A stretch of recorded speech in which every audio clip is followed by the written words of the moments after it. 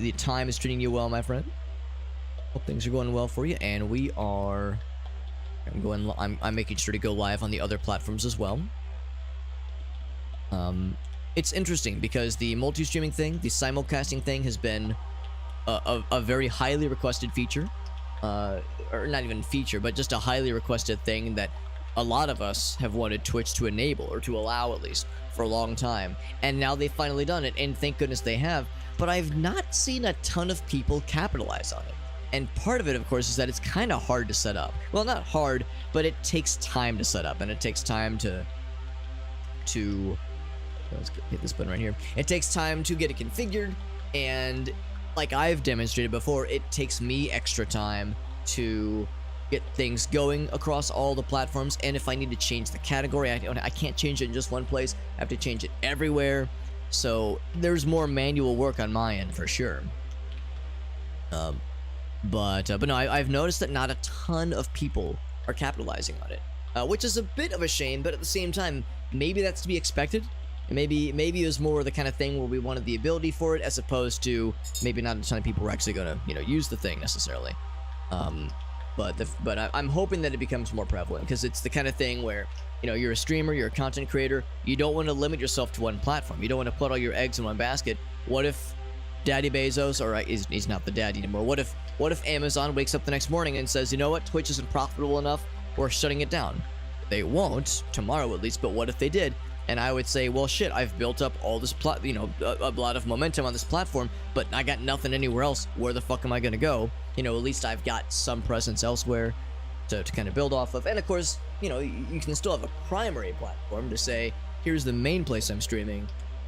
But you can say to others, like, every once in a while I'll say, if you're watching on something other than Twitch, I would recommend watching on Twitch, because that is the easiest way to interact with chat. And we have the channel point system for ways to like interact with the stream in different ways, and it's just a more authentic process, when we're all in one place. So I can encourage people to primarily come to one place, but still, it's something that I do enjoy. I do enjoy a lot. What's up, Flashay? I'm doing well. I have time off work this week, which is great. I'm drinking a caffeinated beverage. Not very caffeinated. I only put a little bit of the coffee concentrate in here. But it's 9:15 on a Tuesday night, and I'm drinking a coffee beverage, and I'm playing some video games. My life's going great. I'm really enjoying it. Specifically, being off work for a week is great. I might still do a little bit of work, maybe tomorrow, maybe Thursday. There's a couple things I could probably take care of. But I'm very much enjoying the fact that I've got some time off, and I am capitalizing on it properly, as one should. The Mixer streamers, exactly. Yeah, they won't do until they did. Well, the problem with the Mixer thing is that the writing was on the wall for a little bit there, and it was I think the timing was a little bit more deliberate. In Twitch's case, TwitchCon just happened a week or so ago, so I don't think they would kill Twitch a week after TwitchCon. They would, if they were to kill Twitch, it would probably be sometime early next year, like around the time when they're starting to look at budgets and whatnot. I would assume that's when they would do it, if they were to. But I think we would see more of a I don't know, more of a warning, because I think with Mixer, when the announcement dropped, some of us were surprised, but I think some of the people that were like more familiar with Mixer's ecosystem, I think some of them were not terribly surprised. But you're right, it could happen, right? It could happen, and all the more reason to be at least partially prepared. Silverant, it's good to see you. Good to see you. We're continuing with Diluvian Ultra. Let's get back to the main little hub area. Well, we're in the main hub area, but the level select area, that is. So like I said earlier, we completed technically 3 levels. These 2 were like normal levels. This was just a story cutscene level thing. They had invested. You're right. They had invested time into it, Flashay. You're absolutely right. Yeah, people had invested time in the platform, and some of those folks got screwed over because it was like, man, I really invested a lot into this one place. Where else am I gonna go? I was really grateful that Twitch did this cool thing where they opened the doors to people who were partners on Mixer. For people that jumped over from Mixer back to Twitch, they gave them at least a way to apply for partnership, and in most cases they got it. In most cases they like were able to get Twitch partnership, even if they only had partner status on Mixer, which was a nice way to kind of bring more folks back into the fold. So, you know, to Twitch's end, they did a nice job of bringing people back in. But yeah, otherwise though, for the people that were not partnered on Mixer, you're right. That's, you know, you know, if they were maybe getting close or they were kind of building up an audience and then suddenly the rug got pulled out from underneath them, they kind of got screwed over, and that shit sucks. So the nice thing is that I don't think Mixer had anything against multi-streaming, simulcasting in their TOS. So hopefully some people were capitalizing on that feature back then, at least. But who knows? Who knows, right? This all, I guess, was a couple years ago, come to think of it. It's been a while since the whole Mixer situation and devolved the way that it did. This again is Diluvian Ultra, by the way, and again, I love this, just the aesthetic of this game. It's very stylish, very badass. If I had one critique, I would say that maybe the lore and the cutscenes are maybe just a bit too dense for my liking, and I kind of find myself tuning out a little bit of them, tuning out from them. Part is that I'm streaming and that my attention is kind of divided a little bit. You know, I'm checking the chat, I'm trying to keep up with the games, trying to keep up with a very dense story that has all this like already built-in events that have already happened that we're learning about after the fact. It's a bit much sometimes, so I would say maybe that's like just a little bit just too heavy-handed at times. But I'm still liking it. And that's right, this was a Kickstarter game, which I forgot all about. Forgot this was a Kickstarter game, which is pretty cool. And yeah, it's got a demo out, and this... Oh, okay, I can't go that way. Can I cut this thing? No, I cannot. Yeah, it's got a demo out, and it's still in early access. You know, I was very fortunate. I was able to score a review copy for this game through Lurkit, which is another platform that is similar in stylings, sort of, to Daredrop and Terminal.io and some of these other streamer platforms where people can like apply for review keys from publishers, that kind of thing. But yeah, there is a demo out for it. I think it's on Steam, the demo, that is. And it's in early access. Only chapter 1 out of 3 is available, but I presume that more will be coming probably fairly soon. I know the dev is actively working on more updates, and they've been patching the game as well, which is nice, because when the game first came out, it did have a couple technical issues. So they've cleaned up the game quite a bit.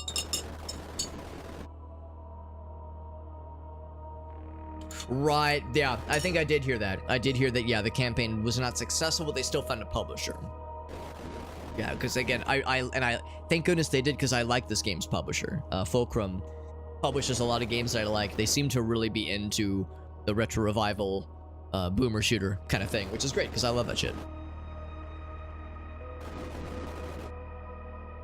The pure and unsullied, yes, yes. Yes, the Myrmidons, which are the... I guess they're humans, but yeah, he said they're machine men, like they're cyborgs. So you must cull them.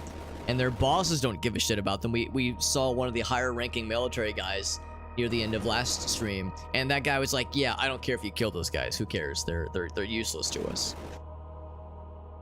I am the Heart Weaver, she says.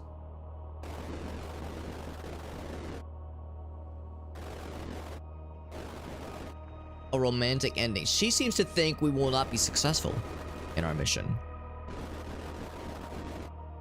There he is. That's one of like the elite Myrmidons. There we go.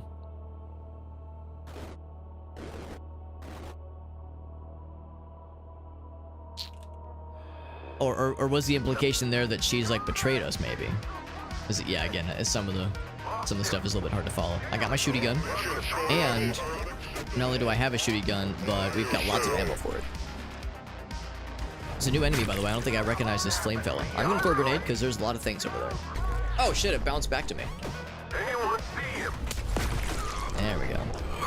One more grenade. Oh shit! Oh shit! Oh shit! Oh shit!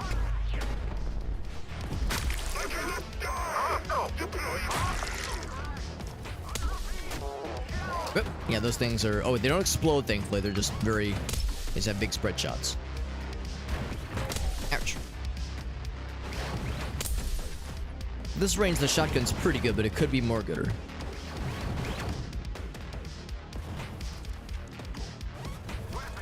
Come on, he's been blinking red for 1,000,000 years. Could you please just die? Pretty please. That's all I ask in life.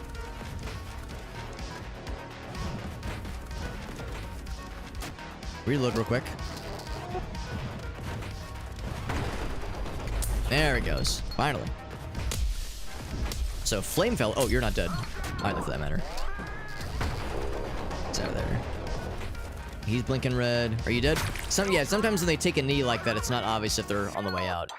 So there's more guns we're still getting, obviously, or about to get, because fuel ammo, that's something we've been picking up for a bit.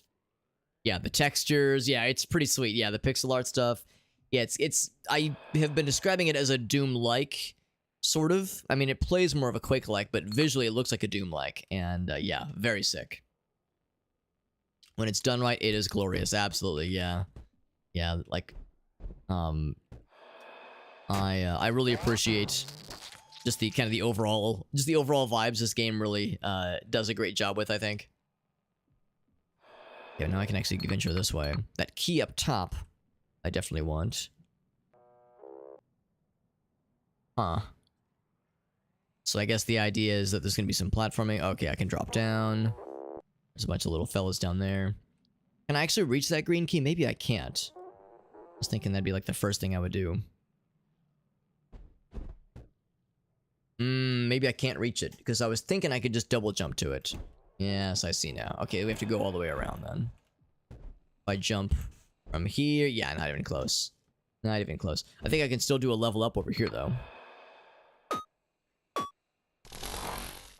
Go ahead and some extra resources. We're already good, excuse me, on most ammo. And of course, I use the shotgun a whole lot. That's my only energy weapon right now. I don't have the little machine pistol. But I do have this thing. I got the chain gun, which is pretty sick. Let's do a little checkpoint here. Checky. Oh, one thing I forgot to do. Give me one sec. I need to crack open. I need to grab one last thing. I was talking about how I was trying to set up the multi-stream stuff correctly, and that's all well and good, but I forgot to grab the updated URL for the pop-up chat for Facebook. All the other platforms, I'm able to either combine the chat windows into the Streamlabs chatbot, so I can see it all in one place, or I'm able to dock the chat separately. Facebook is the one where I can dock it separately, but the URL changes every time I stream. Which makes it not the easiest. Here we go. So I pop out the chat, grab the URL. It's a little bit silly of a manual process, but Facebook is the one that doesn't have this very well streamlined. There we go. Now we're good. Now we're good. So yeah. So well, I guess same with TikTok. TikTok also does not let me dock the chat window, but at least there's not like a pop-up URL that I have to refresh. I just have to have the application window kind of visible separately, which is fine. I have 7 focus points to potentially spend, and we already spent some on the shotgun. Fire rate is nice, critical. Range would be nice. Range would be nice. Travel 30% further. I think there was another weapon where the critical gets really good. Like really, really good. 10% is nice. I think it was this one. 30% chance of double damage and stunning the target. That's huge. That is huge. Like that alone. I mean, that could be worth so many more points. I feel like that's such a good one. I don't think I'm gonna worry so much about the fire rate. I think the fire rate's already quite good. Anything else? 3 points. I probably want to save. Yeah, see, this one's 5%, which is just pitiful. Fire rate I think is fine. Thing infusion. Inject bio ammo, which then converts it into armor, which is cool. It's neat. Same thing with this one. Yeah, you inject the ammo to refill your armor. Not your health, but your armor.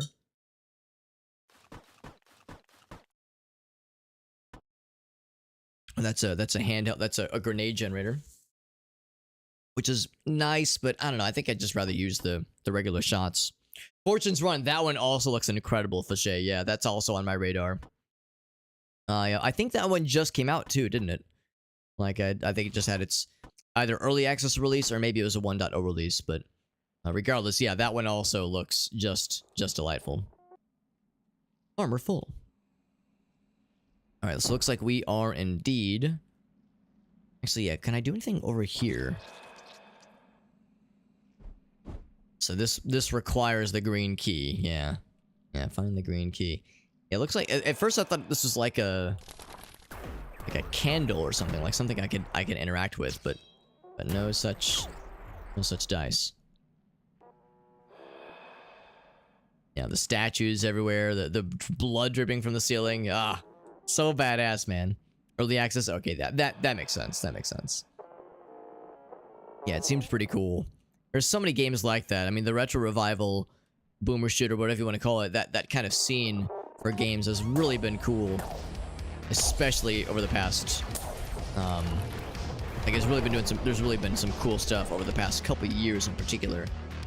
It's like I know it wasn't because of games like Dusk, but Dusk coming out was kind of like one of the first games to one of those first like boomer shooters to really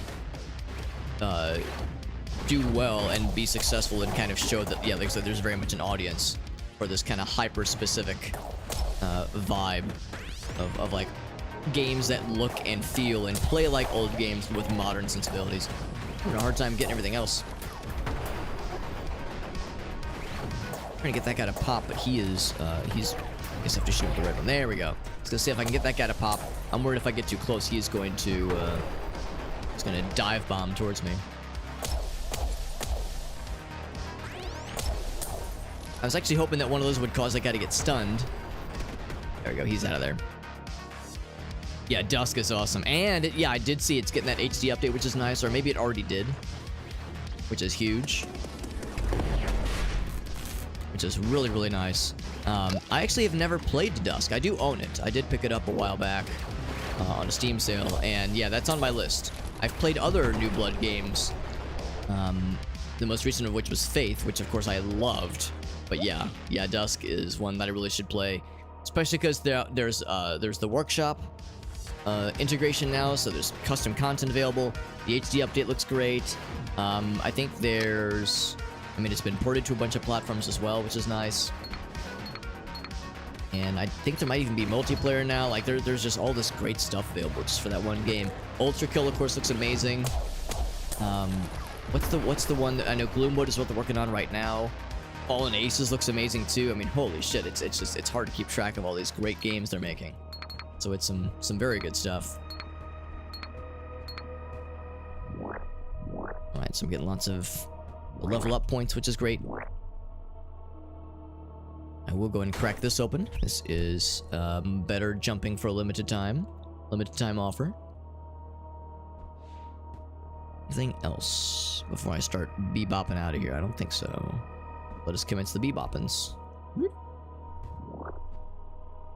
And big jump. Not that big. Big enough, though. Oh, there's things I'm picking up. I see the twinklies, but I don't see the actual sprites. I almost wonder if there's like something's causing them to not render properly. There. Yeah, this is going to be a platforming sequence where we have to get the timing down correctly. Yeah, Gloomwood. Gloomwood looks so cool. Of course, I know that's very much still in early access. I think only the first chapter of the game is available, but even the one chapter, or the gameplay I've seen at least, looks incredible. And Faith, oh my god. I'm actually, what I'm probably going to do is I'm going to probably do a stream of Faith fairly soon. Because they did the Good Christian Boy update very recently. Where they added two new game modes, I think. And they did a patch or two to kind of clean up the game in a couple ways, which is nice. And I could use an excuse to try out at least the what's it called, the marathon mode. I'm under I suffer no delusions of grandeur in thinking that I'll be able to complete marathon mode in a single sitting. Like, there's just no way. Marathon mode looks freaking insane. He's out of there. Oh, I took a lot of armor damage there, so I'm very vulnerable right now. He's out of there. Yeah, my armor is done, so I am one shot away from death. I don't know, sticking to this weapon is a smart idea. I mean, it does lethal damage in addition to the damage I'm doing, but yeah. Lost pretty much, went from a lot of armor and a lot of health to almost no anything, so that was pretty scary. Although there's stuff down there I might go ahead and snag, because we're low on resources. But anyway, yeah, there's the marathon mode, which would be fun to play around with, and there's the survival mode, which looks crazy and silly, and just an excuse to play through the game would be nice, just because the game is super heckin' good and it's worth playing over and over again, honestly. See if there's any health to snag down here while I'm at it. And then some enterprising fan game developers made a Faith 64 3D platformer version of Faith, which also looks hilarious. Now, granted, I think that only includes Chapter 1, because Chapter 1 is fairly short, and, I mean, that's a lot of stuff to, like, re-adapt into a very different style of gaming, but still, now there's, like, fan games for it, and there's memes and goofy shit like that, so it's... like, my god, the Faith enjoyers are eating real good right now, and that's just great to see. I actually launched the game just out of curiosity, just to see what the new stuff looks like, and there's still at least one part of the menu that shows coming soon under game modes. So there's even more that the developer has planned, at least, which is crazy to me. So the fact there could even be more that came from is just bananas. Oh, hold on. Gonna take a sip of my beverage. These fellas making that difficult. So I was gonna say I'm having a hard time shooting through this barrier, but they can shoot some shots towards me at least. All right, let's do this. Let's continue this. I think I need to. If I jump from here, I want to get the extra stuff. Oh, maybe not. I was looking to see if I can get those extra giblets. Those tasty morsels.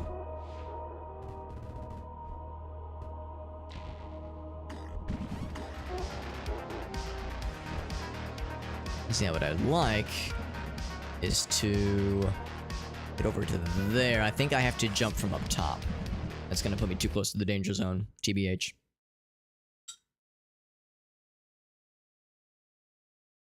But yeah, the early access content for Glimwood. Yeah, I mean, it gets my vote of confidence, that's for sure. And I really like the developers. I mean, Dave, of course, is such a fucking meme. Like that guy's cool as hell. I love seeing the stuff he posts on social media and like the goofy stuff in the videos. Like the fact that they kind of they do not take themselves seriously is refreshing. Oh, come on, I'm trying to land at that place. And the fact that, you know, Dave being per my understanding, I'm pretty sure Dave Oshry is the guy I'm referring to. I'm pretty sure he's, like, pretty wealthy. Like, he's like, streamed before from his, from his house. Like, actually, I guess it was his apartment when he used to live in New Zealand. But the fact that he lived in New Zealand, I mean, that alone tells you that this person is doing okay. And, like, I'm pretty sure he is, like, he's not struggling. I think he's, like, a pretty well-off guy. And I think the New Blood stuff is like more or less a side hustle. Like, I don't think that's his main income. So the fact that, you know, you have a fairly wealthy benefactor that, you know, that runs the show there and uses his resources to make cool ass games. I mean, he himself is not the developer, he's the publisher, you know, person, the CEO, I guess. I can appreciate, like, that this is, like, what he chooses to, you know, spend his resources on. Even if it's not profitable, I can appreciate that this is, like, you know, he's not some venture capitalist. He's, like, just wants to make fun games and have fun memes and just be a fucking weirdo online and have a good old time with it. I think it's cool as hell. And also, like, the social causes he involves himself with, you know, I know it's an overused phrase here, but like, no, it's kind of based to see, honestly. Like, I really appreciate his, you know, where his priorities are. And it seems like he treats his developers pretty well. Like, you know, they're pretty outspoken on social media about advocating for, you know, for better conditions for other developers, that kind of thing. But they always like make an effort to say, like, by the way, we're doing okay. You know, our situation is perfectly fine. But yeah, Oshry treats us all right. So it's like, it seems like he treats his employees pretty well, and but at the same time, they also like shitpost each other on social media, which is fun. So, like, again, just the lighthearted aspect of that whole thing is really, really appealing as a you know, potential consumer of their products.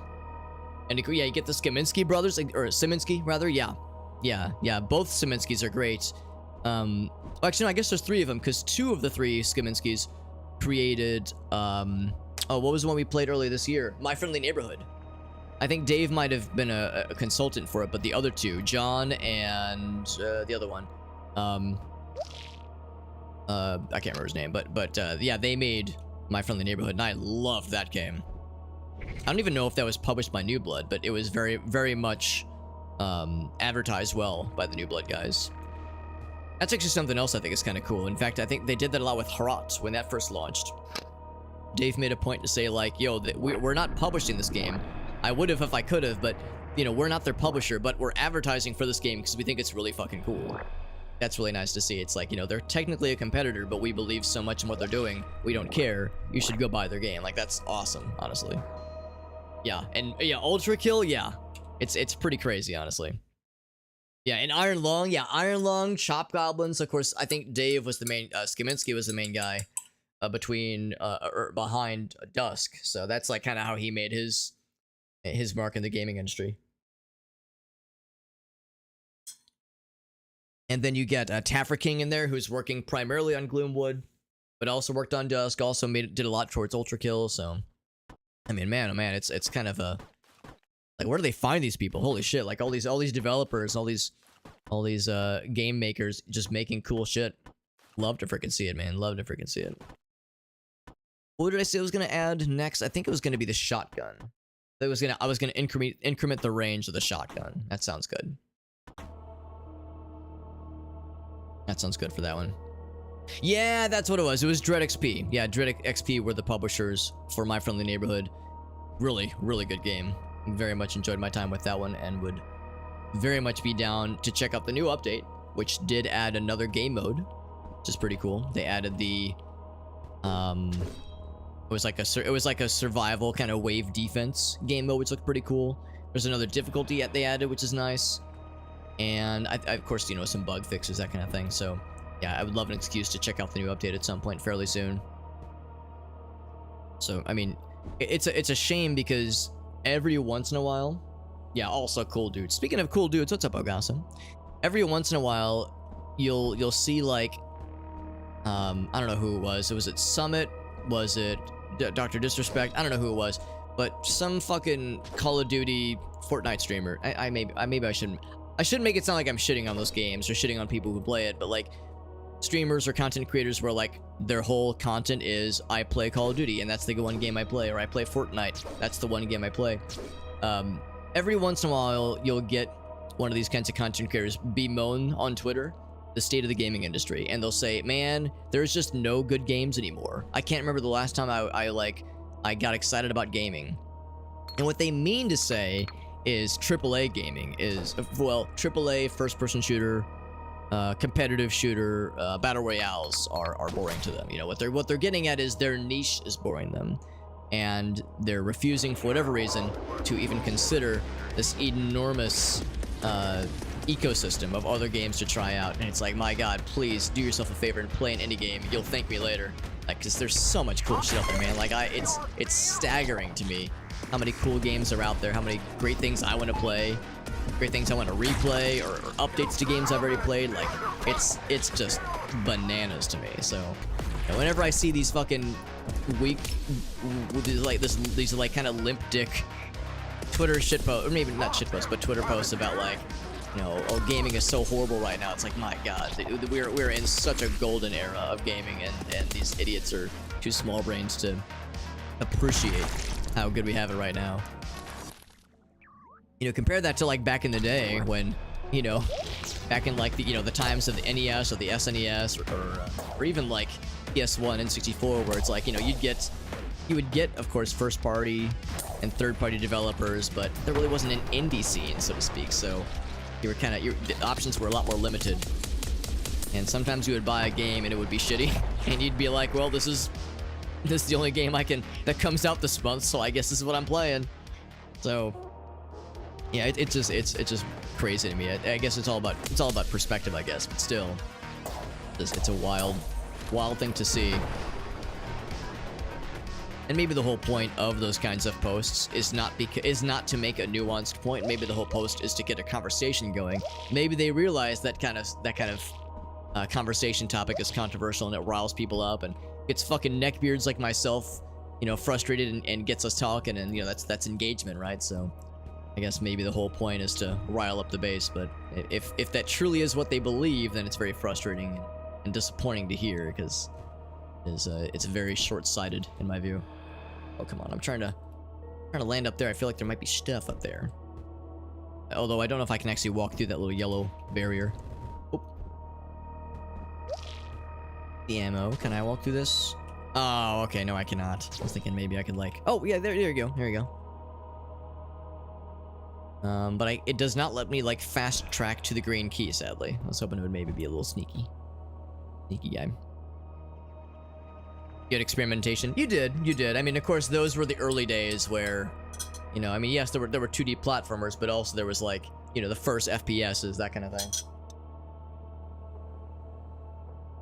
First FPSs, that was before, like, you know, in the early days, a lot of the now established things like role-playing games, or even subgenres with like RPGs versus JRPGs getting established. So to your point, yeah, it's like there was more experimentation, and like, you know, there was fewer things established already, so it was throwing shit to the walls and seeing what would stick.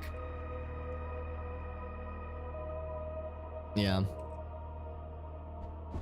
you kind of see what they mean. Yeah, just in a general sense. Well, I guess that's what it comes down to, is more from the perspective of like the AAA stuff, because yeah, back then you only had AAA games. Well, no, that's not true. There were third parties as well, obviously, but yeah, when it came to like the industry leaders bringing things forward, because yeah, right now we're kind of at the behest of like either indie or just small time developers doing experimentation and trying to, you know, bring things forward, because you know, we all remember how weird it was to see Among Us pop off as hard as it did. Made, you know, this kind of teensy little game made by a very small development company blow up, and suddenly, you know, that kind of social deduction subgenre starts blowing up out of nowhere. Extra life upon death. Even though that genre has actually been around for a while, but gamifying it the way that video gamifying it the way that they did worked out very well for them. AAA games, every battle, but yeah. I mean, that's what it comes down to. It's like it's coming from the people that they want something to like inspire them, or they want something to really well, hopefully it's something to inspire them, or maybe they want to be able to make content for a game that is you know, constantly finding new ways to mix it up, when in reality, yeah, it's like if you play exclusively battle royales or exclusively Call of Duty games, then yeah, you're gonna get bored after a while. Like, you're gonna have to mix it up. So, you know, hopefully it comes from a place of wanting genuine experimentation in the games that they play, and not just, you know, I want to be able to make content that kids will watch. Like, because I've seen for some of them as well, they will say, oh yes, I mean, I can play those kinds of games, but nobody will watch those videos, because, you know, the majority of their content might be focused on battle royales, because that's, you know, what their audience responds most to, because that's just kind of the pocket they've found themselves in. So, you know, I would hate for that to be the sentiment, where it's like, you know, I have no choice because I gotta pay the bills and this is my only option. Like, that would be unfortunate. You know, then I'd start to feel kind of bad for that kind of situation, because that must be a crappy situation to be in. Playing one game over and over. Yeah, exactly. If they're streamers, exactly. Like, if that's the only thing they can do. Exactly. OG Doom, yeah, it was. It absolutely... Well, that's a good point, too, yeah, like, because that was such an early PC game. And OG Doom really did set the field. It really did kind of change everything. Most people would say it's one of the most influential games of all time, and I have a hard time disagreeing. Because, yeah, it was a pretty small studio. Never do that ground pound attack. Oh, okay, there's a lot of things down here.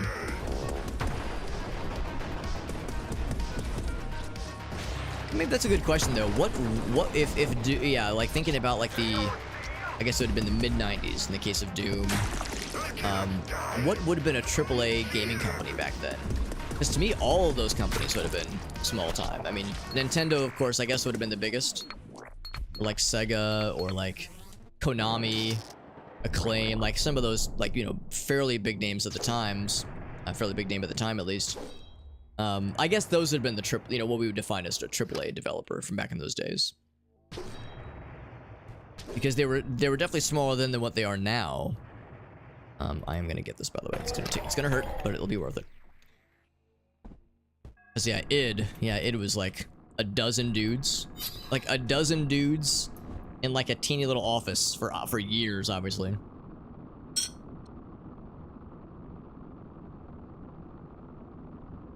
The interesting, cool stuff. Oh, this is that's a receding platform. That's a good point too. Yeah, the battle royales, the Call of Duty likes, they're expensive to make. Very expensive to make, which is, I mean, it's kind of no wonder there's not a lot of innovation in those in that subgenre of gaming, because how can you afford to innovate? How can you afford to risk it? Because innovation is inherently risky. Whereas, you know, if I'm making a game that's a Call of Duty like or a Fortnite like, and well, it's got to make a return on investment. You know, I've got a publisher that's breathing down my neck. I've got shareholders that control whether or not I have a job that can pay the bills. Of course, I'm going to stick with the formula, and of course, it's gonna, you know, be the same thing as last year, with maybe new guns, maybe updated graphics, and maybe a new vehicle or something. But yeah, it's kind of no wonder. It's kind of no wonder that there isn't much innovation in that space, because there's just no room for it. Whereas the indie games, I mean, I guess to that same point, a lot of indie games also still have publishers. They also have to sell their games decently enough to make their money back and be able to, you know, again, put food on the table and pay the bills. It's not like money just isn't a factor for them, but hopefully there's still room, you know, hopefully there's still room to experiment and try weird shit and just throw shit at the walls and see what sticks. I think the green door was over this way, yes.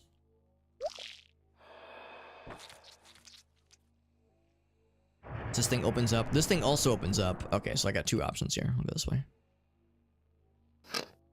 This makes me wonder if we have a boss battle coming up, because they're giving us a lot of resources. Not that I'm complaining, it's just a little bit unnerving. Find the blue key. Yes. Through there's like another like mucus door right here. Or upgrade blippity bloops. Look at that. Yeah, more armor, more health. More health up here. Up top here.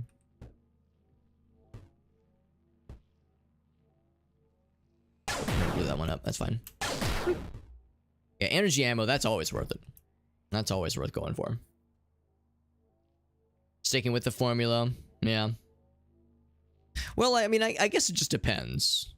Yeah, it's having some kind of formula, because like there's like that expected experience factor. That's like that's a thing that's really important for a lot of companies. That's, you know, you go to a McDonald's and you know what to expect. You know, you go to McDonald's in my city versus you go to McDonald's in Florida versus a McDonald's in Idaho versus California. You know, you're expecting a certain experience. So it's like, yeah, you know, I buy a Call of Duty game, I wouldn't necessarily expect wild amounts of experimentation in between them. If anything, I actually saw something not too long ago where there was Infinite Warfare, which came out in like 2016, I think.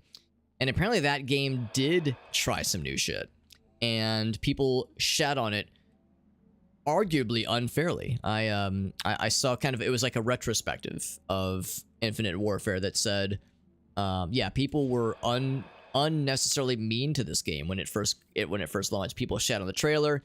The like to dislike ratio was crazy. I don't know how well it reviewed, or how, you know, how well it sold, or what the numbers were on Steam for, like, you know, the player base, but apparently the reaction was extremely negative. And obviously publishers see that shit, right?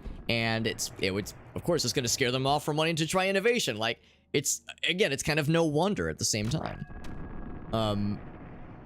So that idea of, oh, you know, I buy a Call of Duty game, I expect a Call of Duty experience, is one thing I think for sure. But it just, I'm over here like, I'm thinking it'd be nice, like, what if there was like other things, you know? What if DICE, is DICE the developer? I can't remember if it's DICE or if it's Activision, what the other ones were, but, or one's Activision and one's EA. I have a hard time getting it straight in my head, but if they would just have the resources and the like the encouragement to just make other stuff, except for instead of being just, oh, we make Call of Duty, we make Battlefield, and that's the one thing we do, because it's the only thing that we can you know stand to do right now. It's the only thing that makes us enough money. I'm just gonna keep spamming grenades, I guess. It's working out. Ouch. So I want shotgun. There we go.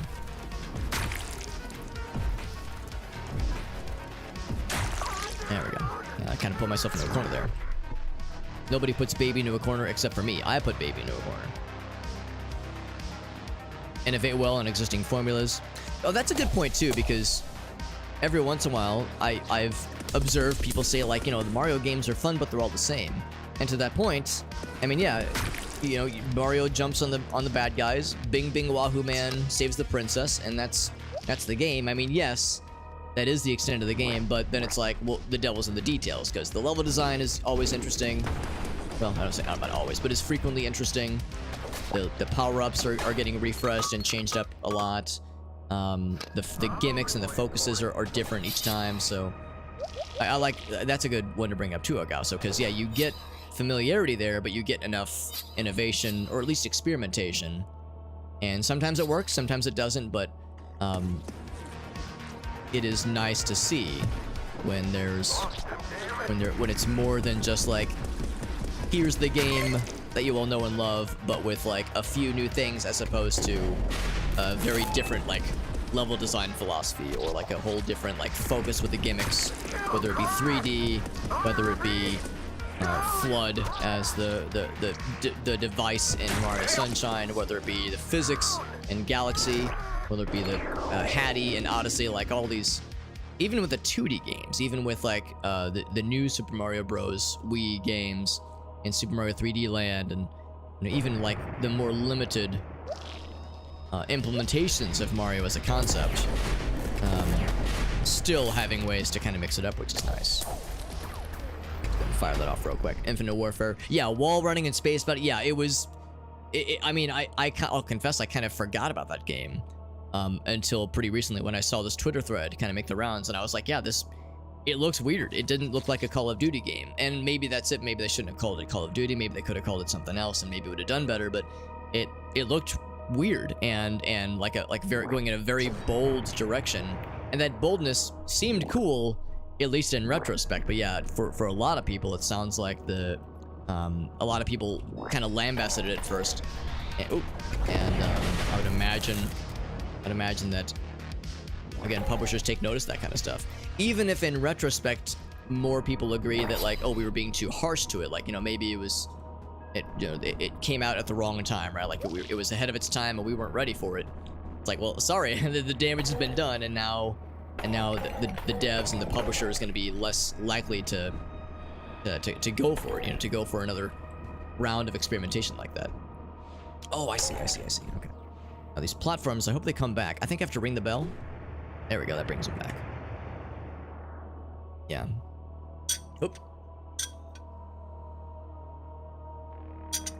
Yeah, spaceships, dogfighting, like weird zero gravity stuff, robots.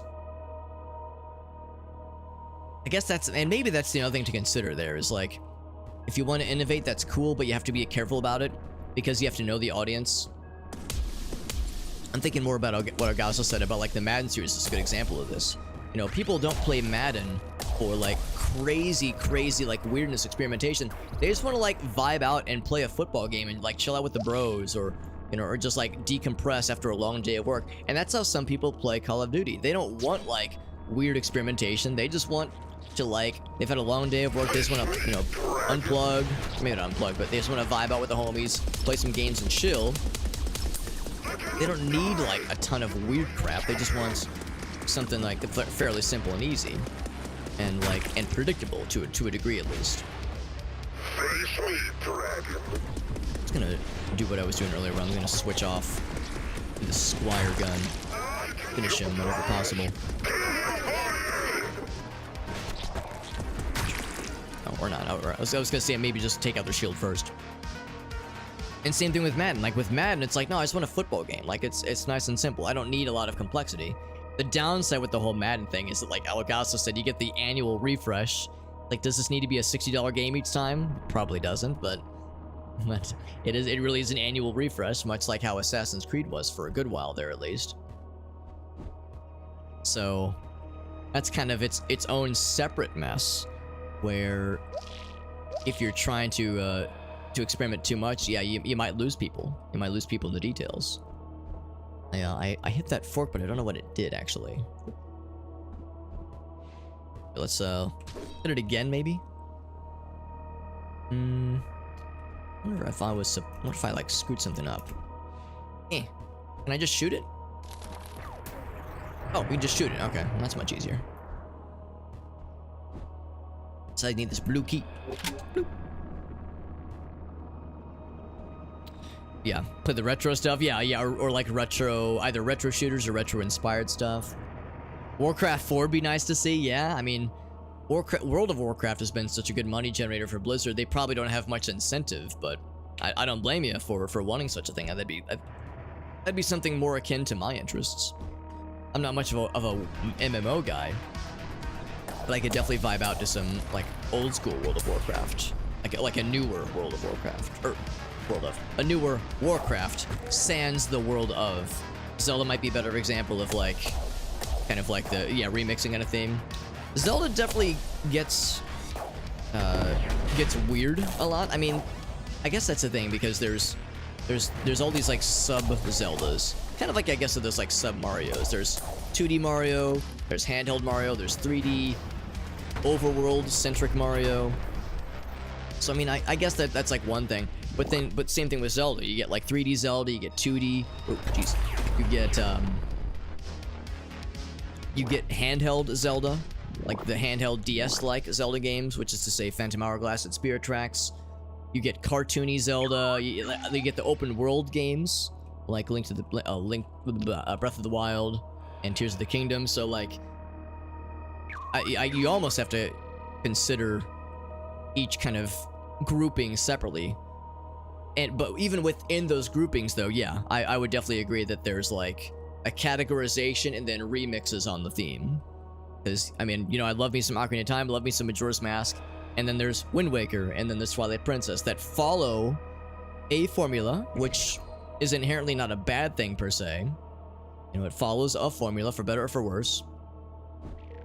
And then it tries, and I would say usually succeeds.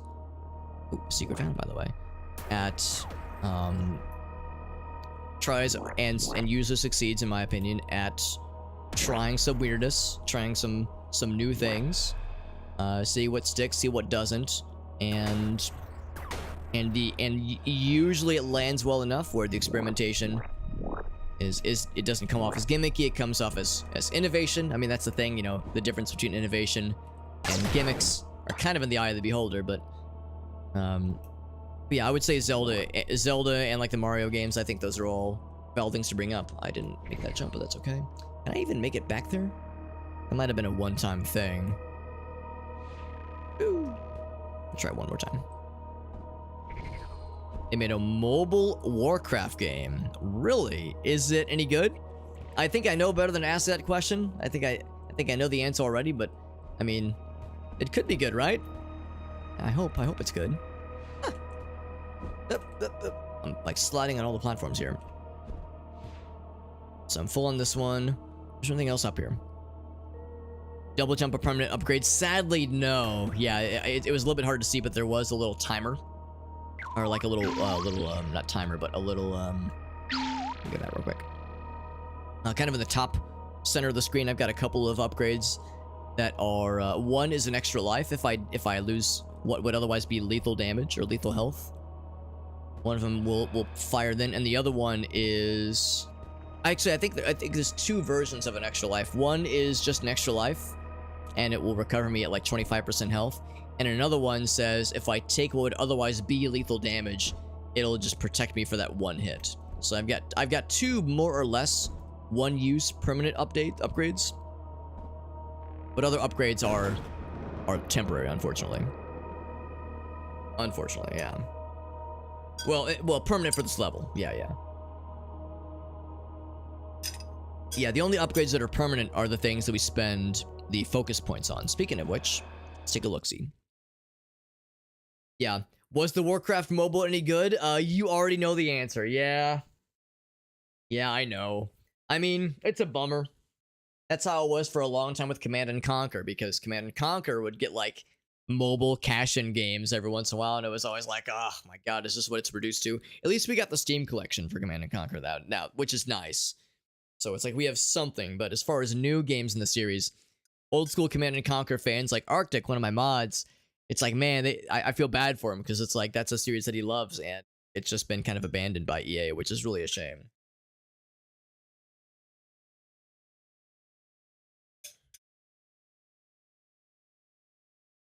Didn't feel like Warcraft. It's just not the same. Yeah, just other mobile games. Yeah, which is such a bummer when it's just riding on the coattails of of like the copyright name, right? It's like it's using the branding to kind of carry it, which is really a shame, because I think a lot could be done with not just World of Warcraft, but Warcraft as like a mainline series. I think there's potential there that could be utilized. Let's see the upgrades I can afford right now. I think something could be done there. Like something really interesting could be done. And I think that'd be really neat to see. See, this is open now. Oh, I can't go forward? Oh, that's weird. It's almost like there's a wall that's not being rendered or something. Huh. It's right there. I want to get the focus point thingy. Please? Yeah, there's like a wall. Yes. Can I jump over something? I'm looking. Yeah, I think this might be a bit of a visual glitch, unfortunately. But yeah, like you said, if it feels like just a generic real-time strategy game thing that doesn't really have the spirit of Warcraft, then yeah, what was the point then? To me, it's just such a missed opportunity. Whereas, you know, they give that to a more capable developer or a more capable team, and you can make something really special with that. Because if it's just generic but happens to have the Warcraft name, well, it's okay. It might sell okay, but it's going to be reviewed like garbage, obviously. So, I guess it was meant to be a short-term gain. Excuse me, a short-term gain. Even if it, you know, doesn't like bring the series forward or even hurt its reputation a bit. I guess that was just not a concern for the higher ups. Wifler says I'll download and see how it is. I mean, I hope it's not horrible, but yeah, I by this point I would have low hopes, low expectations.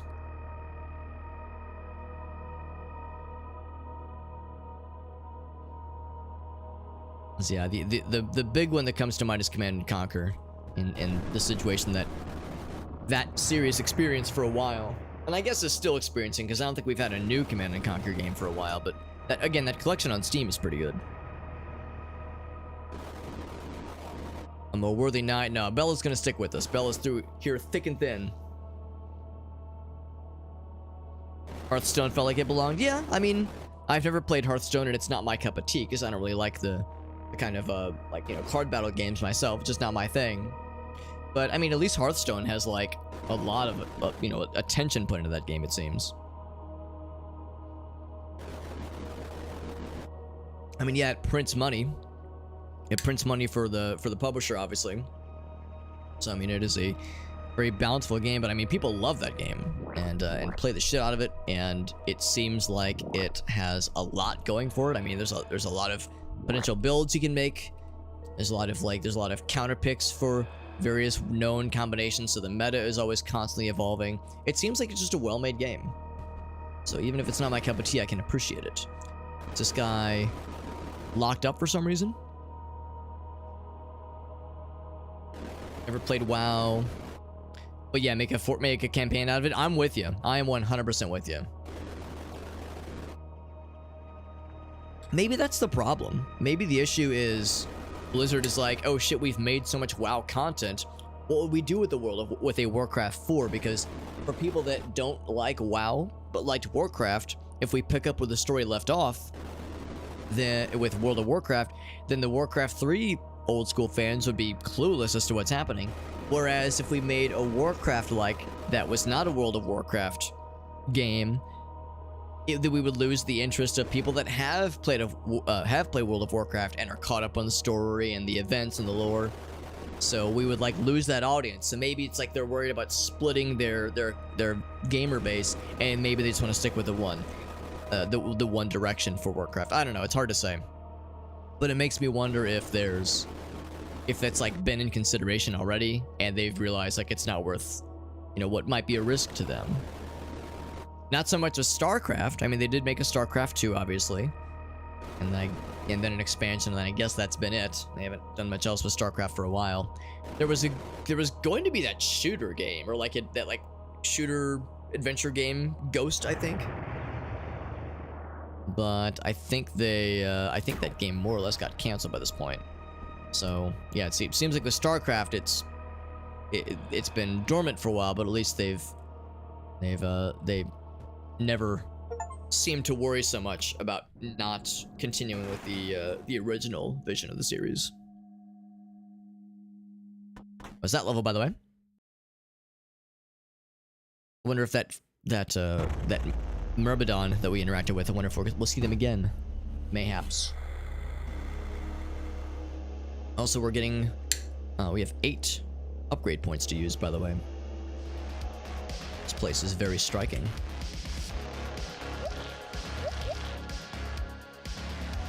It did come out. Oh, shit. Unofficially. Interesting. Yeah, I had no idea that it came out in, at least in some capacity. You don't bounce it back from me, bro. That's not cool. Actually, it was kind of cool. It was well played, unfortunately. I was saying earlier how these purple fellas are rarely a danger. They're a danger now when I'm like kind of cornered in a close combat situation. Those grenades are tricky because they're so bouncy. It's easy for them to just kind of ricochet right back to you like a soccer ball.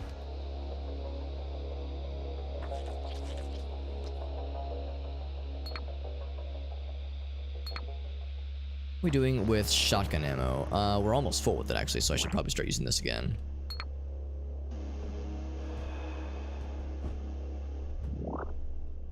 Yeah, StarCraft Ghost, I feel like I heard at one point it was going to be a GameCube game. Then I think it changed to other platforms a couple times, and there'd be an updated trailer, and then it would kind of go quiet for a while. So maybe if it like leaked online in some capacity, I would be curious to check it out, because I remember thinking it looked cool. But that's coming from a person that's never played StarCraft.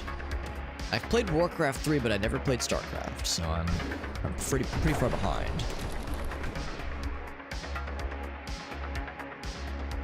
There's something else shooting at me. So let's pop that one. There we go.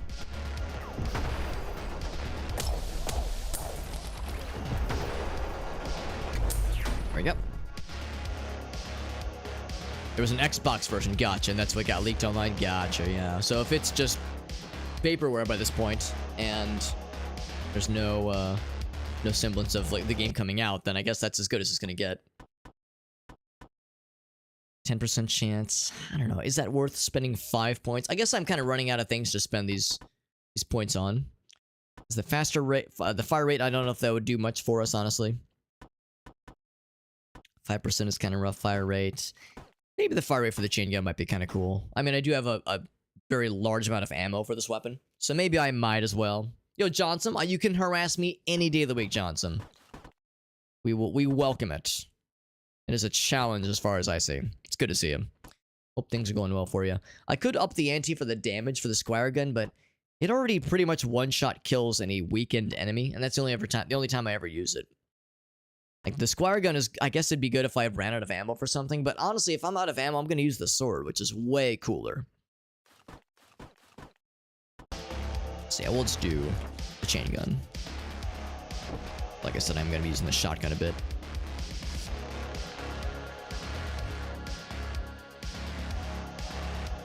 today was a long heckin' day. Got to hang out with Quincy though. Yeah, that's awesome. You got to do some shopping. That sounds fantastic. Yeah, that's the friend of Piazza you were talking about last time, right? Because Piazza was saying that, yeah, Quincy was chilling with you guys. I hope it was a nice visit, because that sounds super cool, especially if it was your first time getting to hang out with them. Like, getting to meet internet friends is always something that's always a joy.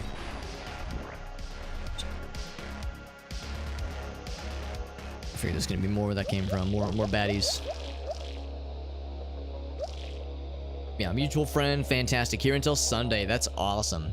What are some other fun things you have planned while they're visiting? Because Niagara Falls, that's a real good one for sightseeing and like just chilling out with people that they're, of course, especially for out-of-towners. So that sounds especially cool. I'm liking this pristine ivory tower, silver city kind of vibes going on with this place. It's very immaculate, but also still with like some cursed stuff. You know, there's the bad guys, there's like the corruption still. Oh, that's a nice juxtaposition. I like it.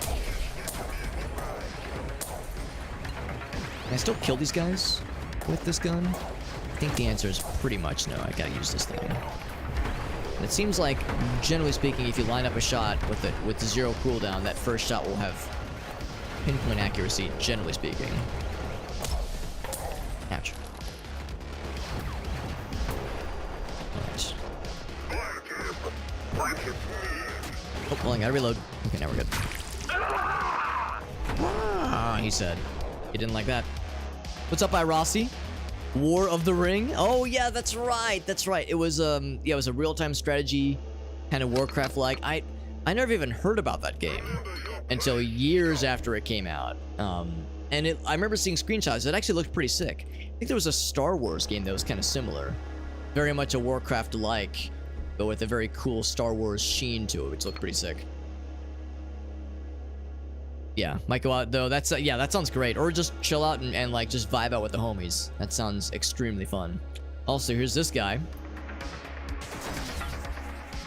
We get to like talk with him, or is this we just get to see that he's on the screen? I figured there'd be another cutscene.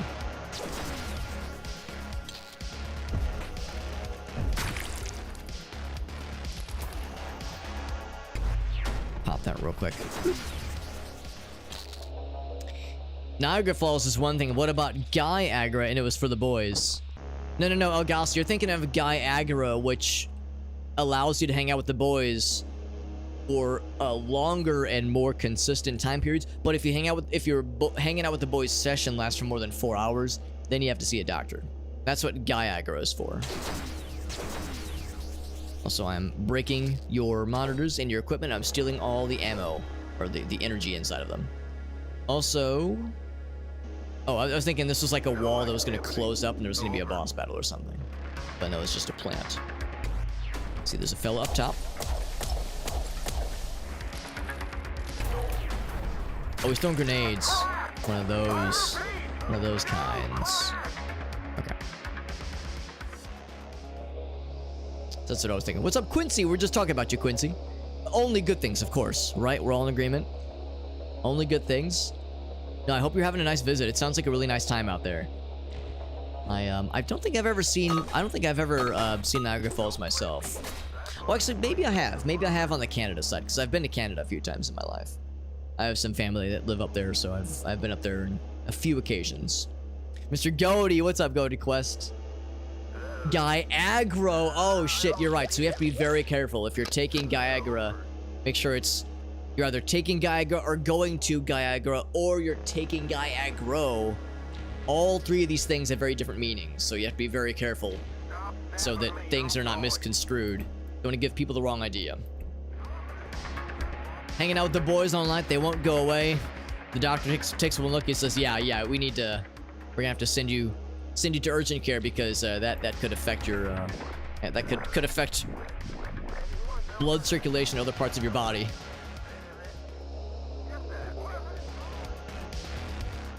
Alright, so we got some extra areas. By the way, Goaty, I loved the Alan Wake stream earlier today. I was lurking for a good chunk of it. I had to leave at one point to go get dinner with the wifey, but I was listening in for a good chunk of the evening, and it was a very nice time. Because I know the Alan Wake 2. Actually, I guess the game is just straight up available now. I think I saw the reviews were looking pretty good. But yeah, no, Alan Wake 2, of course, has been on a lot of our radars. So getting to live vicariously through you, even playing through 1 has been, and some of the spin-off stuff with like DLC and whatnot has been extremely fun. Oh yeah, you should all follow Goated Quest. He is an extremely cool streamer. And I'm constantly inspired by seeing the kinds of cool stuff he does with his stream. It's really, really something else. Ah, fire. Jesus Christ. Yeah, the fire thankfully doesn't seem to do health damage, but it shits directly into the mouth of my armor. And I need that armor to protect me from taking more health damage. Galactic Battlegrounds, that's right, early 2000, exactly. Yeah, that's the one. Yeah, I remember thinking it looked pretty cool, but by the time I heard about it, it was like, you know, it had already been long since put out to pasture, so I was kind of sort of late to the party. The problem is that the fire rate is great, but the clip size is still as small as it ever was for this weapon, so it's not quite commensurate with the fire rate, but it's still pretty cool. Johnson's awesome. Yeah, I'm inclined to agree. Every time we get to hang with Johnson, at least here electronically, it's always a delight. So I bet hanging in person is also a good time. And you got J-Bone out there too, so you got the double homies. You know, you go to visit one homie, you get 2 for the price of 1. Some good shit, man. It is out there. Yeah, I'll get to it sometime. Yeah, that's how I feel about a lot of the games in series I play, where it's like I'll play the first one and I'll be like, well, that was cool, but you know, next time I get the urge to play another game in the series, I'll check it out. But for now, like my priorities sometimes go elsewhere. Also, I'm wrong. I had this backwards. The bar that was sticking around was the armor. So we were actually losing health, but not armor. So it was just penetrating our defenses then. So never mind. I thought it was only hurting our armor. Turns out it was only hurting our health, which is just mean. Oh, okay, that's a good thing. I will throw a grenade. I will not grow a grenade, I'll just throw a grenade. Yeah, you can't actually kill those guys except when it's for melee. What am I doing? Just use the shotgun, Alex. Use the shotguns. Shotguns get shit done in games like this. There we go. Whoosh. Yeah, Galactic Battlegrounds. Yeah, exactly. That's the one. Those were the days, man. Real-time strategies. Yeah, so many of them. So many real-time strategy games. Do you remember when there was this weird dearth of World War II themed real-time strategy games? It seems like there was like this period of time where World War II's real-time strategy games were just a dime a dozen. I'm not sure why that was. Maybe it was because, let's see, what's the big one? Company of Heroes. Maybe it was because Company of Heroes had just come out, and you know the copycat. Maybe I shouldn't say copycat, but like other developers were like inspired by it and wanted to jump on that train too. Hard to say, but it seems like there was this period of time where there was a lot of that one kind of archetype being exercised a whole lot. And then of course there were still, even around that time, FPSs that were World War II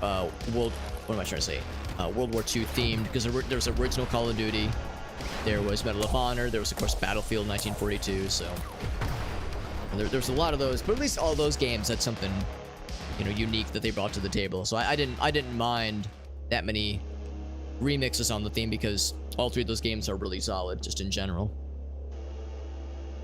But to your point though, yeah, it seems like we haven't gotten as many real-time strategy games available nowadays,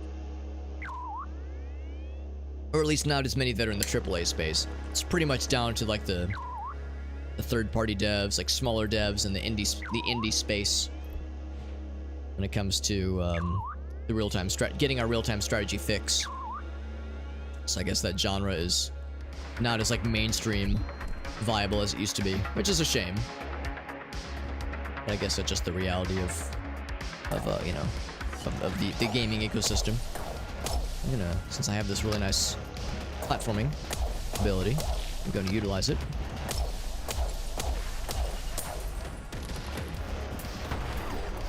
It's out of there. That's where we need to go, and I can just do the yeah, the big jumps for that one.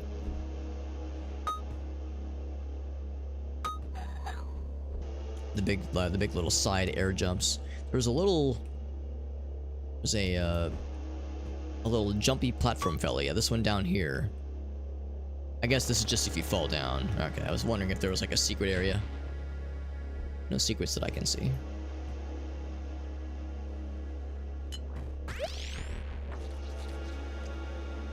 I still have quite a bit of ammo for the shotgun.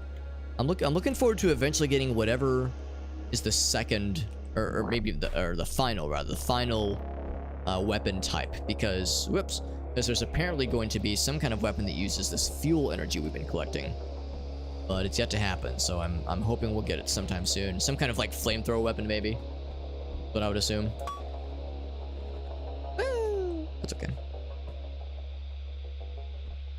Just picks us right back up, right back where we left off. Yeah, that's something I'm looking forward to, because if there's I mean, I can see the on our inventory and our little hotbar, it goes all the way up to 10, or I guess 0. So that tells me there's still slots to put weapons that we could potentially collect. So if the dev has more they want to add in, I'm all for it. Especially because there's like, we have 4 weapons or 3 weapons that eat from the bio ammo collection. So it'd be nice if there were maybe more weapons that ate potentially from the energy weapons, like the shotgun here. Or just more ammo types, like plasma, or fuel, rather. I'm down for all of it.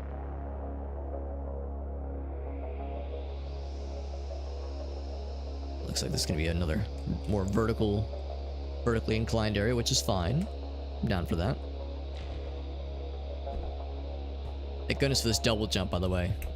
You know, I know that platforming in an FPS like this is not everyone's forte, and I get that because sometimes it's a pain in the ass. But at least we get that double jump, which does really help when it comes to kind of lining up these kinds of jumps. And the reality is that if it's precision platforming and it's an FPS like this, it's going to be a disaster. Like, we had some areas in those first couple levels that thankfully were just optional. We didn't have to do them.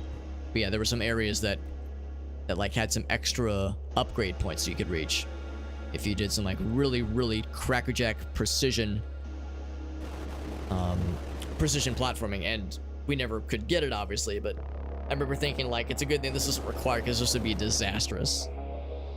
This would be just miserable.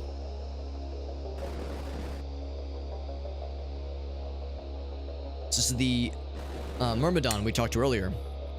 Under the lake, so saith the stranger. Let's activate the fork, the tuning fork. Almost looks like we can pick this thing up. Do you think she's going to be a friend, or if she's going to betray us? Or maybe our original love interest, the lady in red. It's kind of implied that she might have betrayed us here and like sold us out as to be a decoy, so that like her and the rest of the crew could get away and all that jazz. It makes me wonder if... Oh, is this the wrong way? No, I think this is right. If we're gonna like exact revenge for how she sold us out, and maybe this other like buddy is gonna be our new BFF, perhaps. Who knows? Who knows? All right, so I think, is that where I'm going? Right there. A little bit concerned I'm gonna be landing in an area I've already been to, like a silly person. We came from the very bottom. I mean, I guess I could always just bounce back. It's not the end of the world if I find myself in a familiar situation again. Yeah, I see broken stuff. Yeah, we've already been there, so I think this maybe is where we want to go. She said, under the lake. Under the lake is where we're going, so I gotta keep my eyeballs peeled. I guess this is the fella. Yeah, we've definitely already been here before. I mean, do I just drop down more, maybe? There's fellas down here that I have not killed. And generally speaking, if you see bad guys, that means you're probably going the right way. But I can't get into there. I could just jump back up though. Oh wait, yeah. Maybe this was already... Oh, maybe this was closed.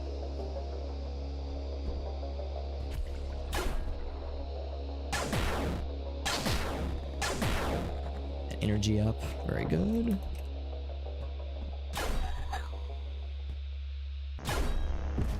So here's these guys, and I've got the double damage shotgun, so those guys are toast. Oh, no, he's not. He's not toast. He's just regular bread. Untoasted bread, even. And now he's toast. I fucking splatter that fool.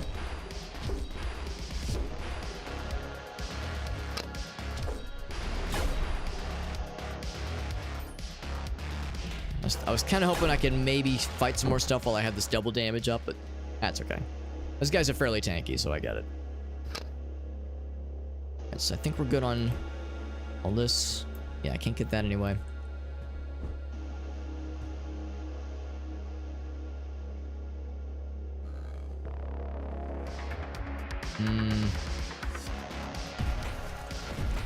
And I do appreciate how, as those guys take more damage, they bleed more of the purple fellas out. And then, of course, you have to kind of fight around the purple fellas because they're very good at being damage sponges, bullet sponges. Because you can't really kill them with a lot of projectiles. You pretty much have to melee them. So I appreciate that dynamic. What did I just get? Oh, I got another shotgun. Okay, that's fine. It's a weapon we already had, of course, so we just got more ammo for it. Alright, well, I mean, this is a lot of resources, which is great. Oh god, that's very bright. Lots of ammo, which is nice. These are all nice things. But where does it lead me is the question. Can I open this? I almost wonder if this is an end that is dead. Can I break more of these things? No, I cannot.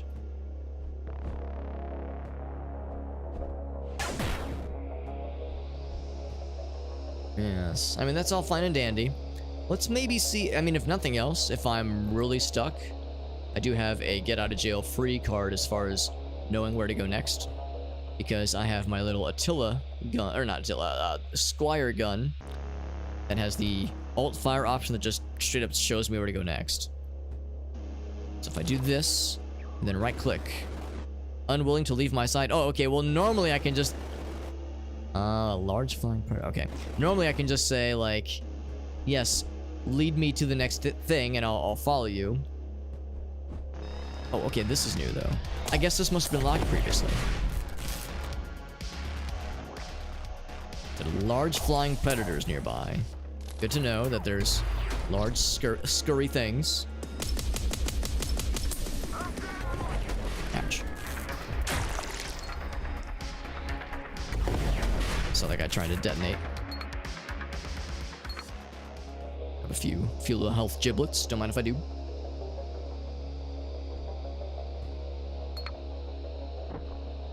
Got lots of shotgun ammo. Actually, so much so I can't pick any more up, actually.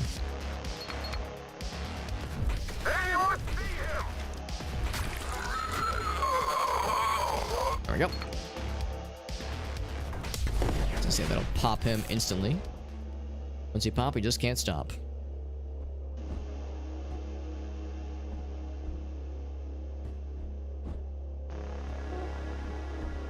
There we go. Always on the lookout for these little upgrade points. They give us more of that focus. Oh, Jesus. More of that sweet, sweet focus so I can upgrade my stuff and be a cooler cowboy. Cooler fella. There's another guy that threw a grenade at me or something, but... Oh, it was probably one of those flying... The flying detonator lads, so they're probably out of here. Probably out of here.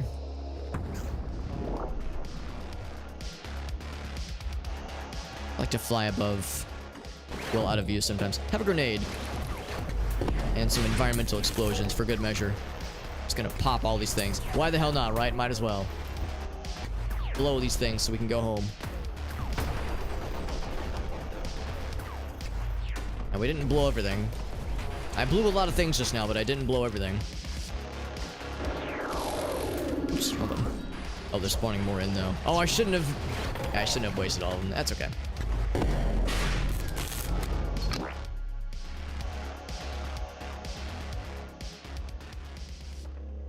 Okay. So we have a central platformy thing. Oh yeah, we got more platforming, that's for sure. Little jump pad thingy. I think this is the second to last level, maybe third. Maybe it's the third to last, but I know we're definitely getting through them. Armor and health, yes please. Pretty good on ammo.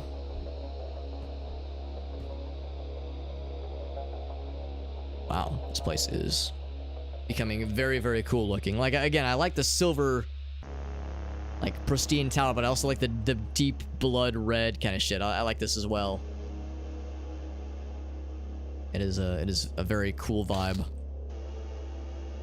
Like it a bunch. Oh, I know what that noise is. It means more buddies.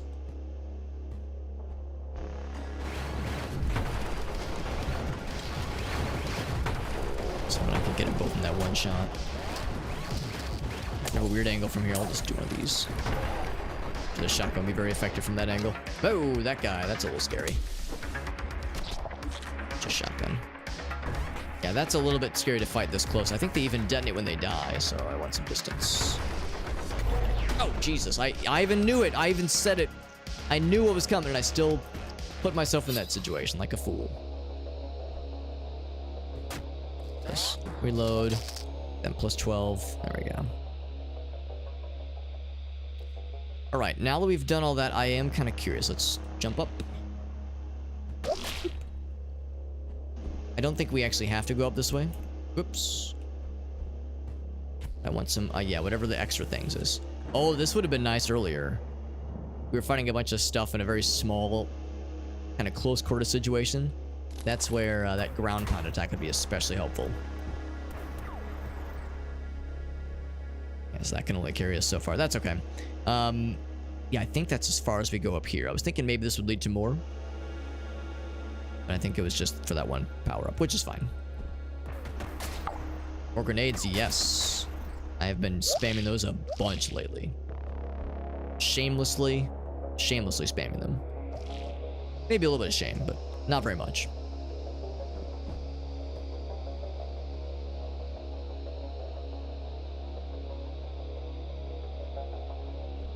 Okay. Yeah, let's just go this way. By the way, I kind of made a very brief mention of this earlier, and I'll talk about it again because I love to talk about it. I had an extremely good dinner. Gracie and I went to what I think is probably my favorite Mexican restaurant that's pretty close to us, actually. Is they do my favorite street tacos I've ever had, and it was extremely amazing. I mean, everyone knows Al Pastor tacos. Everyone knows chorizo. Like, there's all these well-known meat variants or things like tacos, that kind of stuff. But they do something I'd actually never heard of before. It's campechano.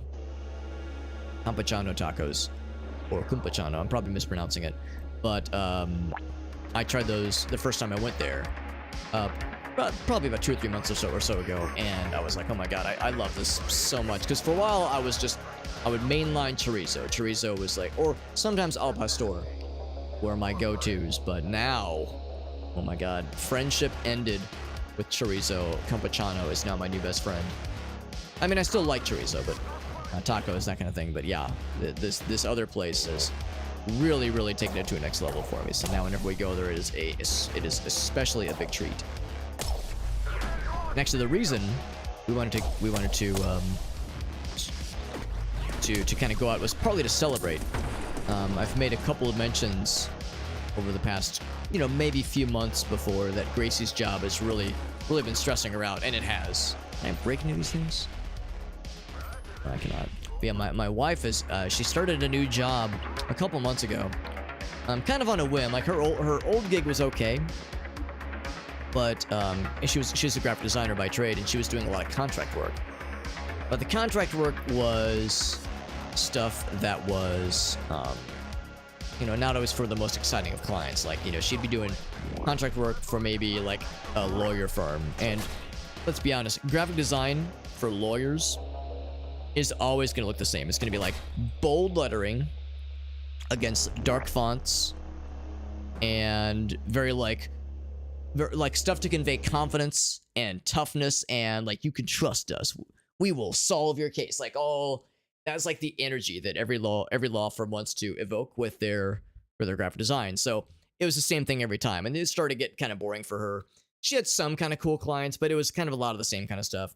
So she got this other job for a small newspaper in the area, and it was a nonprofit, which she likes, but it's a grind. It's a very very grueling grind. In fact, the weekend of Labor Day, of all things, I think I made mention at one point that she had to work the entire weekend of Labor Day, including Labor Day itself, in order to make this one extremely aggressive deadline. And I felt so bad for her. Of course, I would help her as well as I could. I would help with, with stuff around the house. I'd pick up stuff like, if the cats need a medicine refill, like I'd help out where I could, but I can't help her with the work because I don't have any graphic design background, obviously. So I could tell it was really taking a lot out of her, and after a certain point, she was like, this just isn't worth it. So part of the reason we went out tonight to celebrate was tonight was her last night at the what is now her previous gig, and you can already see that she's feeling a lot better. So it's like, yeah, this was the right call. So part of it was to celebrate the fact that she's out of the old shitty gig, which was really grinding her out, and I don't blame her one bit for saying, let's get the fuck out of this thing, because that shit is awful. So she's gonna try doing more contract stuff and more and also do more artsy stuff, more, because that's the thing, if this job has been so hard on her, she hasn't had a chance to really do her own art stuff, her own hobby things, and her own kind of small business stuff that she wants to do separately. So I'm hoping that this will kind of be an opportunity, because obviously, I've got a full-time job, I earn enough to keep us very much, I can keep up with mortgage payments, that kind of thing. So we can afford to just be a single income household for a good while there. So it's something I'm looking forward to, is her being able to kind of do more interesting things that are fun for her and rewarding for her, and also don't completely grind down her resolve, because we've all been in shitty positions like that with a job that just sucks away your will to like, spend energy, right? Like sometimes there's just no room for anything else other than go to work, feel miserable, come home and just, sleep, and then wake up and rinse, repeat, because there's just no room for anything else. It's like, no, it saps all my energy. It's just a crappy time for everybody. I think what I will do is this 5%, or it's 10% chance. I think I might go ahead and do the fire rate for the shotgun, or maybe the fire rate for the impaler. Let's do this one. Can I do both? Oh no, that's 2 left. Never mind. We are getting to the point where the upgrades that I really want are becoming less frequent, and I'm finding myself just saying, okay, well, I have all these points, I guess I'll spend it towards this one thing over here, but I don't really need it. It's just a nice to have. The things that really benefit me are becoming harder to find, which is good, because that means we're getting the upgrades that I wanted and prioritizing the good stuff. Everything else is just extra credit. Does this lead anywhere? Kind of like a stair step leading down, but I don't think it... Oh, secret. Secret found. Is there anything down here? It's like I found a secret. Okay, cool. What did I find? Secret area. It's nothing. Great. Yeah, I mean, yeah, it's a secret area. This is an area you're definitely not meant to find normally. Is there just nothing here? Wow, they really did add a secret area that is nothing down here. That's delightful. Well, this all the more reason to look forward to additional updates, because again, this is an early access. There will be more where that came from. Oh, show. Let's go back then. I think we've pretty much milked this thread of a direction we can go. I was hoping I could jump on that thing.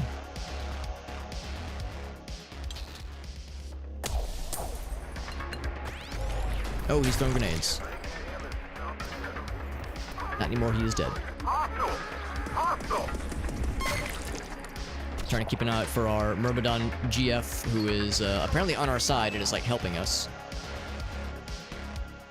Trying to keep an eye out for that person, because hopefully we'll know them when we see them and we will not be able to murder them by accident.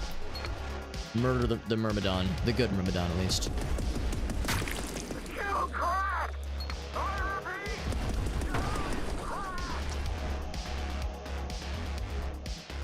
First impressions.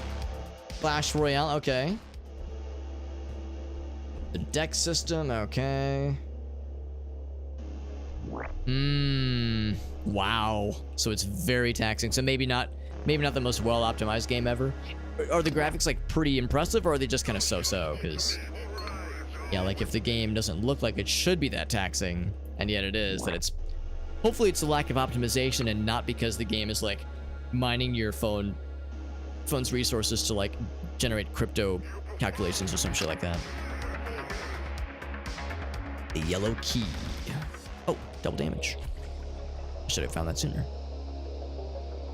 Now I have double damage for all this platform I'm doing to get the extra points. So I can feel really cool and like I'm accomplishing something. So I saw like an explosion effect somewhere. Oh, there you are. Ouch.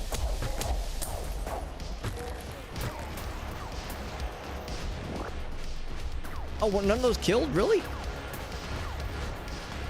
One of these is gonna do it. There we go. It's like eventually it's gonna penetrate that shield. That's how it works.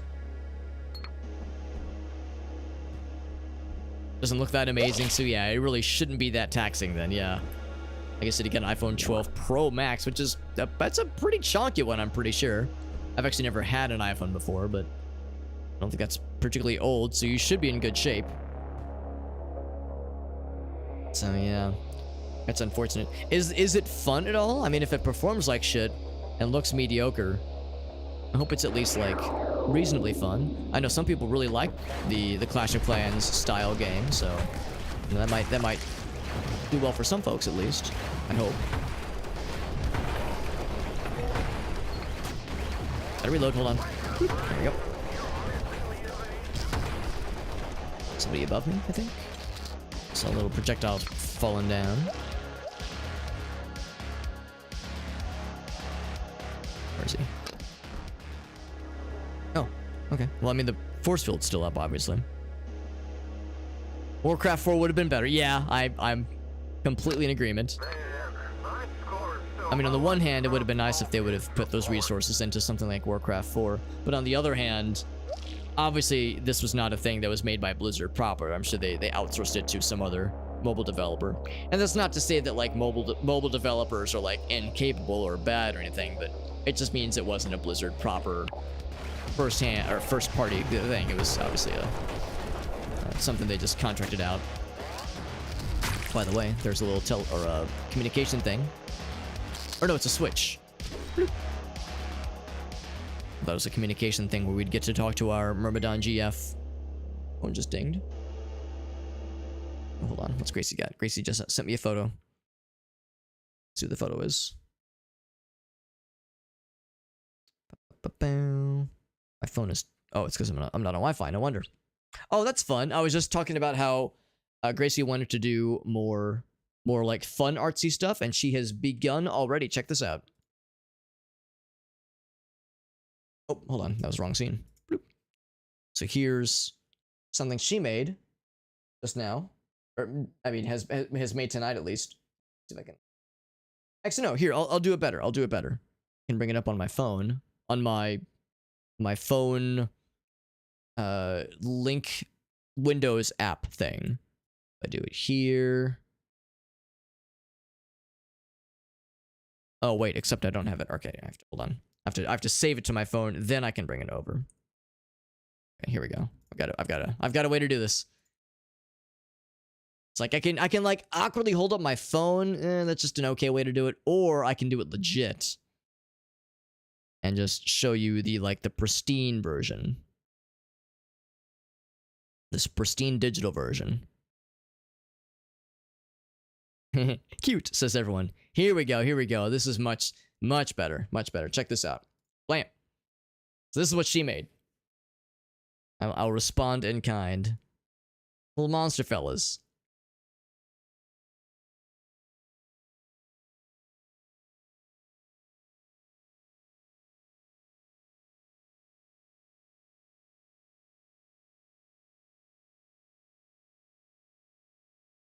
is actually kind of based on something that she was working on.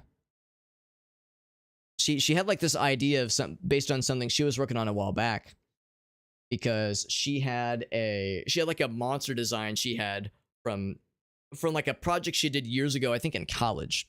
And she was kind of doodling, and I took a picture with her permission. I took a picture of what she was doodling, because it was like several little monster fellows, kind of like this one. And here we go. Except it's taking forever to sync, which is frustrating. It's like a blurry version of it. I'm trying to bring this up. So let's open this thing up. But yeah, it's like this kind of monster design she's kind of kicking around. Some kind of like either series of monsters, or like little fellows, like little creatures that have like some kind of like something in the middle, like something in like where their tummy is, like maybe they have something there, or they're holding something, or some kind of way to distinguish them. Yeah, it is unable. Okay, so it cannot sync any of my files. The file format is the file is corrupted. Great. I'm gonna try one more time. Yeah, it looks like it is unable to sync from my phone. Okay, I guess I was hoping I could show you this other interesting thing that she's been working on. But the linking to the phone app. Oh, there it goes. Finally. Holy shit. This thing to work is like pulling teeth. So here we go. So this one right here. So this was kind of the one that kind of reignited like all the little monster fellows. It's like, because it's based on something that she read about years ago in some kind of mythology, some kind of I don't know if it's some kind of Eastern European mythology or something, but like this is the one that it's like more based on. Maybe it's like Indian, or East, or like a East Asian mythology or something. But like this is the more like original design that you see on like if you look at Wikipedia, that kind of thing. But then she made her own kind of remixes. So like there's a cat one, there's a little like Pikachu one. This one's like a fun one. It's like wearing a sweater, but it's the sweater's too tight, so his like neck's getting poofed out. My favorite was the one that's got a hamburger in the middle. So she was just kind of riffing on some ideas, and she's thinking like, man, it'd be cool if I could build this up more into like make more little monster designs with something in the middle. Like this one's got a little Metroid fella. It's almost like a pouch, like a kangaroo. Yeah, I like the one with the hamburger, of course. If Aaron were listening, he would also agree that the hamburger is the correct choice.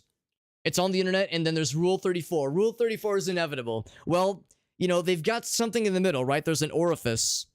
Could that be the fifth hole? We talked about the fourth hole not too long ago. That might be the fifth hole. So, yes, it's only a matter of time. Only a matter of time.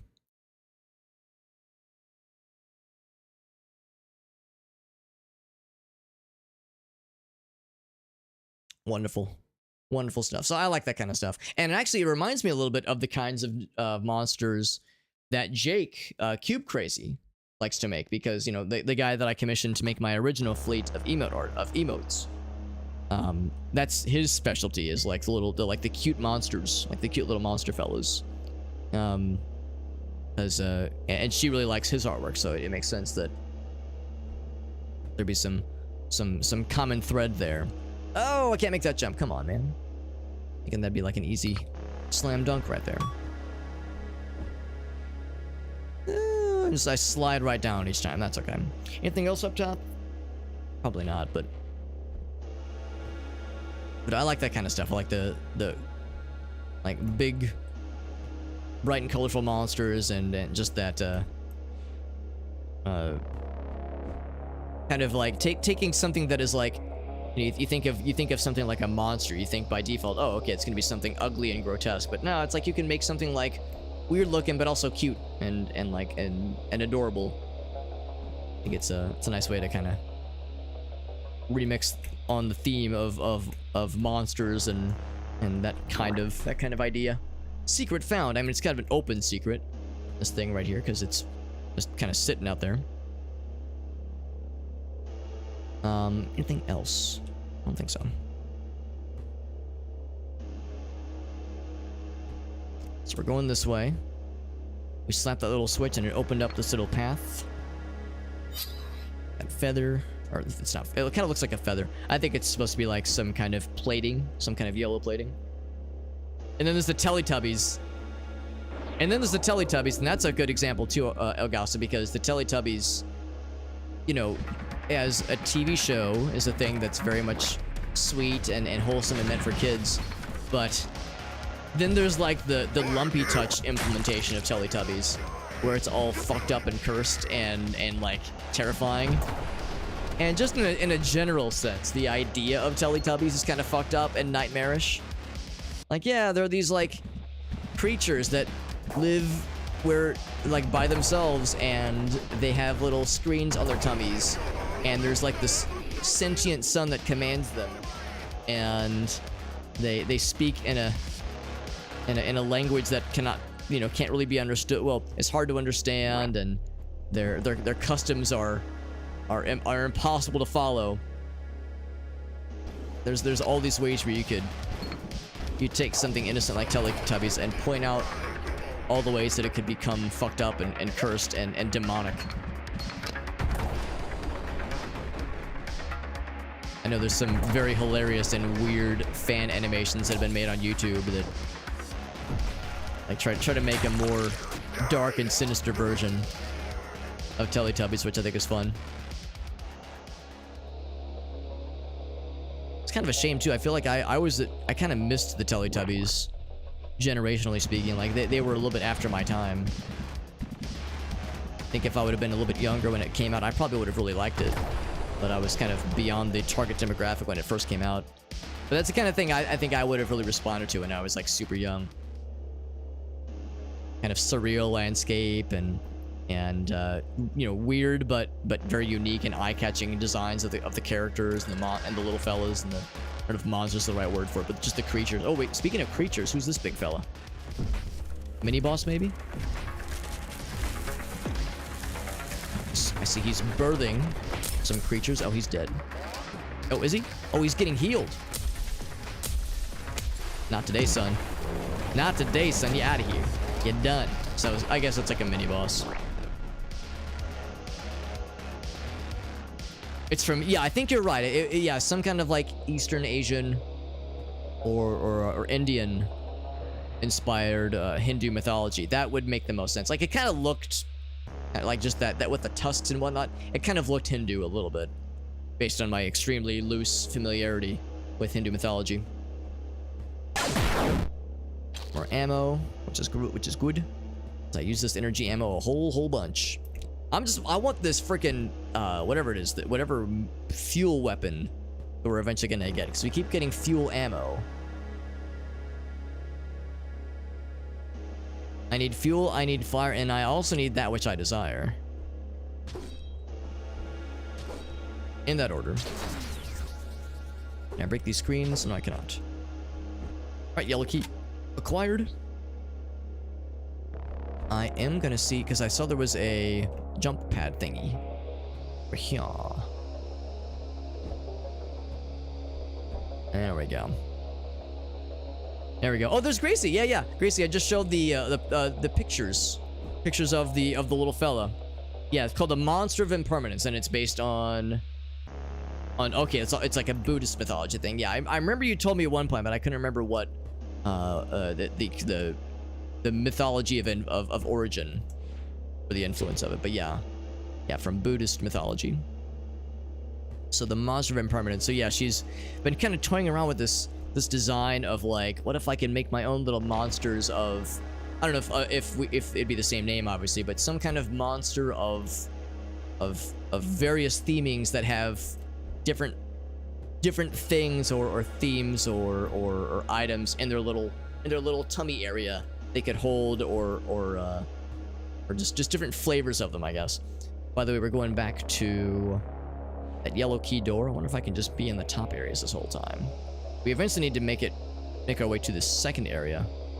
Ooh, I wonder if that's the final boss over there. Seems like we have a long way to go. Oh, I shouldn't have done that. That burned my my extra bonus. Ground pound move is really satisfying. If it's impermanent, then why do I have a picture of it? No, Agasso, it's a non-fungible impermanence, alright? So it's just a screenshot, but only I have the receipt of the screenshot. So therefore, I can sell it on the crypto market and then flip it for double the value. And then, crap, the crypto market crashed. Never mind. Now I have to sell the house. Shit, sorry.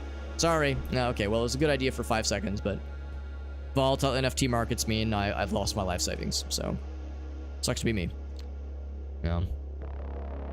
Time to go to a concert and go blind because the dumbasses used the wrong kinds of fluorescent bulbs, or not fluorescent, but ultraviolet bulbs to light the stage. That has been such a shitfest of a news story. It's the kind of thing that like you'd read about in like an Onion article and be like, nah, that's too ridiculous. Like, no, there's no way that would happen in real life. And yet here we are. The Stranger. So I've been recalled. Yes, I did notice the gunship, yes. We can hang out. We can deal with him. I can take him. Strike the fork. It'll open the gates. You got it. I was gonna see if I could jump up top. Because for games like this, that's where they put the cool secrets. I'm a cool guy that wants the cool secrets. Whoa, not if I keep falling down, though.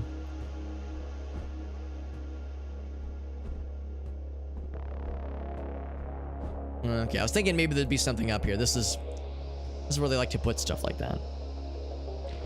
Woo! Big jump. Do I have the green key? I don't think I do yet.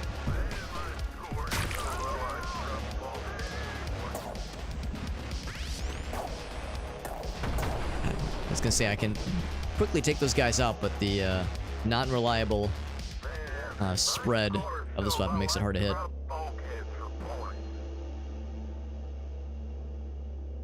Alright, can I do any upgrades? I have 3 points to work with. That's not much. Not right now. I'll come back later when I have more pointies. More pointies to spend.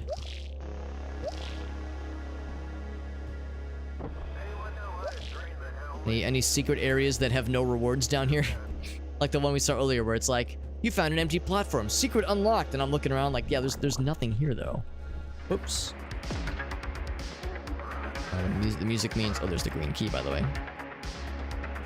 Another big guy. Big man on campus. Oh, he moved away smartly. Except I blew up his friend. They killed a friend that's healing him up.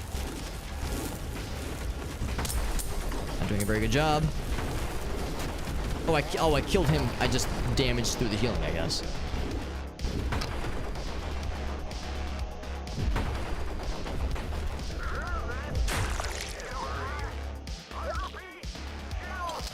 Oh, he's still here.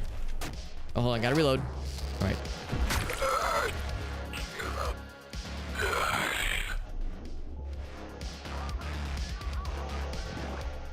And apparently, like, the music keeps making me think there's more stuff to kill. Before I venture down that way. Of course, I have to strike these forks eventually, too.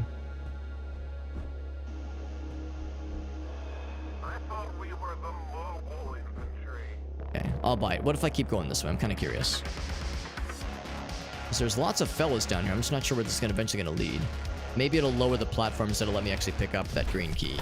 Ouch. Oh. Ouch.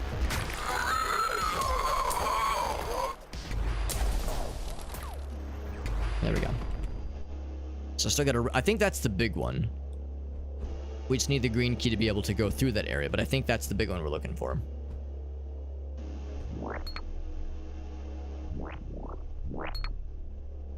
Bam. I mean, it looks big, that's for sure. Whiteflare says, it's time to head to bed. Thanks for hanging out, Whiteflare. Always nice to get to chill with you, bud. And also thank you for sacrificing your phone's battery integrity for being willing to try out the scrungy ass Warcraft mobile game. I hope it was like at least worth trying. You know, hope it wasn't a complete waste of time. And I guess and hopefully your phone can forgive us for putting it through the rigors like that. Yeah, it was all for science. It was for science and for gaming. For the sake of gaming and trying to push the medium forward. Excuse me. Do some hiccup. Gracie and I had our amazing taco dinner at this really cool Mexican restaurant at like 6 o'clock, maybe 6:30. And so it's been like 4 or 5 hours or so. And I can still like, kind of smell the tacos on my breath every time I burp. I love those things, man. Things were extremely tasty. Let's ring this one. Bam. What did it do? Did it like move these things around somehow? Oh, it's moving the floating urn platform things, I think. I guess like it's supposed to make it easier to make the jumps, but it's raising those platforms. Oh, okay. Because yeah, these seem like they're not moving. Oh, can't reach. Ah. Blech.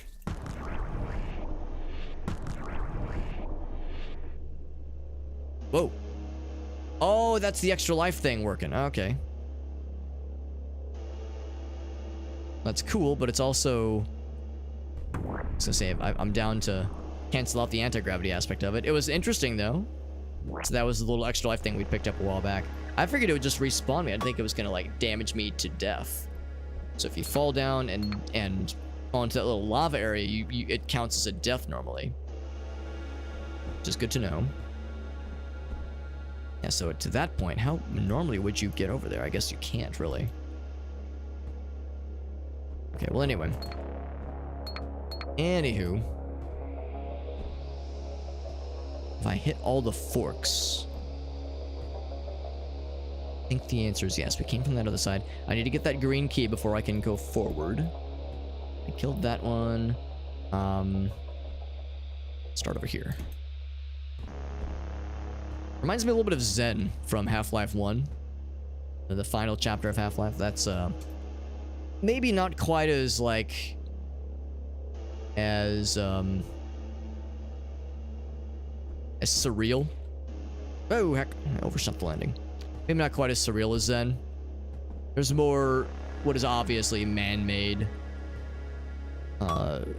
architecture, that kind of thing. So it's not quite as, like, foreign and alien, necessarily. If anything, the earlier levels are more foreign and alien, where this is more explicitly man-made, but floating platforms and more of a focus on jumping and platforming, for better for worse. I know not everybody likes Zen. I would say I don't love it. I don't, like, dread it whenever I play Half-Life, but I would say, for me personally, it is probably one of the weaker parts of the game. But it's interesting. Like, it's different, that's for sure. So it's like if you're tired of the old, same old, Zen is a real nice way to mix things up. Well, it's a way to mix things up. Again, I know it's not everyone's cup of tea. Down here. This would be a really good place to put a secret, I think. Open Sesame. Is this the end of the level? Probably not. Oh, this is gonna harken the big boss battle, I think. Do I need to write this down, maybe? 5, Y, like Y with the wraparound squiggle and 5. Or like E. 5. Oh. This one? No. Oh, there we go, yeah. There we go. It's like you have to find that. Okay, you have to match the pattern then. Okay, not much of a puzzle, but sure. The tricky thing is that some of the glyphs... Wait, are they slightly different? No, they're pretty much samesies.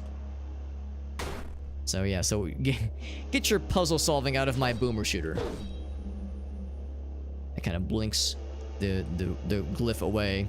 I didn't expect a crossover with Chance of Sonar in a game like this, but here we are. Except we're not trying to translate anything. We're just trying to find the matching glyphs and slap them with our sword. What's up top? How dost thou get up top? Oh, this is how.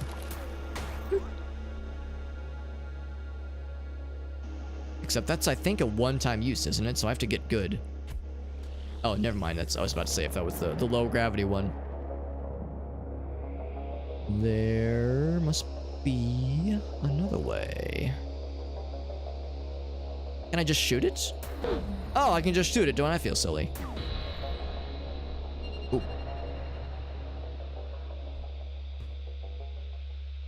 Do I stand on the thing? Smack it with my sword. What does it want me to do? Unless it opens something. Oh, this right here. Okay. I heard some fellas. Chattering of fellas. Oh, wrong button. Shit. I mean to waste that. I meant to do the little dash jump so I could land on those top areas, but that's okay. We're getting close to the point of having whatever kind of boss battle awaits us. Energy weapon, magazines recharge. That's kind of cool. So energy weapons get basically, or energy weapon, the one I have, it's like free ammo for a while there. Maybe not free, but replenishing ammo for a while there, which is nice. But I'm gonna throw a grenade. There's a lot of boys, and they're all back in town. Ah! They're all back in town, and they're all being brought to my yard by virtue of my milkshakes.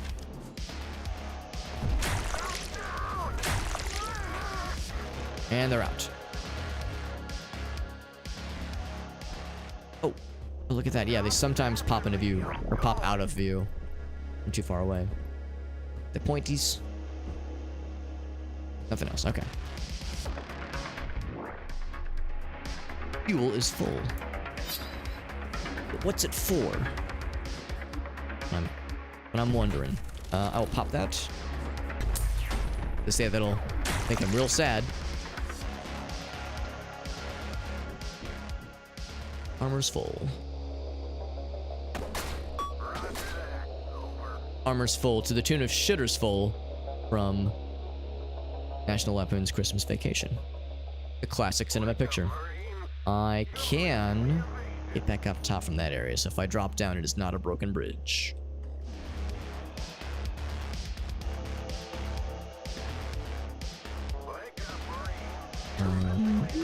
Okay, health is full as well. I'll go and activate this even though I only have 3 upgrade points to use. Because if nothing else, it is a respawn point. Oh, Jesus.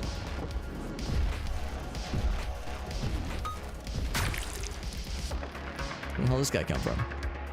Who invited this jack off? Alright, I've been going really ham on the grenades, and maybe I should preserve them for a while. I have no idea what the state of the boss battle is going to be like. He might be a real bastard. He might really slap me around, and my plump little booty might just be too hard for him to resist. So I have to be very careful when it comes to managing my resources leading up to this thing. I have no idea how bad it's going to be. This game really hasn't been... I feel like the earlier levels were really hard, and the later levels haven't been too bad when it comes to just like combat in general. Maybe part of it is me just getting used to the flow of combat and like switching weapons to deal with certain situations better and certain enemy damage types. Oh, that's not the guy, it's just a guy. Recognizing when to use armor damaging weapons versus health damage weapons or lethal damage, whatever they call it. Yeah, it seems like... Oh, it's a double damage. That's a shame. Got it way too late. Seems like the later levels are not too bad, but I almost wonder if there's gonna be like a ouch. Am I dead? Oh, that was a death. That's a shame. But I respawned here, so we're okay. Yeah, so we lost minimal progress loss. That's a shame though, because I did lose some health, obviously. I was trying to get back up, but I couldn't make that one jump. All I really wanted was this thing. I will click this so I can get my crystals back. So nothing of value was lost. Yeah, I was trying to make this jump. There we go. For some reason I was failing at a very basic jump.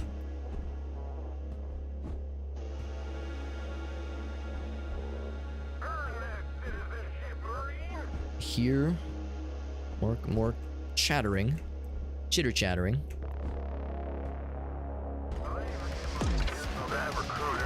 Yes. I will not throw a grenade as much as I want to. Or resist the temptation. The temptation is real.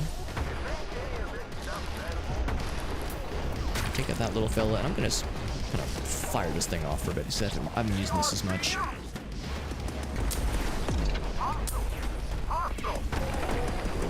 He's out of there.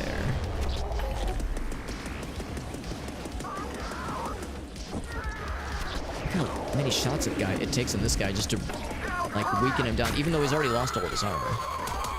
That's very loud. And maybe that's why I haven't been using this thing as often. Oh my god, this place is popping. Alright, fuck this. It's shotgun time, baby. This thing is can only do so much for me, whereas this... Oh, I gotta reload all my weapons, apparently.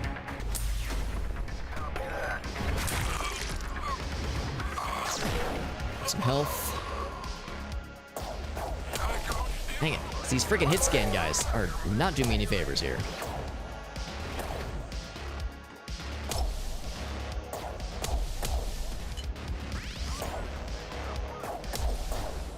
What did I say earlier? I said I'm gonna not use my grenades. Oh, Jesus. And I'm gonna live to regret this, apparently. Oh, shit. Next smash attack. I'm gonna use this now, actually, because there's a lot of shit I want to not be alive right now. Hold a lot of shit with that thing. Health back. That might have been the thing to turn the tide of battle here. Something's above me. There's multiple things above me.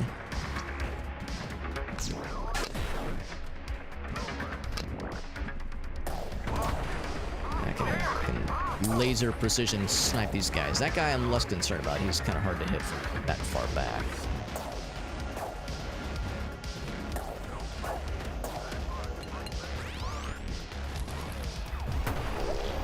There we go. He's out of there.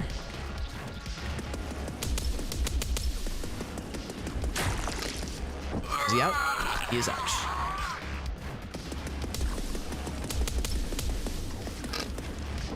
The good news is he's struggling to hit me as much as I'm struggling to hit him. Let's do it this way. There we go. Get the big guy down here. Can I shoot you through here? No, I cannot. Shoot that guy, though. He likes to throw grenades like that. Exactly. Okay, used a lot of ammo. We're actually lower on bio ammo than I am for the energy ammo, which is usually the opposite. Usually energy is something that I'm limited on. Well, I was saying how this game usually isn't too difficult, but that was a pretty tough little fight area we just had. It's a pretty big arena, so it was meant to be tough. And it was filled with resources, so I like those kinds of areas. Reminds me of Serious Sam more than anything. You get these like giganto arenas with just packed with bad guys, but also packed with health pickups and ammo, and you know it's tough, but you're given the tools to survive, succeed.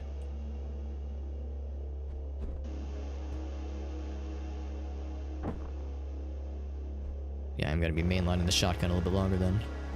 Oh, what's this? Vampiric sword? Is that just the same thing? I have the blood sword. Is that the same thing as vampiric sword? Huh. I don't know. Maybe it means my sword can like slurp health. Guess I gotta get some more sword kills to find out. Be pretty sick.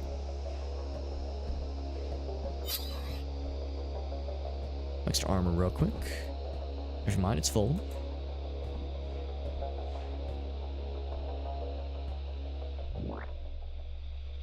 The fuel for whatever fuel ammo we're trying to find is always full. Some more bio ammo. I hear battle music. It's the time to kill something with a sword. I would not complain. double damage up there. I should have grabbed that sooner. That guy can see me.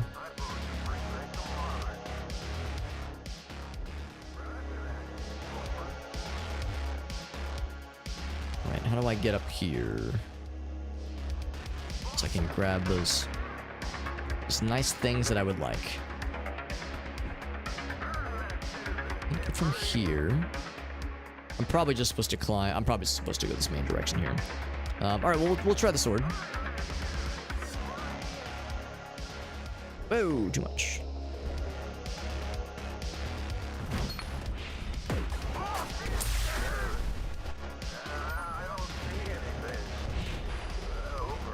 I'll keep an eye out if I'm like somehow gaining health back. Like killing things with this thing, but I don't think I am.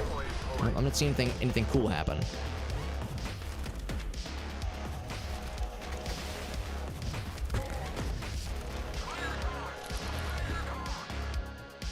Is he out of here?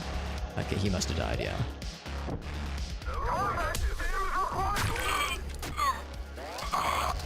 He's out of there.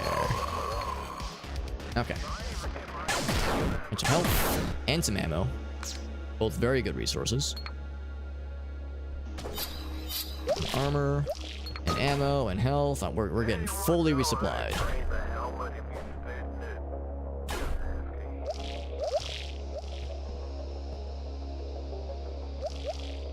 Oh, shit. Fell through a hole. I'm still hearing people talk. People talking on their little radios or something.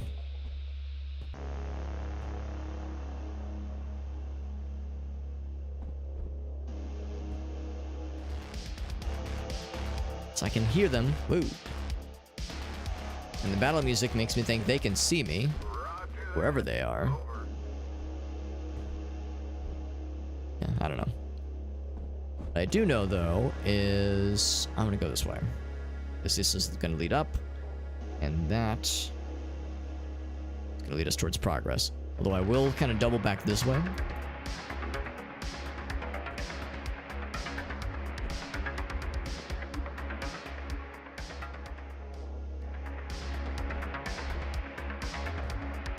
Thinking there's like a way to get up top like that. Maybe I have to break through here first. Oh, here we go.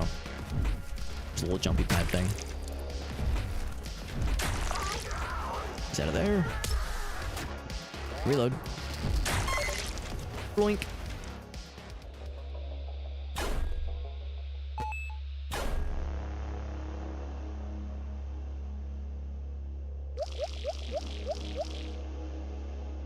How far does this go? Pretty dang far, actually.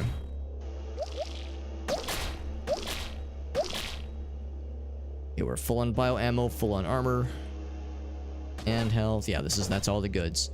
Yeah, that's probably the main path. I am gonna go check this out real quick.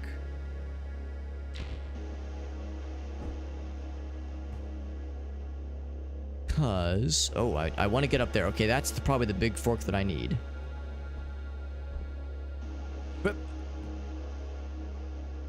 So, yeah, this is what I was trying to get towards. I was trying to get towards this little upper area because I knew there was stuff up here I really wanted, like grenades. And more of those little bio point thingies. But this is, I guess, where it ends. Looks like there's a bell up here I'll eventually want to be able to ring. Seems weird to have a double damage power-up thing be this out of reach in this battlefield area, unless there was like another way we were expected to get it.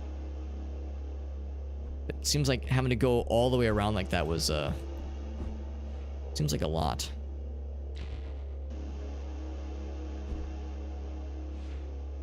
Now, let's see if there was more things to kill up here. Be kind of neat.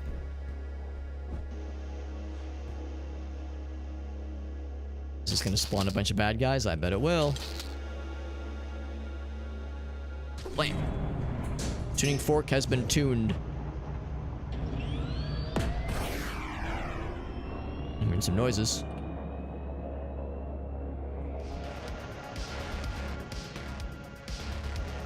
Including battle music. Myrmidon gunship. Oh shit. Oh, where? Oh, there he is. Yep. Oh, I fell down. Oh, I should have. Oh, here's more double damage. Perfect. I heard my prayers that I hadn't even started yet. My internal prayers that I was muttering to myself mentally. I don't want to be in the more arena area, if possible. There we go, yeah. Out the... Maybe not the open, per se, but where I can navigate a little bit easier.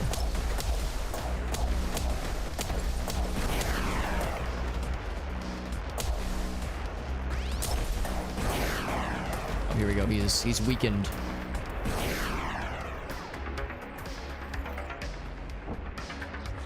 Is he dying? Is that his death knell right there? Crashed. Oh, Jesus. Whoa, Jesus, I got fucking blasted. What the... Like, the boss was one thing. He was pretty easy, but the, but his little fellas fucking shredded my ass. I didn't even see where they went. I like, backed up, and then suddenly I was just not alive anymore. Oh my god, there's a lot of them, too. I think it's because they're doing lethal damage. Those little red shots, those are the ones that, if your shield is down, just guarantee that you will die. So maybe that's what it was. I was in a vulnerable state and didn't realize it.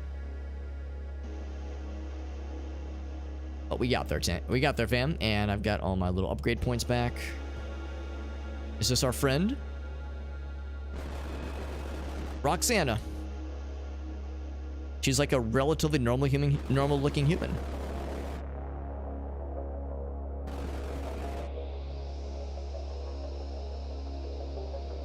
The neural sockets.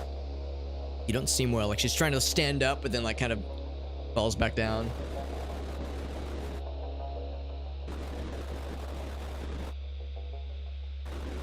So they got like a stranglehold on their mental activity.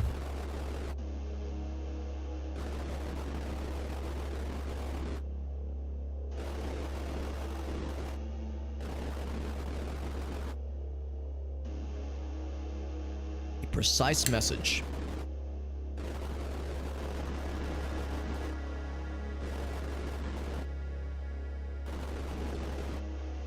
What did you do? Infected you with a virus? Oh god.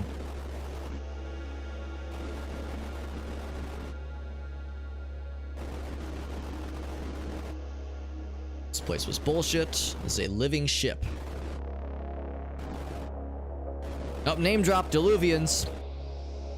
First biome, Lords of Mars, Architects of the Second Eden.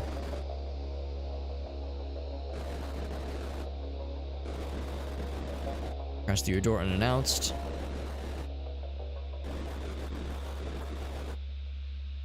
Please travel the slow way. Need faster than travel light, yes. Oh, so yeah, the little bug. That's a squire bug, like our squire gun. Trying to remove my helmet. He wants to smell you. Like a flying puppy. I'll name him. So Ambrose is that guy's name. Or Ambros. Not Andros. Ambros with a B.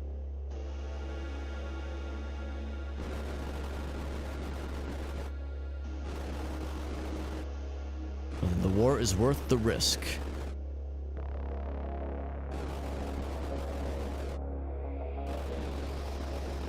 Close the breach and force the admirals to surrender on your terms.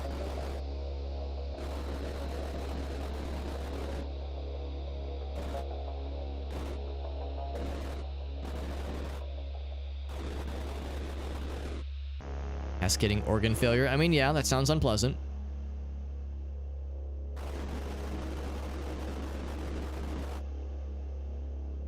Elevate you to one of our order.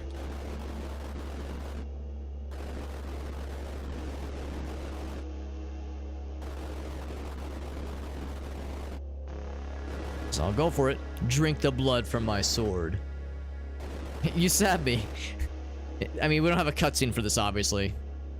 The sacrament is not administered orally, it says. Dreams and change await.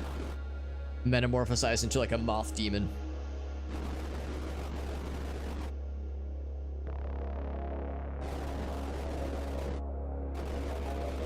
What if that means we'll get that person as like a like another NPC friend in chapter 1, maybe chapter 2.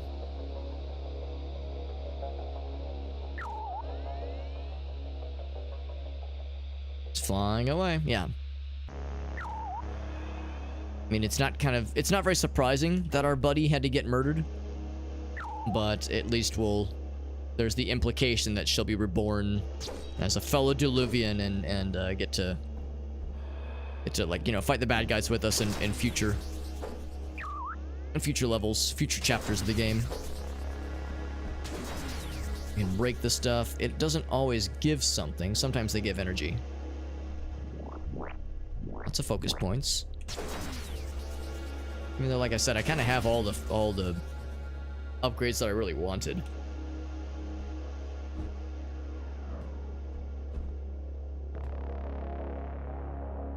All right, I think we got all we need. Let's get the heck out of here. High five the blue hand and get the shit out of here. I think this is gonna be the last level coming up here. I think that's how it's gonna work.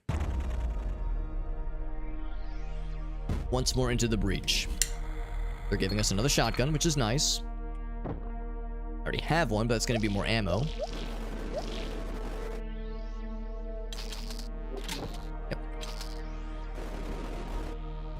His intent is clear, says our dude. Book of Life, he wants it for himself. It's just weird. It's a weird manner of storytelling, given that we had the player at least had never heard of this Book of Life until it was just kind of mentioned offhand in a cutscene, and then our character reacted very strongly, like, "Oh shit, he knows about this thing," and the player is like, "Well, what the hell is it?" So it's an odd kind of pattern of storytelling. This kind of presumption of like, no, there's things that the character already knows about that the player might not necessarily.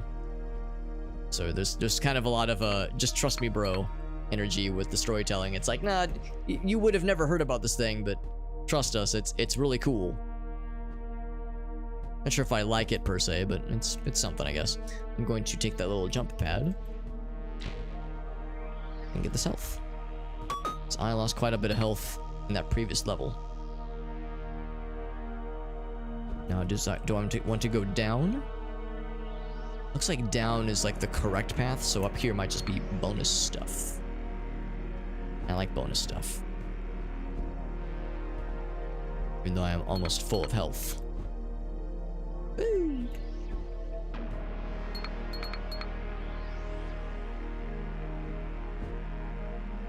Whoop, shit. Okay. And that had that dash attack kind of come in at the last second. There's something up here. And now we're getting red and blue.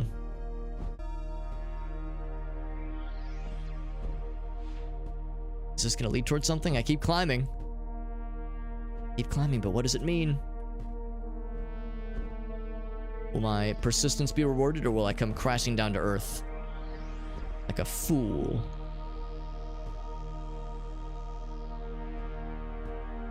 This gotta be towards something, right? There's gotta be some reward. Oh, can I make this jump? Oh, not quite. I'm like a little short. I mean, yes, I am a little short. That is very accurate, but if I jump up here. Okay, big area. No enemies that I can see. Undulating mass next to me, though. That's nice. And very familiar. Come on, I'm just a little bit short. Ah, there we go. But yeah, that's the question. There's nothing up here. I was hoping there'd be like a secret or something, but sadly, I think it was not worth it. However, there's stuff over here. Oh, now there's battle music though. For 5 seconds. These guys. Gotcha.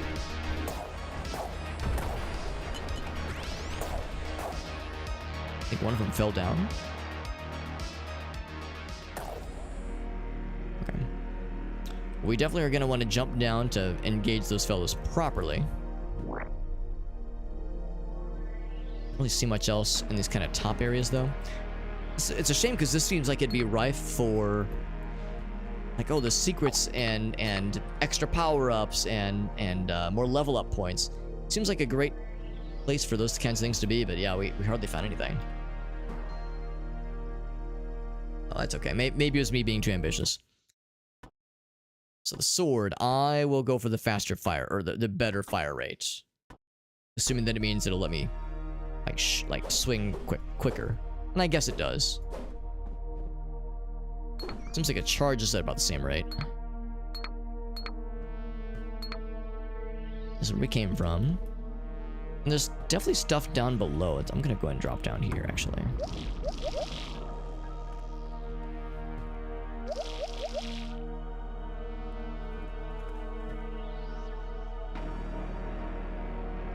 Let me guess. But it's, well, no, there's stuff down here. There's just little purple fellas.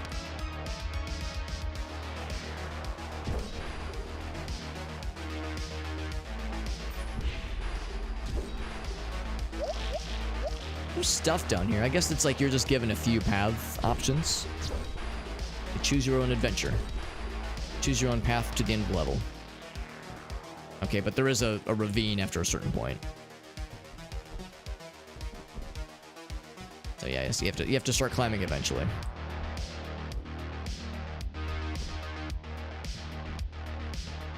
Can I take that guy out from afar?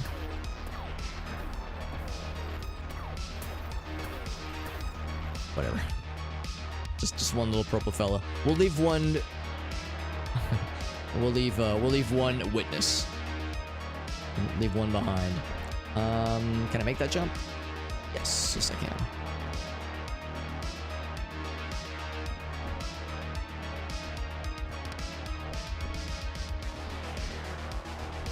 Much platforming makes me think that yes, this definitely is the last level in the chapter, I think.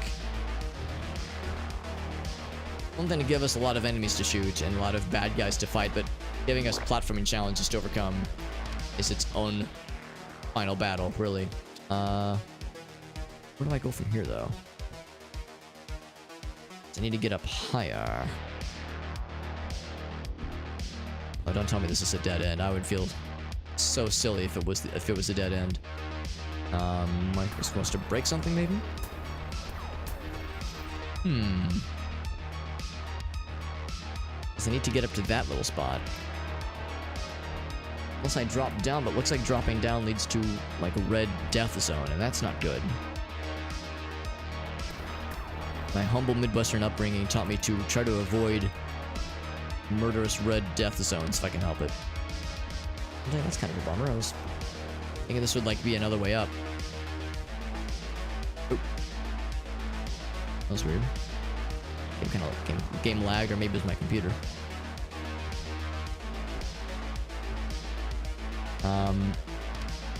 I see no other way up, which is kind of a shame. Well, I guess the one thing I can do is just go back this way. Well, I guess I've done my due diligence, at least with checking for secrets and whatnot, but I did not get much as a reward, unfortunately. Oh well, it's easy to get back where we were. It's quick and easy. Oh shit.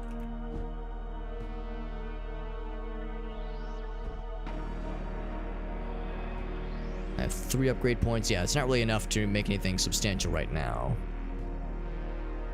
There's only really a few upgrades left.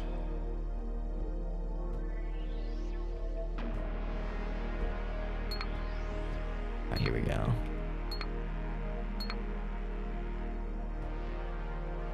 Yeah, this is where I was thinking it was eventually going to lead me. The path we were on originally. Thinking more bad guys are going to spawn in.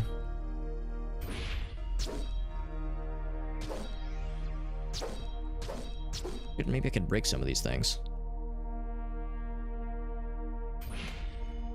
So I gotta find a way to open that door. And for such a large open space, expect a lot of resistance.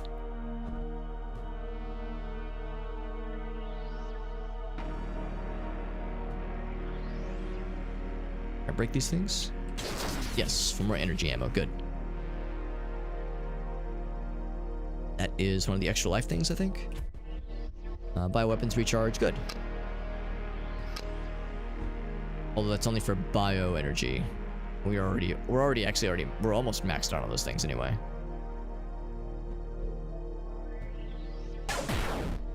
There's another exact one of the same power-ups, which is nice, I guess. I'll save that one for when bad guys start to pop in.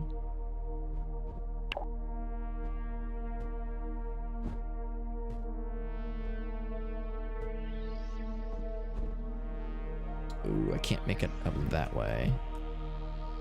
Ah, shucks. Yeah, it's too steep of a slope.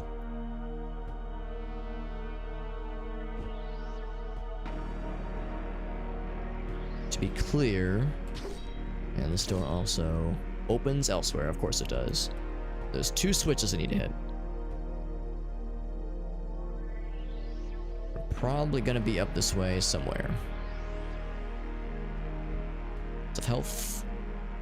And there's no things I can shoot, are there? It's probably gonna be in that little zone up there. At least it's barriered off. That's the woman. Oh, is that the one we were talking to?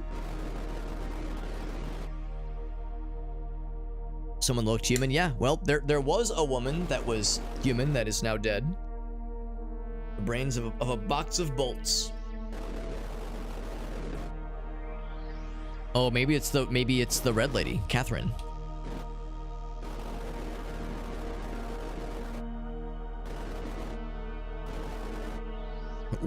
Delete this recording of this woman, but only after you sent me a copy. Priorities.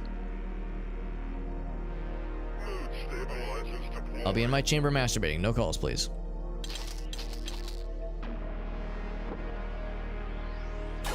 Grenade. That's what you want to do. You want to announce your attack ahead of time. You want to say the word grenade before you throw a grenade. My secret anime special attack is to say the name of the thing I'm doing as I'm doing it. Or right before doing it, rather.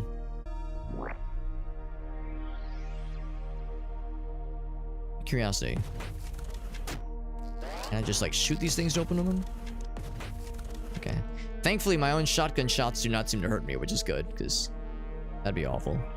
It'd be funny, but it would be awful. Yes, I guess only certain containers can be broken. It's hard to know which one's which, because the yellow ones, like that, this is the yellow one here. But shooting it does nothing, so it's hard to know which one's which.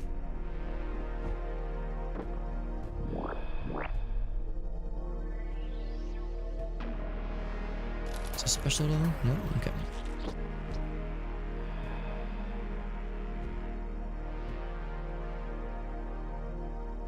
Bunch of stuff in here. More ammo, more armor. Fuel, apparently. I can't break everything.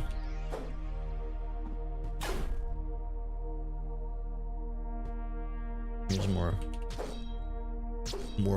screens with that guy. I gotta give me that energy ammo. That's the good stuff. Yeah. I thought it was being real slick by going here early. That guy. A few more back here.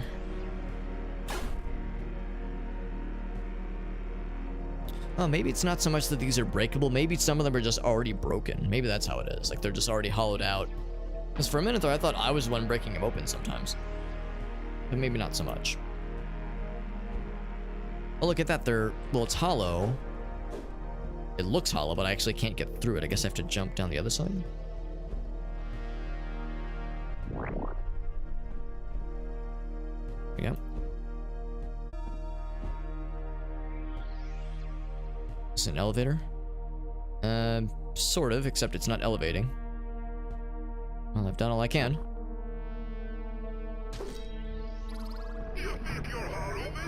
Doors open. Oh, baby. I hear them talking, too. Oh, there's a whole bunch of them, too. And they can see me, but they can't get to me. I need to go around, I do believe, because that's the area we were in earlier. Something I could just throw some grenades on. Oh, Jesus, there's things there now. Okay, well, I feel silly.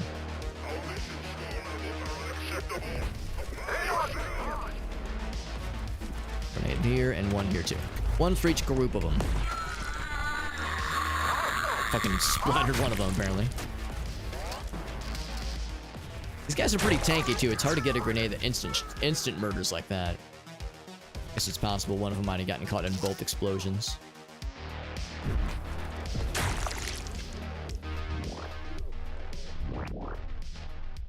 Right, so that's gonna raise the elevator up.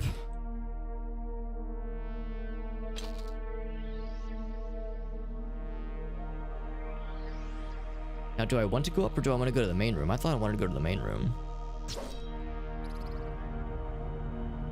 Oh, that probably calls the elevator. Is it going up? Oh, it's just... Is it broken? I mean, it's already down. Up. Go up, please. There it goes. Just waiting. Hey, what's up, Aleph? Aleph probably... Did you hear me say something weird? Right, like the first words you heard me say were something like weird and out of pocket. For once. I mean, we always talk about such normal things here. I don't see how anything strange or out of context could ever be misconstrued. That's never a problem here. More ammo. We're full on most things. Look at this. We're just swimming in resources.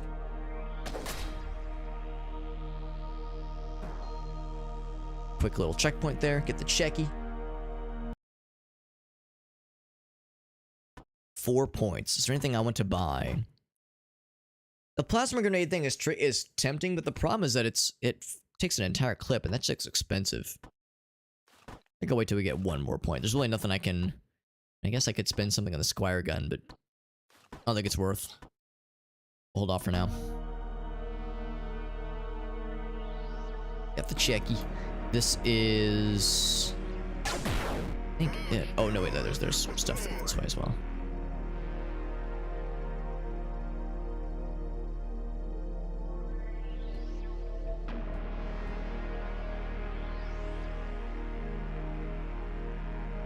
I'm like waiting for... Oh, here's the other switch. Okay, I was gonna say I'm waiting for the opportunity to fight the gaggle of elite enemies we saw earlier. Okay, so that's one of these switches. There's one more left. And then I'm guessing the area that we saw earlier that opened up with the whole group of elite enemies, that's probably what leads us to the second area.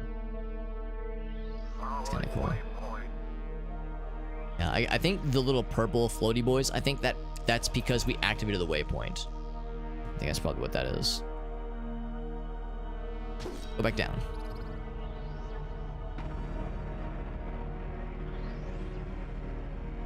And there they are.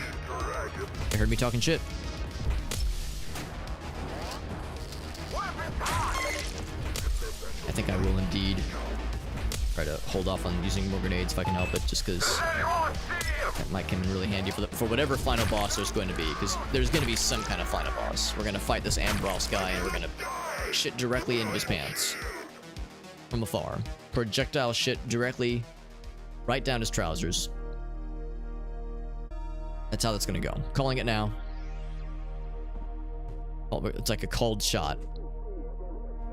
The equivalent of Babe Ruth pointing his bat at the outfield. Knowing full well he's going to launch a homer directly into the spot he points to. He knows exactly where it's going.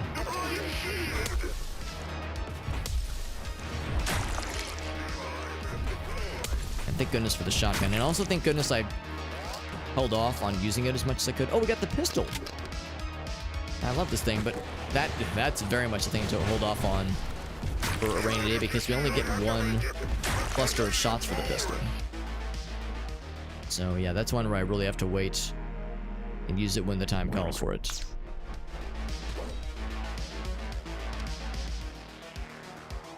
So I suspect the second switch is going to be back that way, most likely. Is that the one we want to get to? This, I think, is how we... Oh, wait, no, this is something else. This is not how we got here.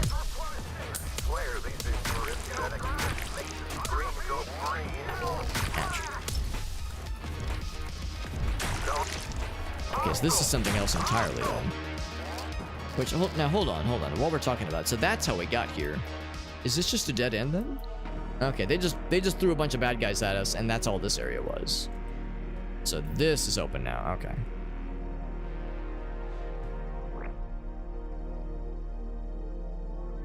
And this is the special area.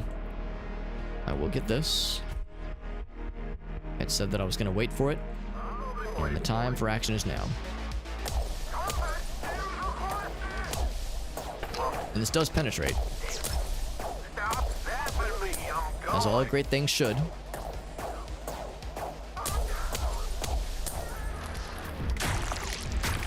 Let me see, this is where the Squire comes in and cleans everything up. Look at all this armor just lying around. I got some more blood lava, of course. We pet our Squire gun, because he's a good boy.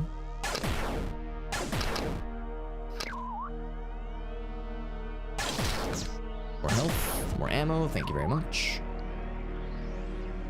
Armor we are good on, though. I think that's the better jumps. I'm just gonna wait on that for just a second. Is there things below here? I don't think so. Good on health. I'm wondering if there was like an underbelly, a seedy underbelly.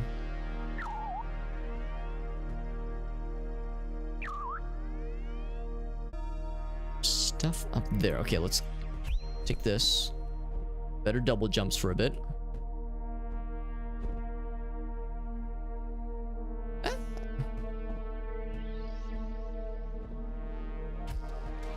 This guy.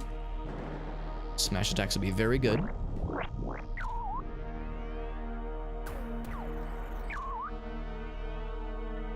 Okay. I mean, this is obviously not necessary. The only area we need to kind of traverse is down here. But if this is a cool optional area, I will gladly take it.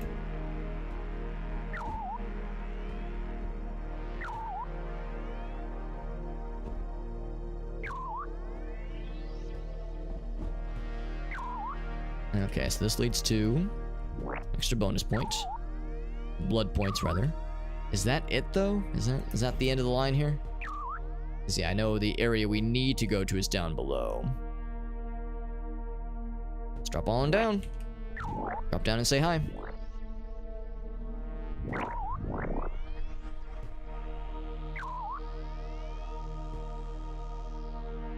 Alright, I think that's that'll open up this final area. So before I hit that, is there anything else while we're here?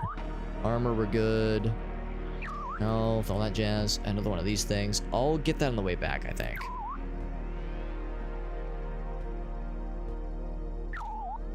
Yep, I think we're set. Let's go ahead and flip it. Bam.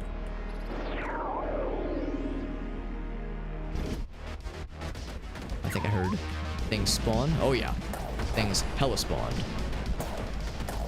And it's just a constellation of red projectiles. Little fly fellas that are kind of hard to hit sometimes.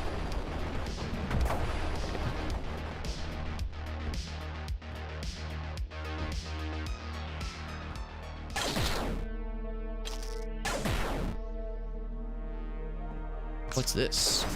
It gives us fuel. Okay.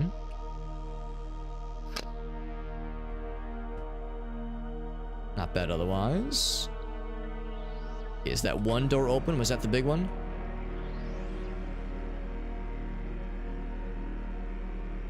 Yes, I think, yeah, I think this is it. Also, this is open over here. Was this always open?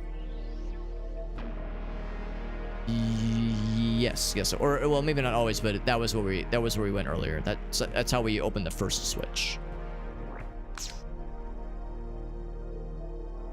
Yeah, see elevators like this, and I can't help but think of that first, well, maybe not the first one, but an early elevator sequence in Half-Life. Kind of the same kind of angle, very large service elevator. I'm assuming that is not a coincidence.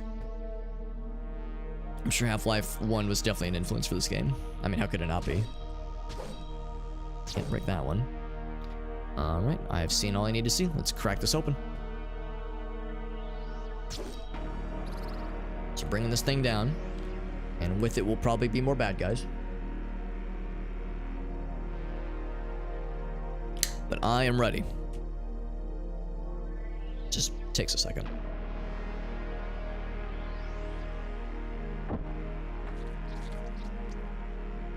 There's no bad guys on it. All the little items kind of shifted around. It's gonna spawn a bunch of them though, for sure.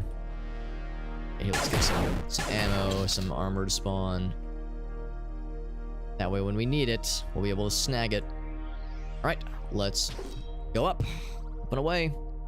Woo! They're like bouncing around. Yeah, these little guys. They take one shot, it's just kind of hard to hit them sometimes.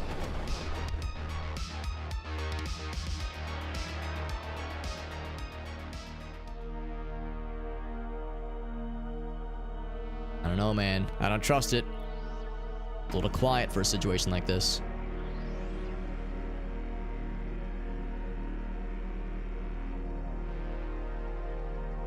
Usually in games like this, when you have some kind of... It's more or less a rail shooter right now. When you're in a rail shooter situation... Oh! It's end of the line. Usually they throw more bad guys at you, so I'm dubious that like it was that quiet. Energy. Is energy full? It shouldn't be. I was gonna say, yeah, I've definitely got capacity to pick up more. Just have to be very specific about where you walk when you got that much stuff.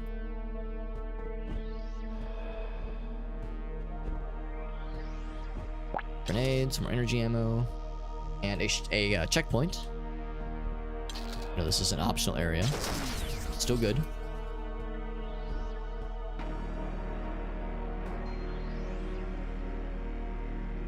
I have 5 upgrade points to consider for that one. Shotgun fire rate, maybe. I wish I could increase the size of the clips for things like the shotgun and for the chain gun, just because having to reload every so often is kind of annoying. Or maybe even reload speed being faster would be kind of nice.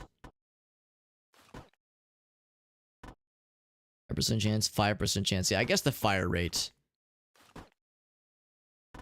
Or 10% better critical. Let's do fire rate for the shotgun. I appreciate that shotgun is Pascal case for whatever reason. Capital S, capital G.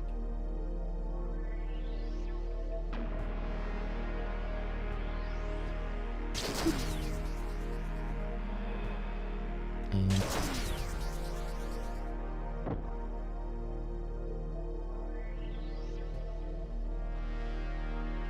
get another switch here.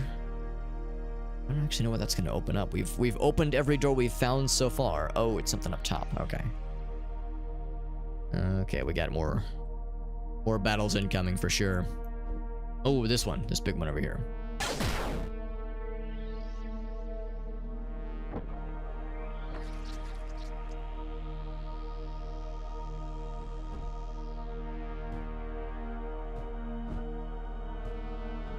Opens elsewhere. Yep, that's kind of what I expected.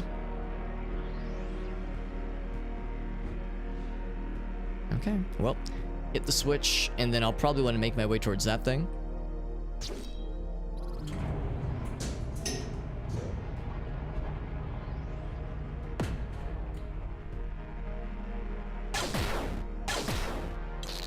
More ammo, get more ammo. I'm trying to get whatever the power of this is, just because I fully expected the bad guys to pop in. Like that. There we go. Let's Exposed tail. Okay, that's nice.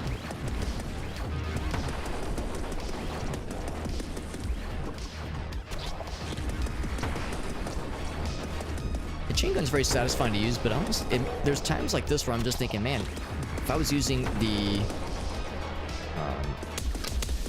that ion gun, like the that kind of DMR weapon, it'd be much more effective. Because right now it's not even killing these things. There we go. It is good at taking out the shields though, but it's supposed to also do lethal damage. I'm shooting him a whole bunch. Yeah, it takes so many more shots to do a lethal kill confirm.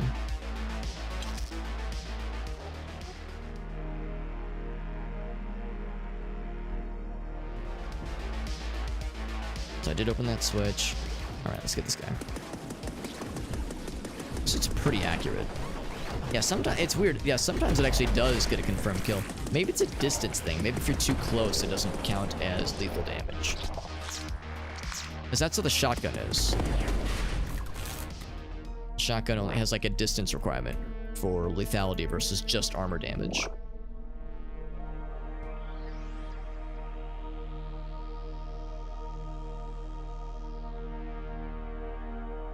I kind of like this gun a lot better. When it comes to the two ammo types.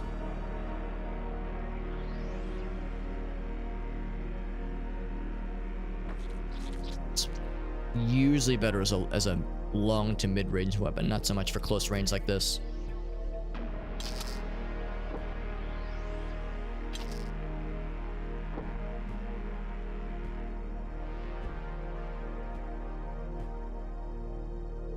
Just waiting for a switch to like be available that will cause everything to crack open suddenly. Oh, elites are talking.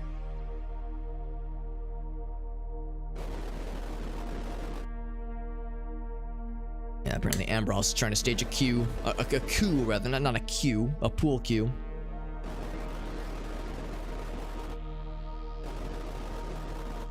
Was it the witch?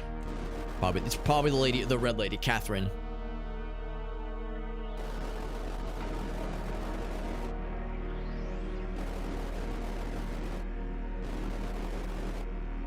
All right, no one trusts each other. All the better time for us to sneak in and take advantage of this this kind of spot everyone's in right now.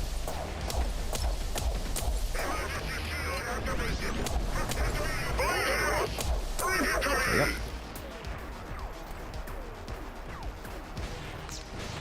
Alright, fine. I'll do it myself. With my sword. It's much more satisfying, yeah. That shield is weird because sometimes you can shoot past it, other times not so much. I'm guessing it's like a moving target. You have to kind of time it well. There's like revolving parts of the shield that block projectiles, but only sometimes. So there's like a timing aspect. Usually I just fire enough times and one of the shots will get through, but sometimes it's like, screw this, just whip out the sword and take care of business. There we go, that's the switch to open that door. Break some things to get other stuff. And I will go ahead and activate this. I have only one upgrade point, so that doesn't do me much good, but it is a checkpoint. I guess I need to respawn. And that is still worth it.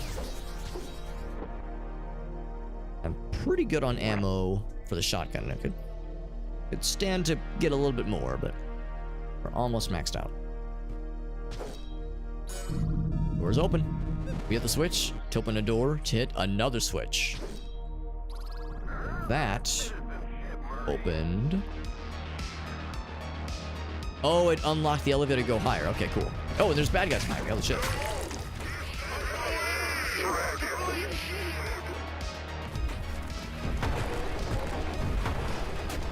Oh yeah, whole lot of friends. Whole lot of buddies. Shh, that's a tough spot to be in. Oh, I'm kind of flanked right now. That's a little scary. All right, let's just mainline the shotgun. I was trying to be fancy, but in time like this, just use the shotgun.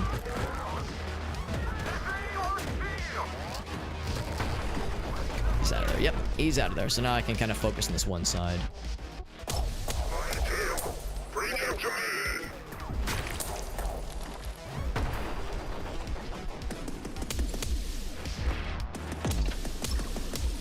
sure what that noise was. I heard like a plunking noise. Thankfully, he's having a hard time hitting me. Pumping that guy full of the goods. Fresh meat? I heard that. Oh, he's got a healer. Not anymore. Not anymore, you don't.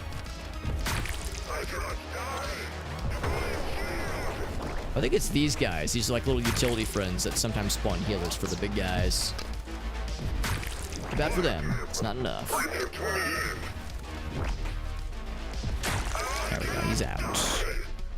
More focus points. Oh yeah, that spawned a whole bunch of buddies. Now they're all dead. Whole bunch of deadies. Not daddies. Deadies. They're dead. There was a bunch of them. And despite using the shotgun so much, we have a lot of ammo for it. Still. This is a dead end, though.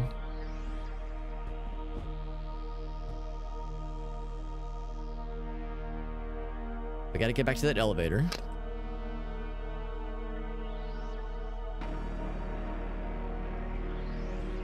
Oh, that's how they got in. It's these little kind of sub-compartments here, because this is how we got here in the first place.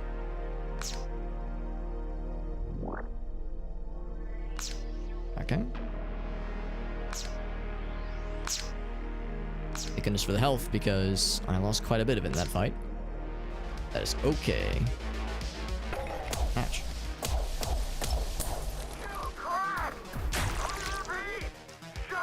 It's a whole bunch of ya. Whole bunch of y'all.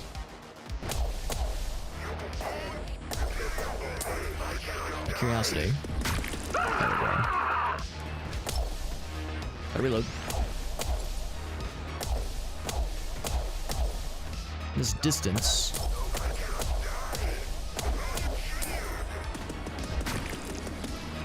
We'll kill them both. I got one of them, and we got a second one. Yeah, so this lethal damage in this situation works really well.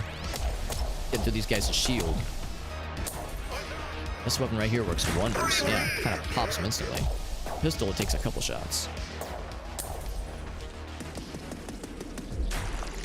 He's out of there. Yeah, so this works actually pretty well once their armor's removed. It's just a matter of removing the armor and then also securing the kill. You think it'd be able to do kind of all at once, but it seems like it works better when you're switching it out. Switching out for like one or the other, but not for both. Ammo. Actually, no, we're good on armor. Armor and health, we are set. We are all set, so we can go back up on the elevator more. Anything else over here? I think we are pretty good. Pretty gosh darn good. Got there already. Alright, let's go ahead and get the heck out of here. I don't have a ton of that bio ammo. So I might need to start leaning more on the shotgun.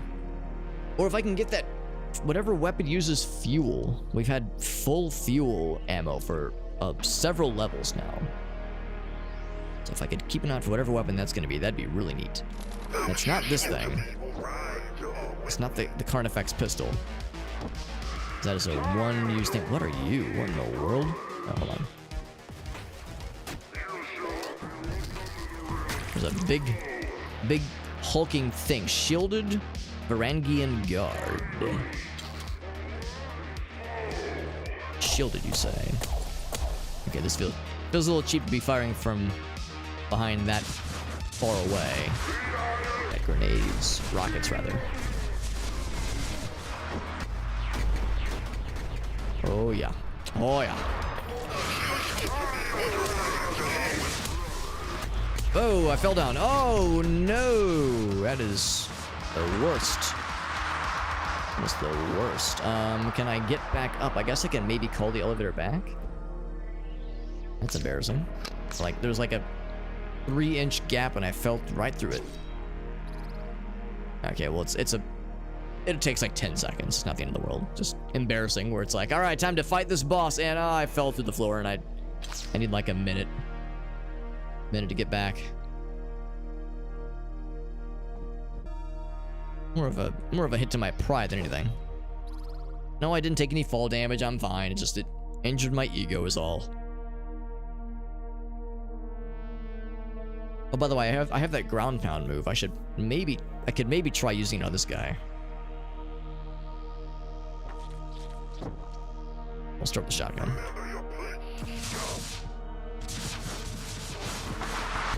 You're succeeding at shooting rockets.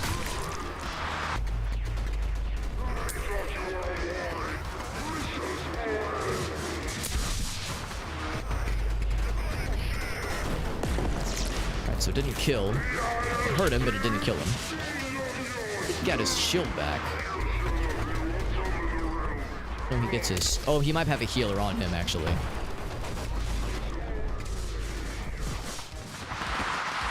Thankfully, lots of stuff to hide behind.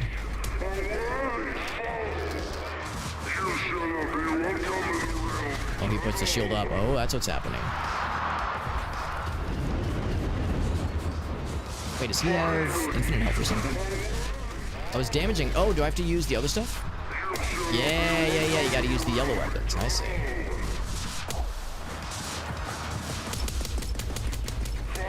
Go that way then. Have it your way.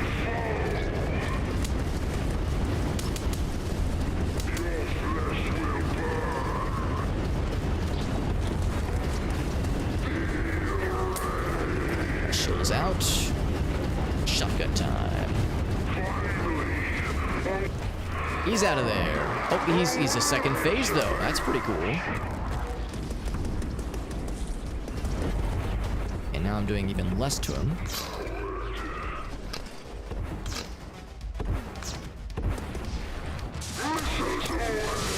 Huh, there's something that does something there. I don't have a ton of the green ammo, so this might get interesting.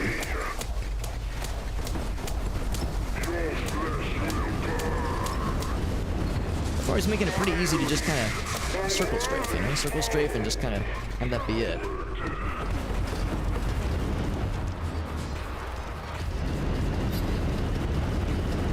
Lucky for me, I've got a lot of shotgun ammo. This is why we were saving it earlier for a rainy day.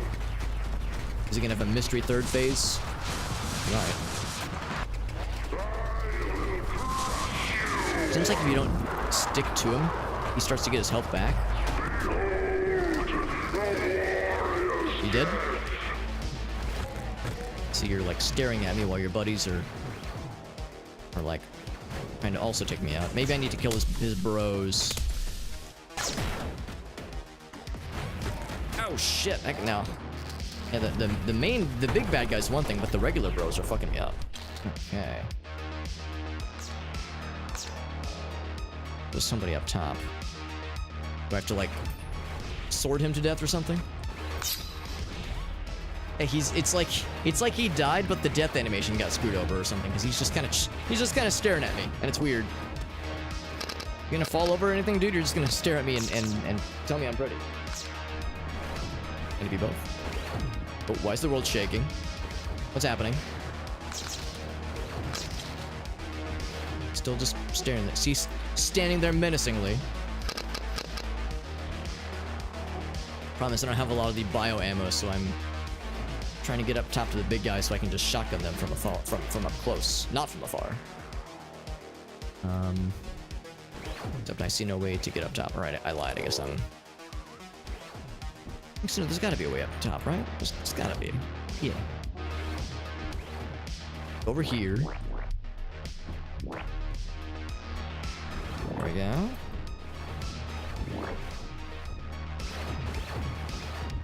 How do I get up top to you guys? It just seems so cool. It seems so inviting. Maybe... Okay, well... I get up to that pillar right there, that would do it. Oh, here's some ammo. And that's very helpful. Oh, and double damage. Of course they would hide the double damage from super far away.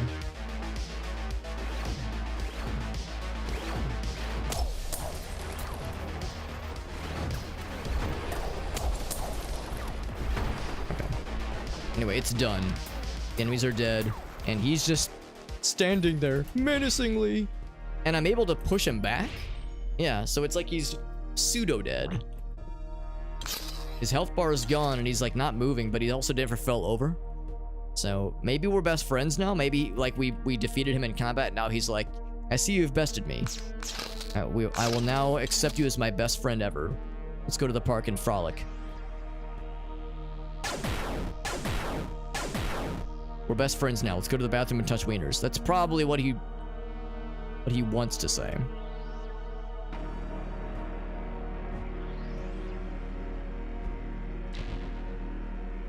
Oh, that's kind of fun.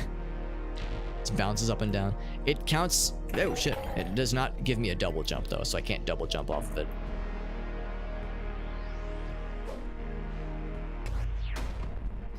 Armor though. But yeah, I'm trying to figure out how to get to that top floor, because I think that's where I need to be next. In a game like this, if you're ever in a situation where you're like, where do I go for progress? Usually you want to go up. There's a second floor, you want to try to reach it.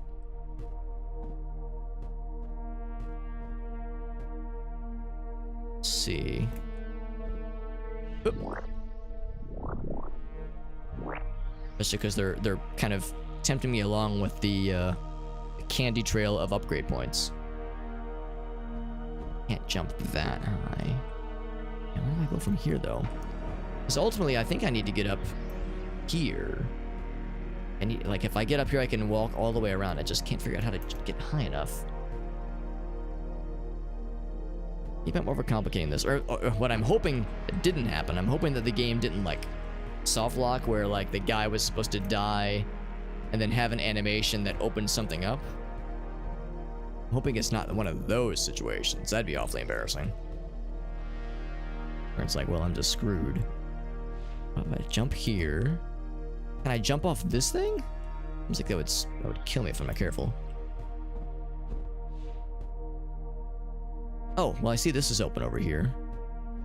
And one of those cool pistols. Like, so I could have used that then. Could have used this because that would replace my old one. That's it though.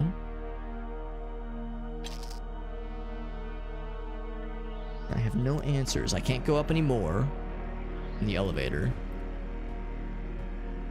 What's up, FX? Good to see you, bud. Yeah, there's even like a little switch area. So yeah, I definitely need to get up top somehow. Oh, this is an elevator. I'm the biggest dumbass in the world. This is an elevator. I'm a big doofus. Okay. I could have probably been able to recognize that if I would have been paying a bit more attention. I was too cheap to pay attention. Is this shield still up? Yeah, I'm a little bit worried about that boss fella. He's just standing there. He's like in a pseudo kind of dead state. This of course is closed. Opens elsewhere. We got really dark too. Temp ban from. Almost read that as computer science. From Counter-Strike. Can I ask how that happened, FX? Were you talking shit on a server or something? I mean, it's Counter-Strike. You'd think that'd be kind of par for the course, honestly.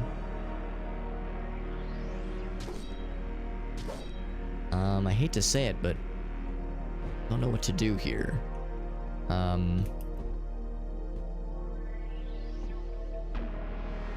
What if I do this? You know about the elevator now.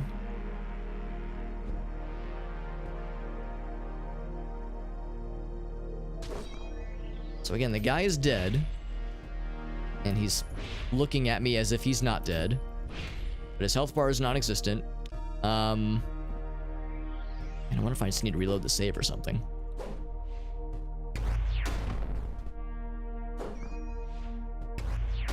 Maybe I need to like push him into this lava over here. Maybe that would like do an environmental kill or something. I can push him around. It's just so jank. This is so stupid. Being quiet, minding my own business, and being bad.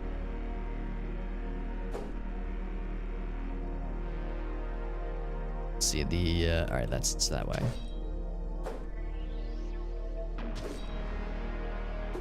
So if I smack him into the lava, into the blood lava, nothing happens. This is so stupid. I have no idea what I'm missing, but I think because he didn't die technically, unless there's like another switch somewhere. Bring this back down and then go back up top. Yeah, maybe there's like something in these other platforms I'm supposed to hit. But anyway, said purple was trash. I'm guessing purple was like your color or like your team color or something.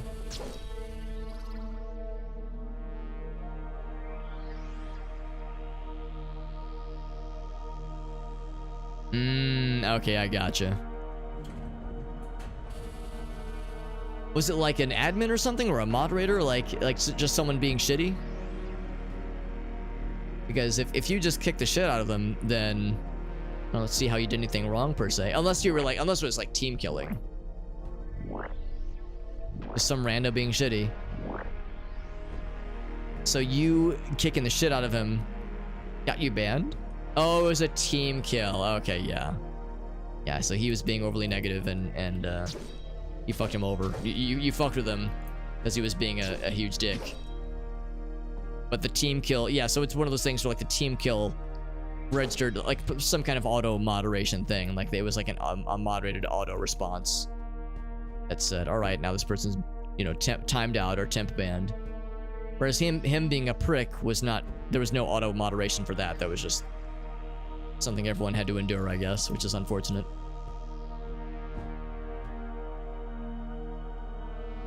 I'm looking to see if there's anything else, if there was something else that opens up this final switch, but it seems like, what's about this? What if I get myself got?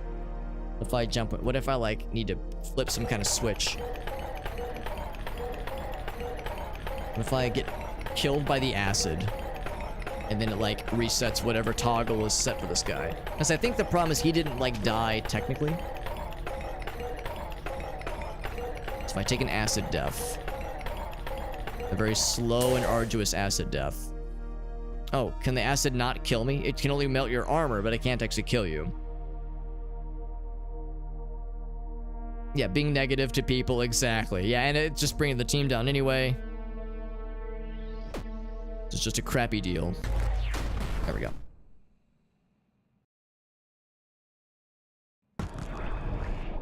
Alright, so now we've reset that little area at least.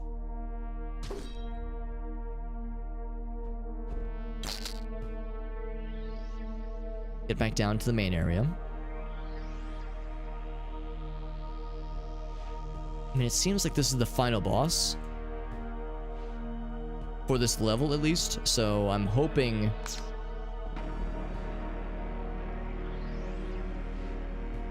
there's like a way to finish this properly.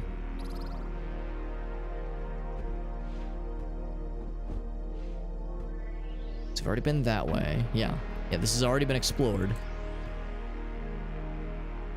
This thing way back down here. Yeah, it wasn't like a sweaty competitive game. It was just some guy being a prick then. Yeah, he was just being overly negative and just being a, you know, definitely not a team player by the fact that he was like trying to call people trash, that kind of thing. Yeah, so a crappy time for sure. Yeah, crappy time. Hopefully it's a brief temp ban or temp timeout. How am I? No, I'm doing well. I'm doing well. We're having a weird situation here where I've beat the boss of this area, but the boss is in this weird, like, sort of dead state. Where his health is all gone. Like, what other weapons could I try?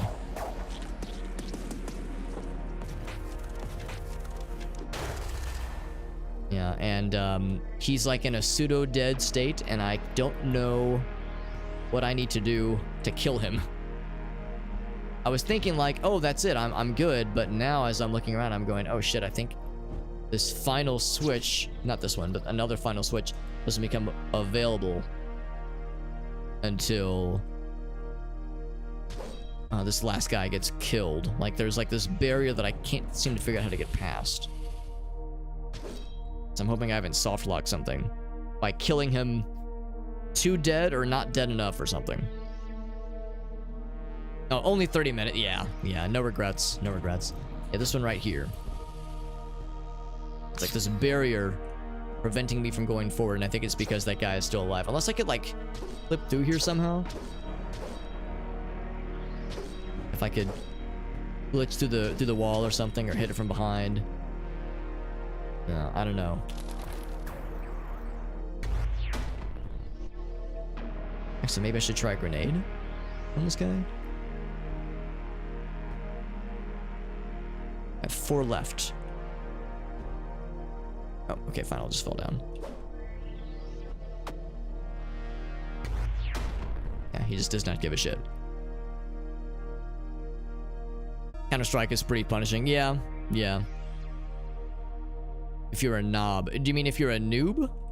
Because I could see it definitely being punishing. I mean, I played not a lot of it, but I played a non-zero amount of Counter-Strike 1.6 back in the day, and maybe like a little bit of Source, but never enough to get good. And I only played on like meme servers and like custom map servers. I would never play on like the 24/7 DE Dust servers and like grind out strats and play with Korvax at like aim train or anything like that. I would just fuck around, and like I was more in it for just the creative custom maps and just kind of the Source oddities that you would enjoy with like original Counter-Strike. So yeah, I could not give any shits about the comp scene for that game. Oh, okay, yeah. Just if you're a prick. I gotcha, yeah.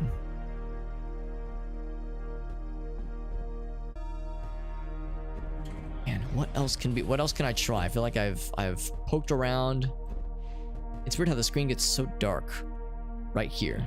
Like it starts to go into like shadow mode. It's very weird.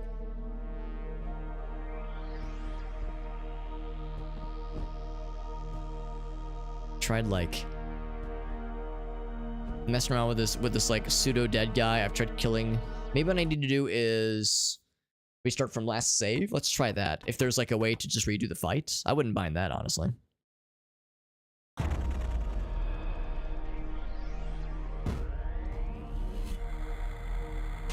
So if I just redo the fight, maybe that's the trick here.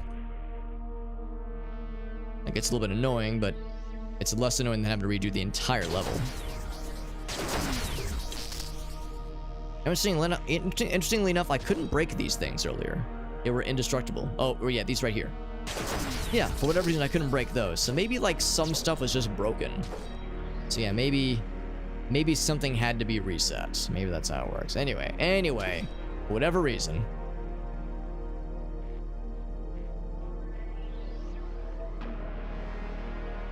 Play for the competitive meta at least. I don't have particular love for it. Yeah, I mean, I have one of our mods here, Arctic Reverus. He's very much. I don't think he's ever like. I don't think he has any desire to go pro with it necessarily, but I know he's played a lot of Counter-Strike over the years and very much enjoys watching the competitive games, watching the pros play, and enjoys following the meta. I know he just enjoys it kind of in a general sense, kind of at a surface level.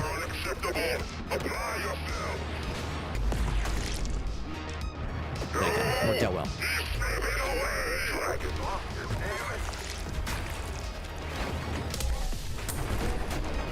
Reload.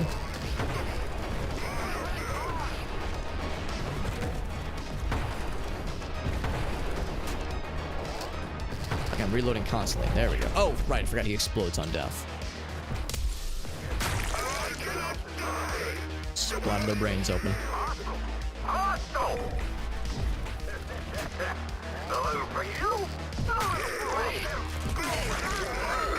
It's not like he said yes, as if he wanted me to murder him. Like, yes, harder, daddy. Well, now this is weird. You're making it weird for all of us. Have fun. It didn't kill him. No, I know it damaged him, but it didn't kill, though. I should use this thing. We pretty much get it for free.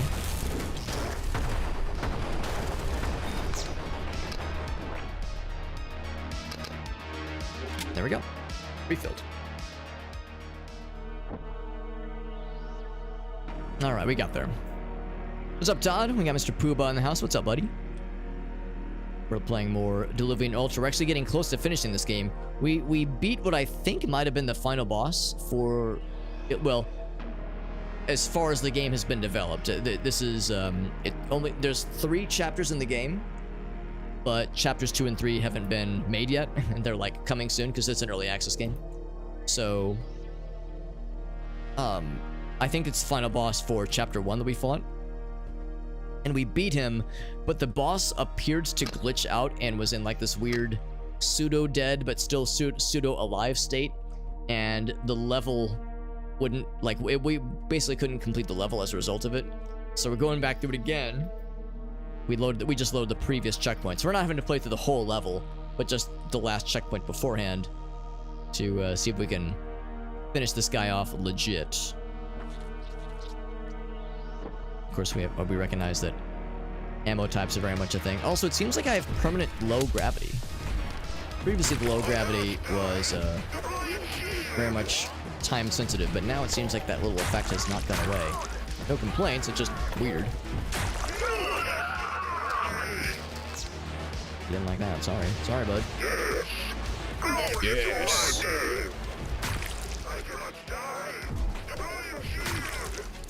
He's out of there. Anything else? Are good on armor and health, but yeah, ammo's the only thing, specifically the bio ammo, which we need to lower that one fella's shields, but I think we have enough. We have enough to be dangerous. Right. Maybe I need to kill him faster? Maybe that's the issue, like I waited too long.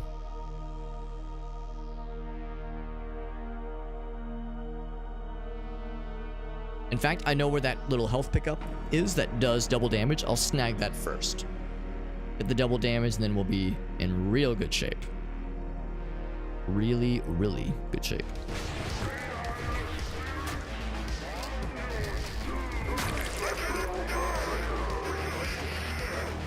It was... There's the big guy. What was it? It was like a little side area. Yeah, that's right. I got the this low gravity effect that has not gone away. It's pretty slick. It's like a little side area that had it. What's that double damage? It's not over here. That's just the little pistol things, which are really cool. Is it over here? No. Oddly enough, that is another save point, though. I'm glad I didn't grab that earlier.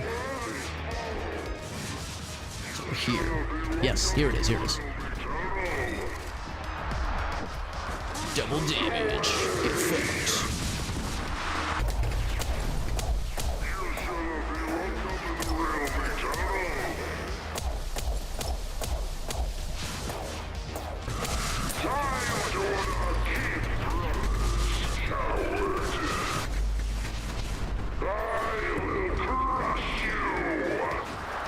Say, apparently all that didn't do much damage to it, but the shotgun seems to work. There we go. It's gonna have a second phase, and maybe a third phase. Maybe that's what happened. Maybe his like third phase didn't load or something. There goes the second one.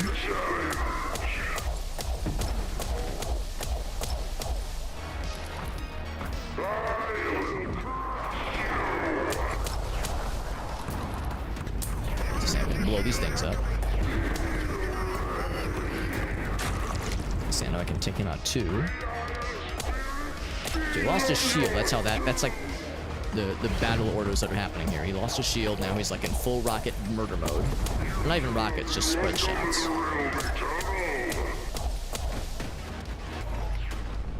The other guys are throwing shit at me though. Back to shotguns.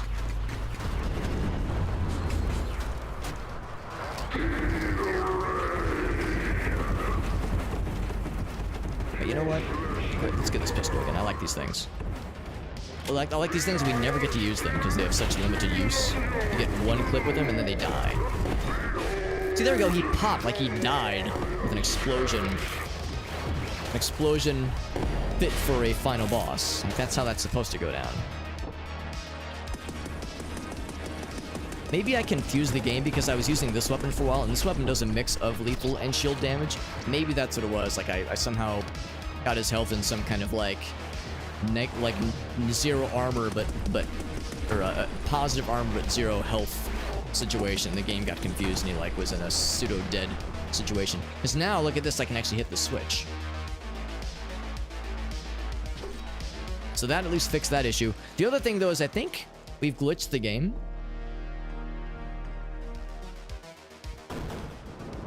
Because I have permanent low gravity, which is awesome, but busted as hell. Sorry, forgot about that. Go ahead and scoop up all this. Although, like I said, I think that might be the end. The end of the level and potentially the game. There might be one more level. Like, maybe there's like one more, like, true final boss or something. Because we haven't fought, what's his face? Not Andros, Ambros. I keep seeing the name and I keep thinking Andros from Star Fox. Andros's enemy is my enemy. Is what that one guy from Star Fox 64 would always say. There you go, get the little 6-shooter back. Armor full. Am I full on energy? No, I'm not. I'm not full on energy. Energy ammo.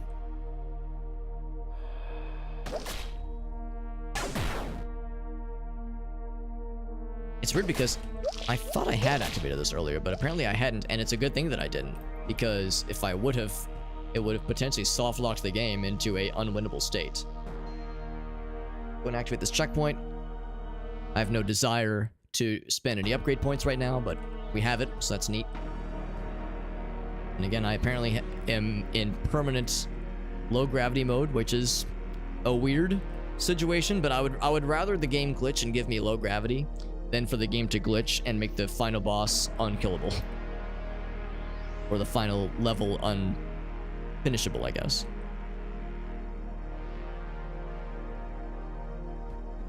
A weird situation regardless, but it's the much preferred of two evils.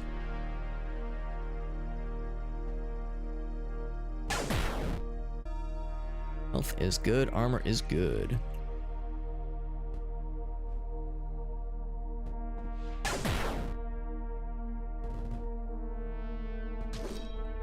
Of course we don't, yeah, because low gravity is still going, we don't really need to wait on the elevator. Just jump around myself. Jump around. So we hit that switch there. Is there anything else I need to snag before we bug Yogi? I think, oh, what's this? And also there's a thing up here that with the power of low gravity I can reach. Oh, almost. Came up a little short. It was a secret. An open air secret, but a secret no less.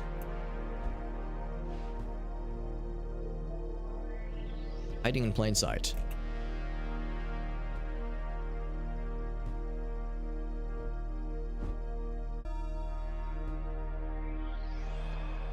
Oh, it's this person. Oh, well, they have a name this time. Last time they didn't have a name. Apparently, this is a person that we know. Your incarnation is so degraded.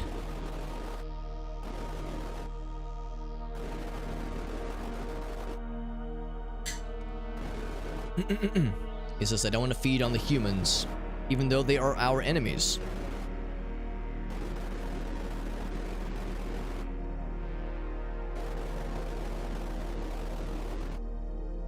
I don't know who Maria is. Maybe it's one of their other leaders.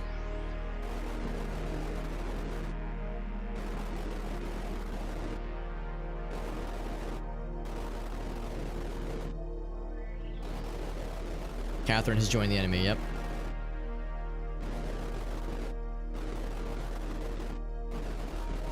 Maybe we'll get to learn more about this character in episode 2 or chapter 2 once it becomes implemented.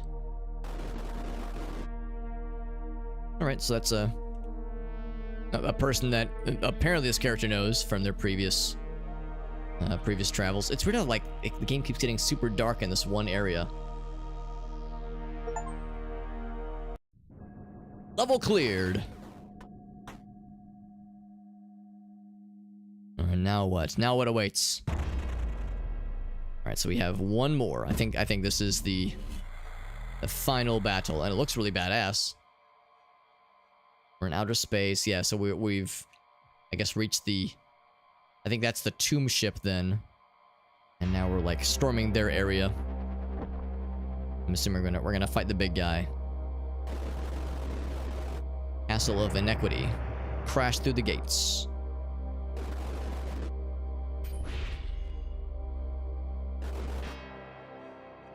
Okay, so the doors have closed. Oh. Just break the control box, there you go. Opens elsewhere. Would be my problem, except not today. There's another one. Oh, hello.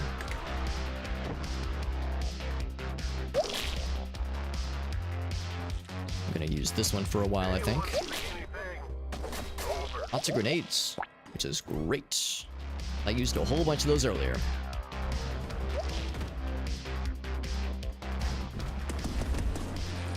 You know what? Yeah, let's use a grenade. Hey, look at that.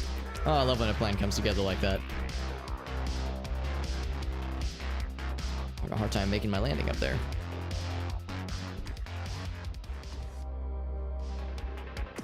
Big guy up here. Big man on campus. So he explodes. Hey, how do I get back up? There we go. I was like barely able to make that jump. Armor.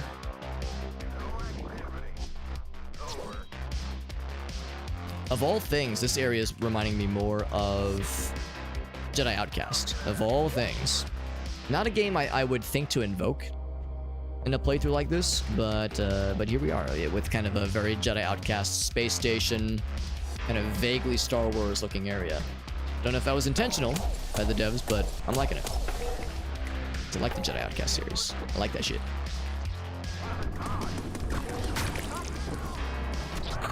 The big guy. Oh, hello. He's right here.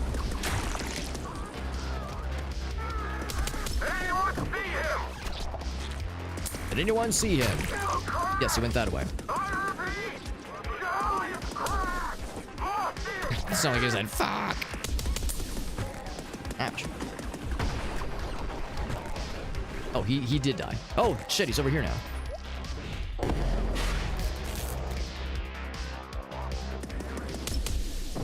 We're just gonna do the big shots. Oh, yeah, like those big shots right there. I'm gonna take you out because I don't trust you to not try to shit down my throat.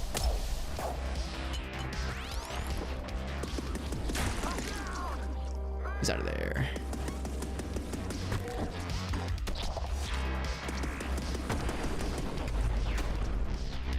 One down there. I can't quite hit him from here very well, at least. Lots of ammo and health, thank goodness, or armor and health rather, thank goodness, because I took a bit of a beating down there.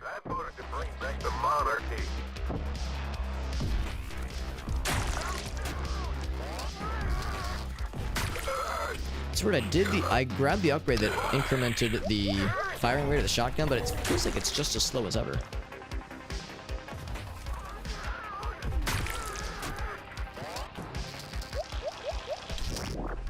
Upgrade spot here. I will go ahead and take it.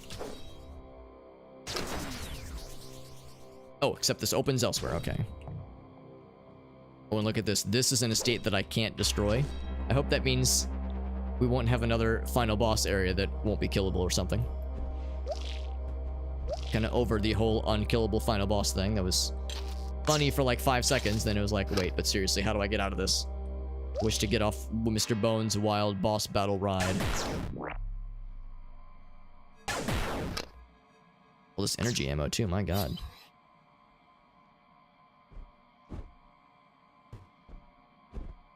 That's where we came from. Oh, I want those grenades. Yes, yes. Grenades and bio ammo, give them to me.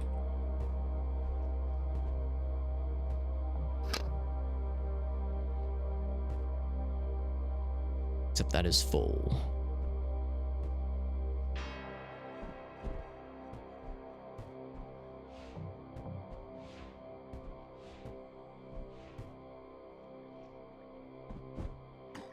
gonna say, I know there's gonna be more.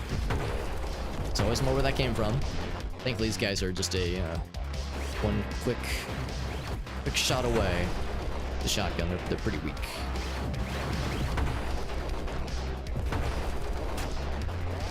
They're so nimble. They like to zip around in every which way. A whole bunch more buddies. Getting a big man. Just grenade. So just got a whole bunch more. Oh, that was a very desirable bounce. Check out his little healer buddy.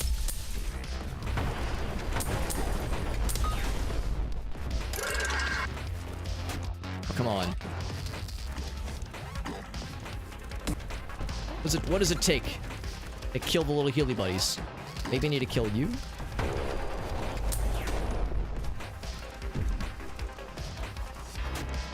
What is it? What do I need? This thing? Sword? Use the sword. Haven't used the sword in a while.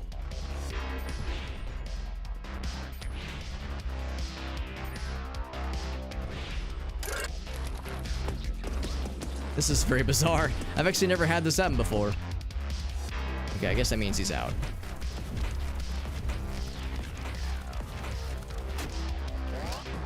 Please, no more unkillable enemies. Oh, no. Okay. Well, yeah, I think that's exactly what's happened. I think he's an unkillable enemy again. Oh, that's annoying.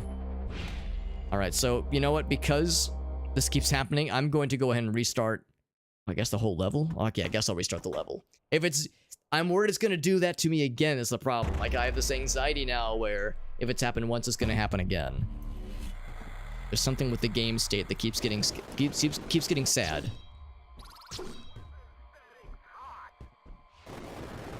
So I'd rather nip that in the bud now before it can become a problem. I thought something was up. I was like, this is so weird how the little healer buddies won't die. Like I was correct to be apprehensive and not trust it. I think that grenade fucked him up real good. Didn't fuck all of them. Oh my god.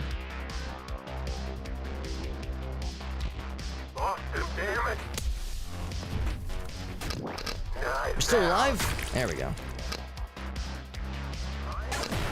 Yep. A lot of damage. I got good long range stuff, so we'll be okay.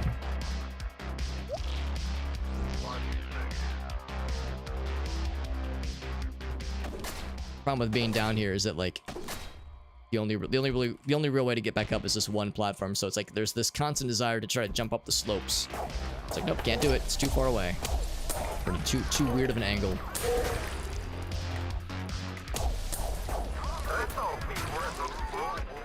Need some health. I'm getting slapped around. Health and armor.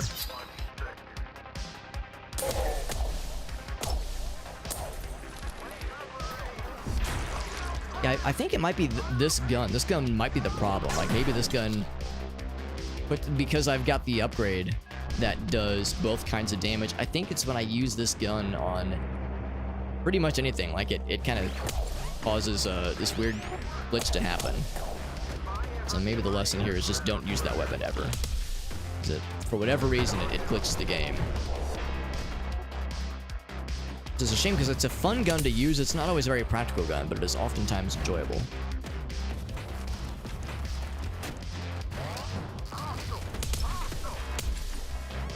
Okay. See, that guy needs to get the heck out of here.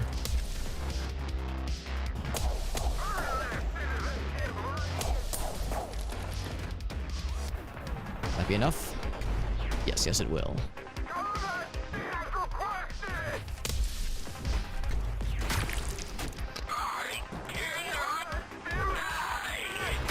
Two shots for these guys.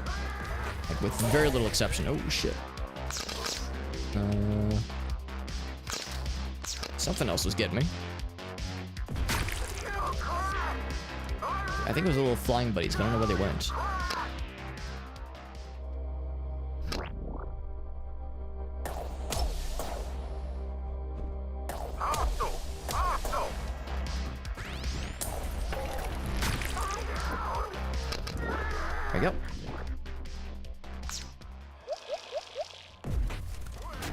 Oh, well, oh god. I should have looked at my, the remaining shots left. I just confidently walked up to that guy, shot him, then was like, oh wait, now I can't do anything. I have to reload. Gotta open the switch elsewhere, or open this door elsewhere.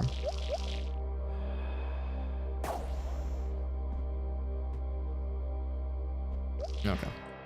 We'll use the shotgun a whole lot, but man, we keep finding ammo for it so confidently. I'm full on shotgun ammo again, so this is gonna be just my main weapon for a while. No complaints here. I like using this weapon a whole lot. These late game bugs are really unfortunate, but again, I think I've narrowed it down to only being that chain gun because of that one update, the one upgrade we took. That makes it do both kinds of damage. So I think what's happening there is that, of course, the way it usually works is when a bad guy reaches 0 health, they die. But since this weapon does armor and lethal damage at the same time, I think we're putting ourselves, or bad guys rather, in situations where they can have like 0 health but more than 0 armor. So there's like this pseudo dead state that sometimes happens. That was a very satisfying explosion. Especially with this guy, he's got a little healer friend, so it's like, got little buddies. See now, there he actually popped out. He actually died as intended. And what is that? I guess it's a key, probably.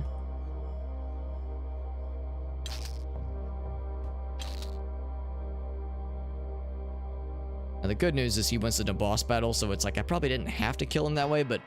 Or I didn't have to kill him, per se. But I was worried that if I left him alive, that there'd be, like, more enemies that would also end up in that same state. And it's like, no, I don't want to leave that open as an opportunity, so we're just gonna... make sure that we get a clean finish here. Anything else back this way before I move on? This is still closed. Yes, it is. And then there was another door back this way. Oh, no. Okay, those are still closed too. Okay. That's all I wanted to check.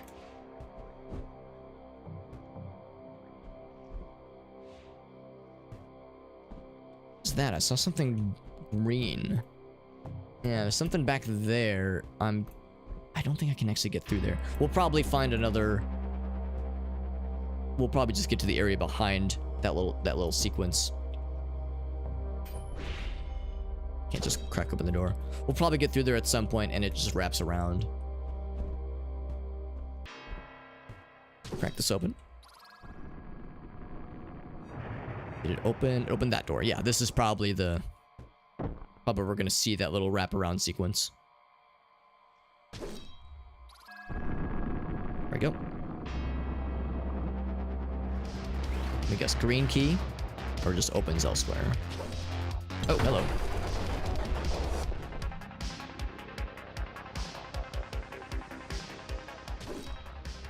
Yeah, that's what I saw. Little green coral areas. Okay, more graffiti on the walls there. So I see that guy. I don't know how to get... Oh, I guess it would be... Once I get the green key, I'll be able to reach that. Okay. Look at this. The bio ammo is like growing natively. It's kind of cool.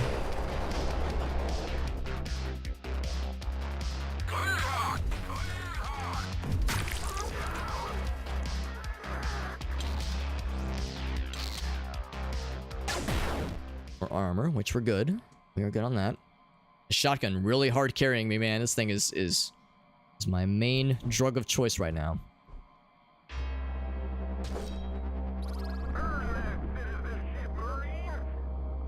It was gonna lower the acid. Oh, it opened up a new area. Cool. I don't quite understand what they're saying, but I'll just assume they're talking about how handsome we are. Something very normal and flattering. Have a grenade, since you guys are both very tanky. They're so tanky, they just kind of shrugged it off. Oh, jeez. I'm having a hard time seeing past all the fire bullshit. Good thing that was all this corridor Well, these corridor walls that are blocking their projectiles, because it'd be very annoying to get around otherwise. Over there. You can sort of see through there.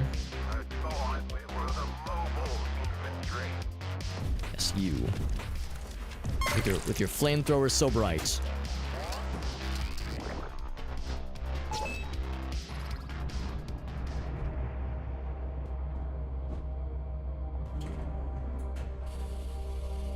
How do I get up there? Something I can jump off of? Maybe this thing? Whoop. Whoop. Not quite. That's okay.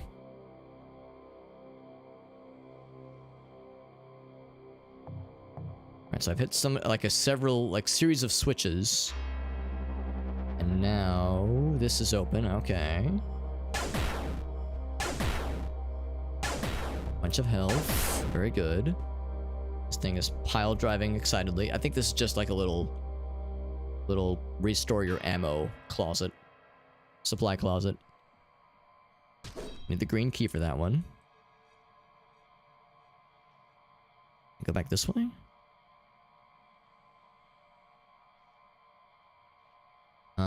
Sort of? Oh, here we go. So it lowered this little platform down. It's neat. So I got the green key. And that red thing we saw earlier, yeah, confirmed it was just a key. It looked special. It looked different than the other keys we've seen, but I guess the idea is this is human technology as opposed to the other kinds of creature technology we were working with earlier. As the earlier areas, we were like exploring our own realms that had been overtaken by the humans. So everything looked alien-like and gross and full of husks and nests and hives, like hive mind stuff. Whereas now we're seeing like more just human stuff, just stuff that was made by peoples. Oh, well, I have the green key. Isn't that enough? It's not enough, you say. Well, let's go back this way.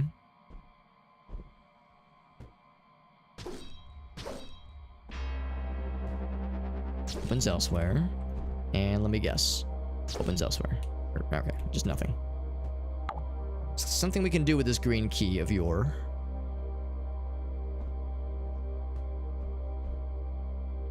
Do I go back?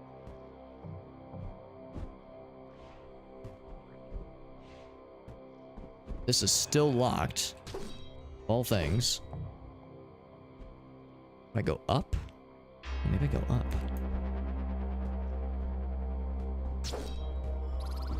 Oh, that's what opens this. Okay, so now I can get a checkpoint at least. Is what I would say if that's what that opened, but it did not open that.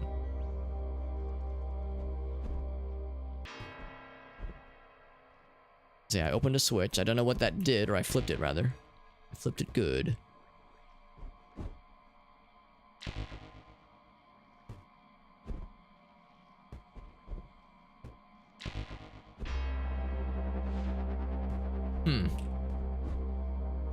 Not sure where to go from there, honestly.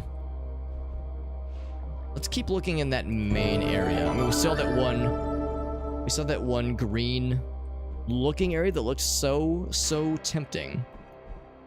It's got to be something else. Also we got a raid from Maddie, which is always an occasion we're celebrating. Hello, Maddie. Thank you very much for that raid. Hope you're doing well, my friend. We're playing a we're nearly done with. We're approaching the cusp of finishing this cool little game. It's called Diluvian Ultra. It is a retro revival boomer shooter, inspired boomer shooter, that kind of thing. It's very good, and much like most retro revival boomer shooters, it is. You sometimes find yourself in a situation where you're like, okay, cool, I pressed the switch and I opened the doohickey. But where is the doohickey? Like, where's the switch that opened up? Or I just got a cool, shiny new key. Great. What door do I use with this cool new key to open it? We're in one of those situations. So it's a familiar situation, and that's how you know it's an authentic boomer shooter or an authentic retro revival shooter. Because yeah, it's not a real Doom-like, Quake-like shooter unless you're getting lost in the corridors and trying to find where you're going. Anyway, thank you, Maddie. We got Lizzie as well. Hope everyone's doing well. Thank you to Agasso. Shouting out Maddie. Doing some Final Fantasy VIII remastered. Wait, 8 had a remaster? Interesting. Oh, wait, yes. I do know about that. Because... Right, I remember this now. And Final Fantasy VIII is the one where near the beginning of the game, you meet the love interest character, and you're like, why are you talking to me? And she was like, you're the best looking one here. And people have screenshotted that image because the graphics have not aged very well. So people screenshotted the image of her saying that, like, you're the best looking one here, and it's just this polygonal mess of a face. The problem is, yes, there's a remaster, and that remaster has damaged the integrity of that meme, because now the guy's face looks a lot better because the remaster cleaned up the visuals. So now the guy he like looks like a human now, so it's not as fun. But anyway, Maddie, thank you for that raid. Always a pleasure to see you, sis. Whoa, we're celebrating. It is always worth celebrating. That is, I stick to that. Stick to it. Hope you're doing well, and you might already know this. I would love it if you had a clip for us to share, for us to watch. Because Maddie's always got the good clippies. And I'm down if you got something to show. And it's Maddie's birthday. Oh, snap. I had no idea. Now that's something absolutely worth celebrating, for sure. That's awesome. Happy birthday, Maddie. That is exciting. What have you gotten to do to celebrate? If you've had a chance to do anything fun with the homies or some family stuff. It's too bad it is my duty. Also, we're all seeing the word duty. Just FYI, in case you missed that. It's an easy thing to miss. What do I do, man? I got the green key. I feel like such a cool dude, but I don't know what to do with this power. This green key power. Maybe there's another thing that opened up in this same little area where I first claimed ownership of the green key. It made me feel like such a cool guy. Because here's where I picked it up, and I was like, oh, cool. And there's even a green door. But then you walk and try to interact with the door. You try to diddle the door with the key, and it says the key is opened. The door is opened elsewhere. At 12 a.m. So it's a very fresh birthday. Freshly birthed from the birthday monster. Well, that's exciting though. I hope you get to do something fun. If you have plans, I'd love to hear about them. You have plans for birthday celebrations. Gonna see the Digimon movie? There we go. That's a good celebration. That's a good way to celebrate. Oh, we got a clip, by the way. Yes. That's what I like to see. Let's see what we got. Courtesy of Lizzie, of course. Lizzie says, I got you covered, baby girl. Don't you worry. I need to screw. I need to get so Ayo? Ayo? One more time for those in the back. I'll raise the volume up a bit.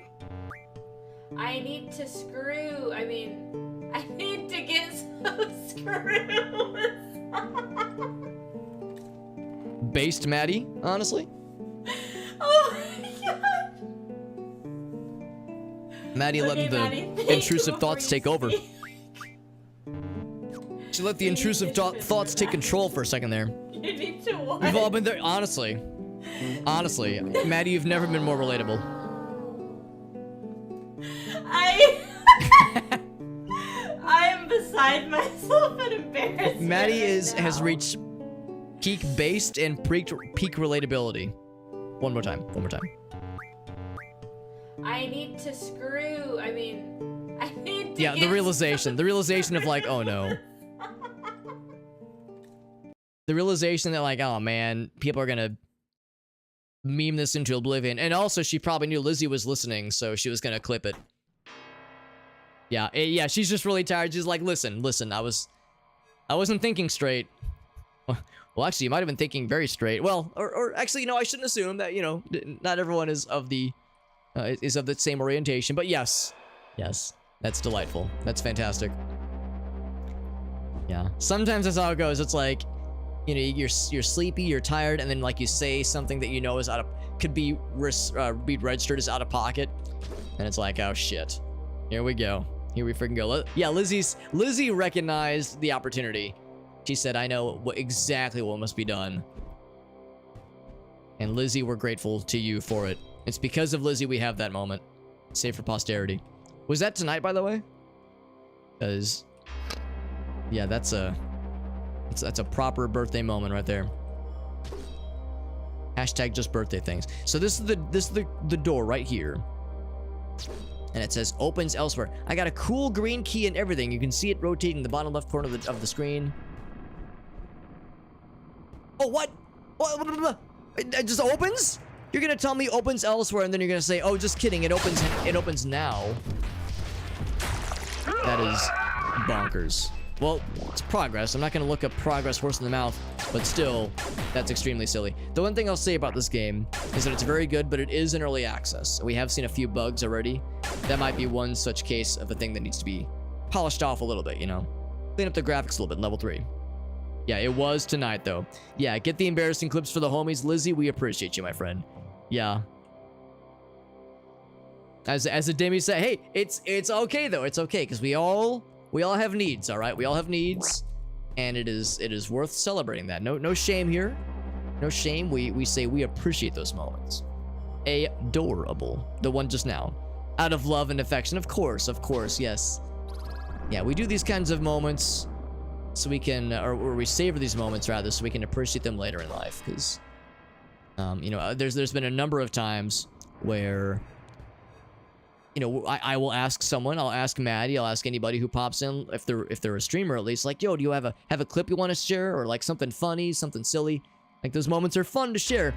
And like El Gaso, he always wastes no opportunity to bust out the pee pee poo poo versus farts versus boobs versus vagina Aliens Dark Descent clip. That is a very fun clip. Or the clip of me making the little gremlin orgasm noise. Like, there's all these moments that, like, storing them all to myself, like hoarding them like a dragon, like a dragon nesting upon a gold pile of memes. Who's got time for that shit? Whereas I'd much rather that shit frolic in all the right places. Now, I'm guessing this is a laser grid. Mission Impossible ain't got nothing on this. Okay, I say that. Can I, like, kill? Can I break? Can I destroy things? Oh, I can just go down the middle. Okay, I'm overthinking this. There's like this gap. It's like, oh, I can just go down the middle. Never mind. Opens elsewhere. Now, I believe that one. Or I need a red key. Elgas says, hold up. I got you covered, Alex. Is that the big guy? Epsilon has been lost. Available officers. Top priority mission marker. The Umbra are mission targets. Which I think is the elites, I guess. Oh, the Umbra. I think that means us. And yeah, the Red Witch Lady. So maybe she actually is still on our side. Maybe she's not fully gone to the bad guys.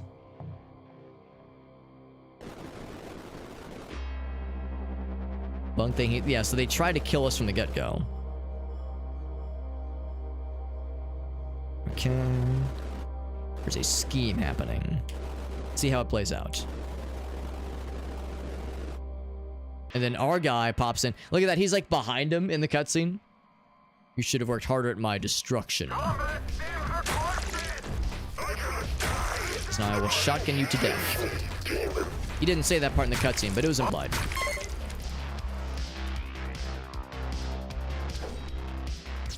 I can't break that one.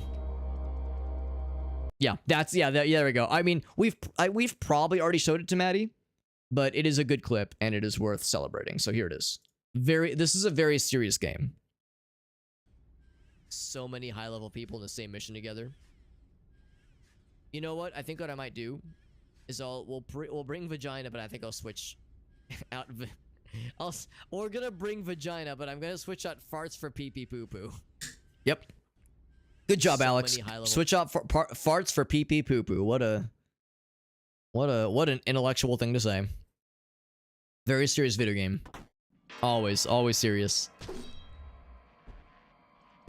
Those moments are to be treasured.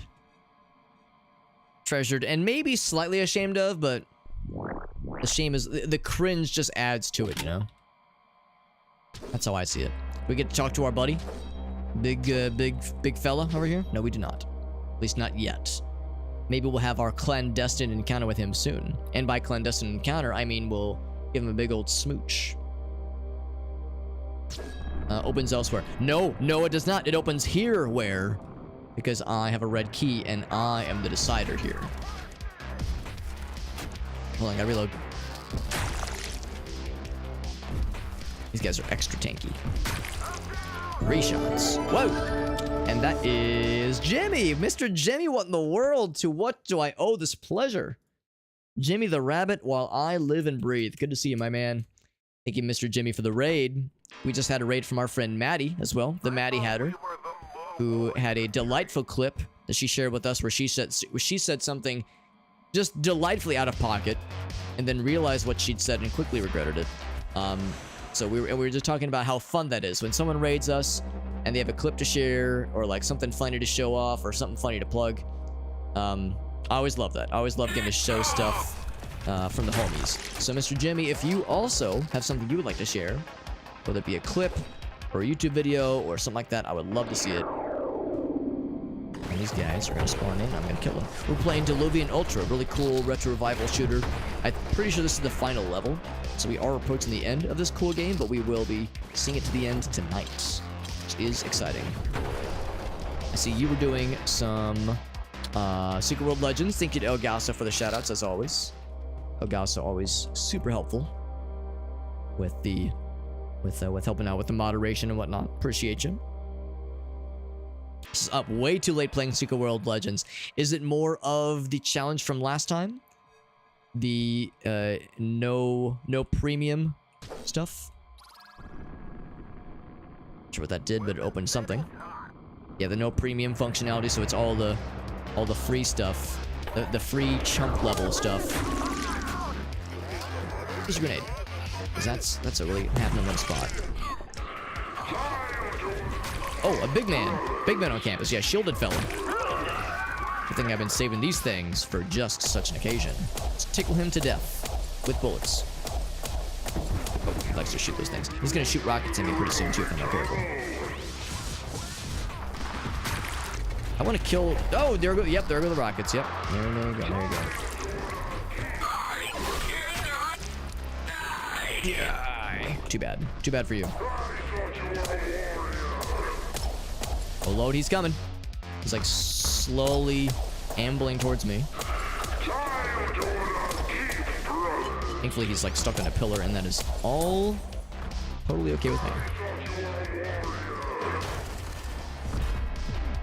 Let's use a shotgun, actually. Shotgun's just more economical here.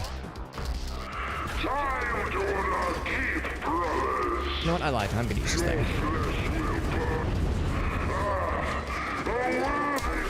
Second phase. Same as the first. Kind of. Similar as the first.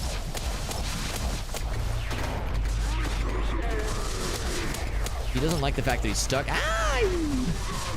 He's being very not mature about this whole thing. He's being very much not a bro about this whole being stuck behind the pillar thing. This is a delightful cheese strat, though.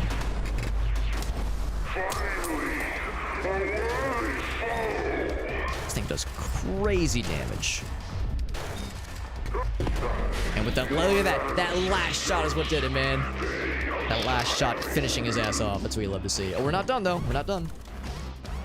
700 hours, my god. That is impressive. He's guarding a blue key. What a nerd. Have a grenade. Didn't kill all of them, but it killed several of them. I'll take that. Thank you very much. Oh, shit. It's tough. We good? We Gucci.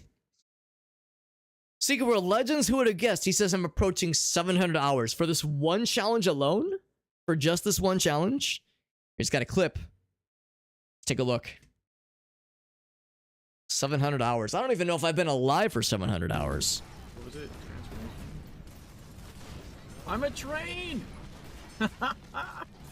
I'm a train! Why are you a train? You're going through tunnels. I see the railroad tracks. There's a lot of stuff on screen right now. You took the form of railroad tracks. I don't understand. And you're going through a tunnel. Spring finger jack. Springing my finger until I'm jacking. She's springing my jack until I finger. What is going on? That's so trippy. I'm a train. Especially at the end. Look at that. Look how trippy that is. Choo choo. So wild. That is bonkers. It's like two scenes overlaying on each other. It's yeah, for this one challenge. Oh, it's a mod. Oh, that explains it. That's right. I remember you telling me about that because yeah, you of course, a fellow. I realize my face is covering this, but Jimmy is a fellow extra lifer, as you can see right down here. Fellow extra life fundraiser. So yeah, you were probably I remember you telling me about that one time that the devs would sometimes send you custom randomizer builds for just goofy challenges like that. And this is one such case. Or maybe it wasn't one of the devs, but some kind of developer sent you something, which is just great. So yeah, so it was like goofy visual shenanigans and randomized effects. That's really awesome, man. Yeah, it looks super trippy. I love it, though. Well, thank you again to Jimmy for that raid. Thank you for sharing that fun clip. Maddie says, it's time to head to bed. Have a great night, Maddie. Thank you again for hanging out with us and for sharing your funny clip and letting us like all enjoy it together. Thank you very much for the well wishings, and thank you, and have a great night. And thank you again to Jimmy as well. Also very kind of you. How was your extra life stuff, by the way, Jimmy? If you did I don't know if you did the full 24 hours or anything like that, but if you did like some kind of game day participation, I'd love to hear about it. Also, of course, I killed a big guy, and now that he's dead, I have the take less damage modifier, and now the do double damage modifier when everything's dead, because that's how it goes. I see a bad guy, and I duck behind cover. I don't jump into where he spawned, and as a result, I don't get any of the fun toys to play with. And that's some shit. Oh well. Them's the break sometimes. Anything back this way.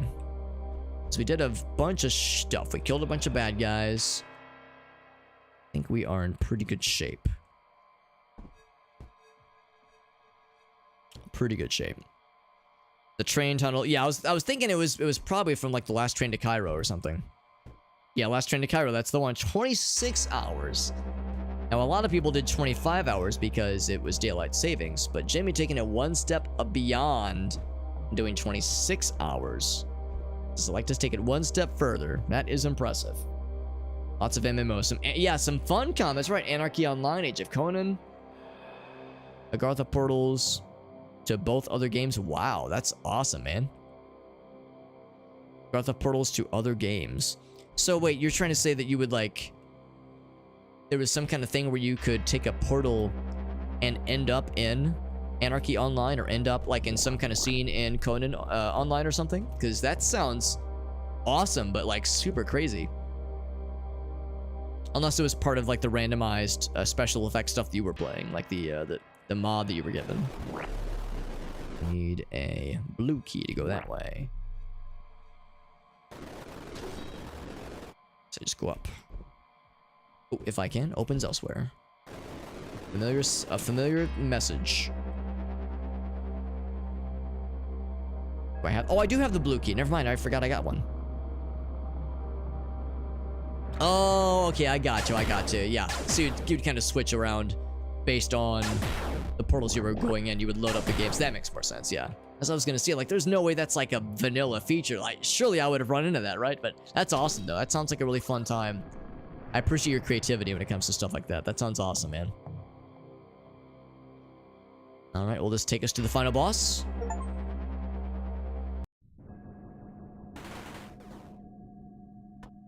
So I think we got final boss coming in hot.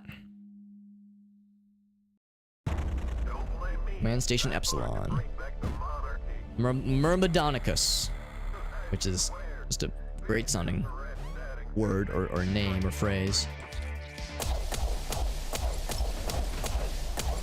Get that shield out of here. I've shot you so many times. There we go. Just like that, thank you.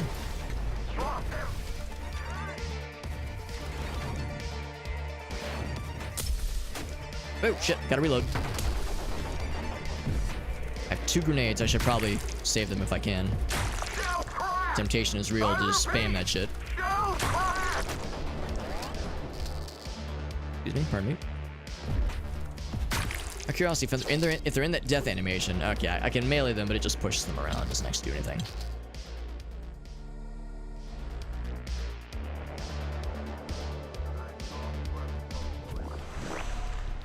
Okay, that's cool, but I think there's nothing alive left. Or I was thinking that there'd be more things to kill. Yeah, Easter eggs. That's awesome, yeah.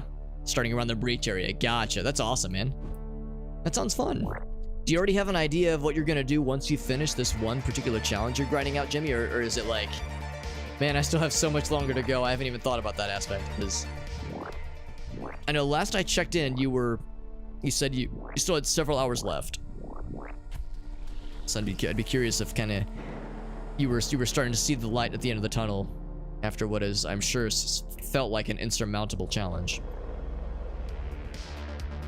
Yellow key, don't mind if I do. Grenades for me, perfect. Yeah, very good. Several hundred hours left. He says, I do have some ideas though. Okay, so even though you got a ways to go, got a couple more ideas for challenges, which is really impressive. I'm very impressed by the fact that you're able to, yeah, think of like more fun things to attempt within that game. But sometimes it's hard. Sometimes it's hard for some people at least. Maybe not for you, but it's hard for other people at least to think of like ways to mix it up. Like, how do I do something like special for this game? Like, how do I do something weird? Do something weird to like as like an extra challenge, an extra just fun thing to do.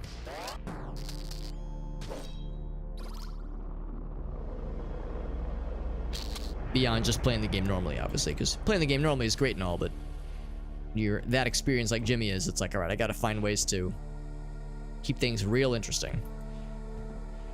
All right, 2 switches have been slapped. Always max running. Oh, that sounds cool. Is that the kind of thing where it would require, like, do you think you would just try to be always running and it would just be the kind of thing where you're kind of on the honor system? Or do you think there would be a way to mod the game in such a way where, yeah, if you stand still, except for cutscenes, the character just drops dead? Because that would be pretty hilarious if there was like an actual way that could be modded into the game. Because modding an MMO sounds like that could be a tricky thing to do right. Because of course it's an always online game, so when there's differences on the client side, you know, you wonder about it causing the server to freak out. But if there's a way to do it, I'd be all aboard. It sounds delightful. Is it open? Are the hatches open? Opens elsewhere, it says. So I got here through this little transport pod thingy. Go that way.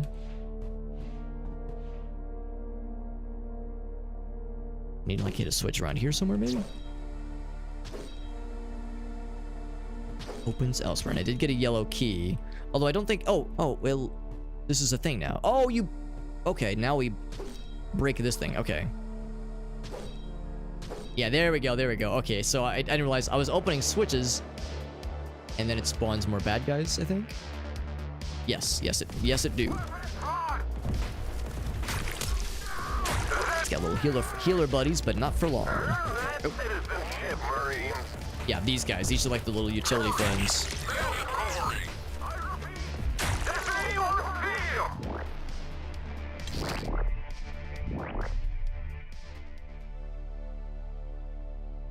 A grenade for me. And smack this thing. There'd be a mod for it. Cool. Kills you if you stop moving. Okay. That sounds awesome, man. Are these mods that you've made yourself? Because they sound pretty involved. Like, that's not like some easy thing to just like script into the game. Easy peasy. That probably requires some finesse. So yeah, that sounds and again, especially because it's an MMO. Unless you're able to play on like your own kind of local instance or something, but some kind of like pseudo offline mode or something. Guys like to do the big shots. Shields down, shoot the core. There we go. Oh, except he explodes on death. How could I forget? Uh-oh. Oh, that's not good.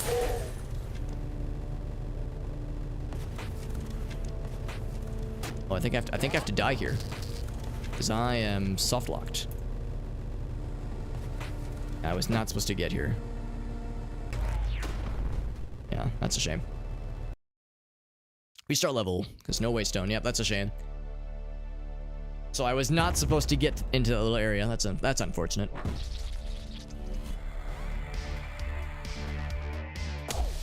That's unfortunate, but them's the break sometimes. Sometimes you get soft locked in the side of an invisible, well, not an invisible wall, but like it was like a glass panel. Because that from a distance I thought I was able to get in there, but upon closer inspection, you die. You die if you try to go at it from that angle, and lessons were learned. I'm gonna have trust issues anytime I see an open window in a video game. What appears to be an open window, that is.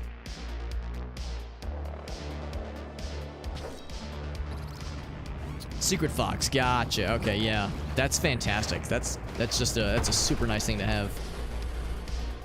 Have someone kind of in your community that can help you with that kind of stuff. Because yeah, that's awesome. Especially if they're an experienced modder. You know, they've done this kind of thing before. So it's like you have a custom request, they can come through for you. Take this guy down because he's gonna cause problems. And you know what? I never use this thing.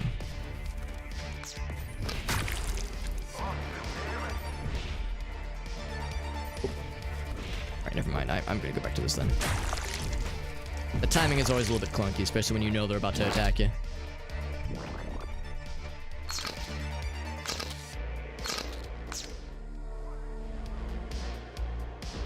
Oops. Yeah, Secret Fox. I wonder if that's a person I've played with before. Back when we were playing together. So that was the problem. Like this little area down here, there's like a glass wall there. Glass window.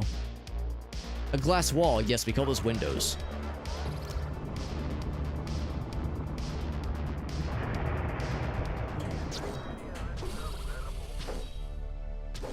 There we go, 2 out of 4.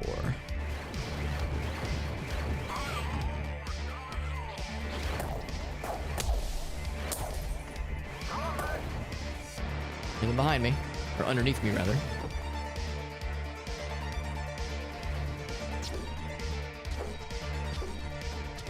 I already broke that one then, because it's not doing nothing. Take care of the Healy boy first. Guys are flying everywhere.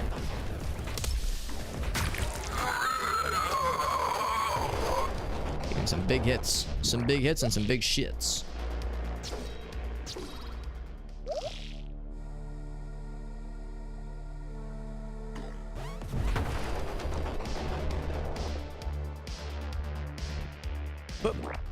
Surprised that actually worked. It was like right on the cusp of being reachable.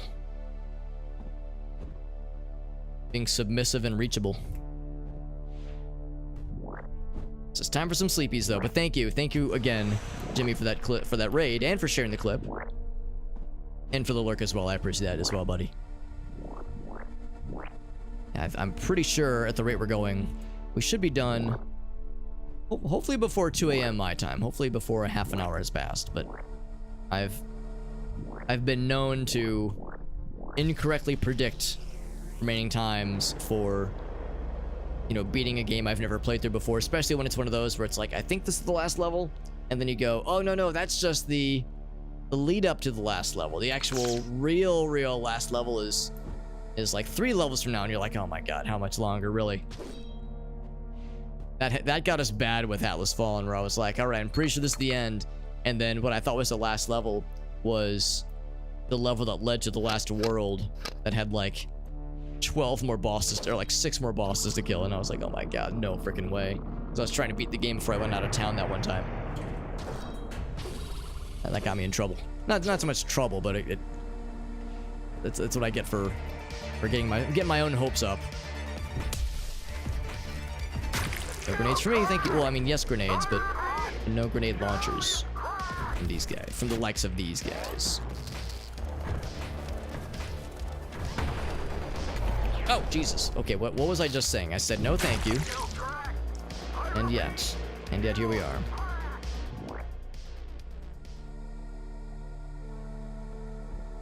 Alright, one more.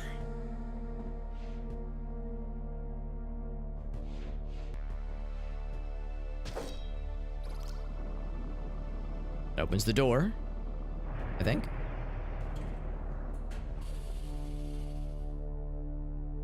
It's not saying it opens elsewhere. Oh, did I, hold on, maybe I didn't hit enough? If it didn't say 4 out of 4 complete. There we go, 4 out of 4, there we go. So the door is open, and also bad guys are a-fluttering. I have to reload, and it's really awkward.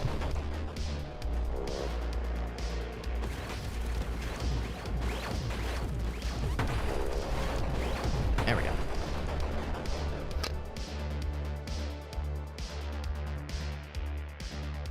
Right.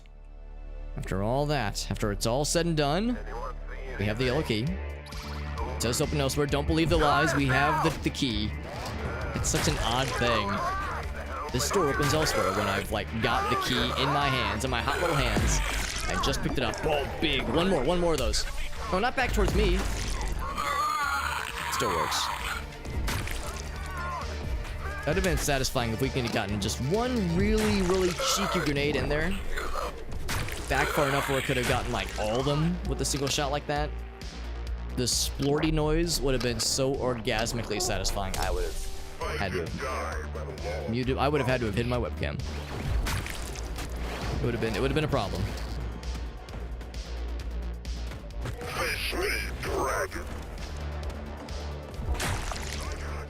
Now these guys are sniping me from afar, and I do not appreciate that.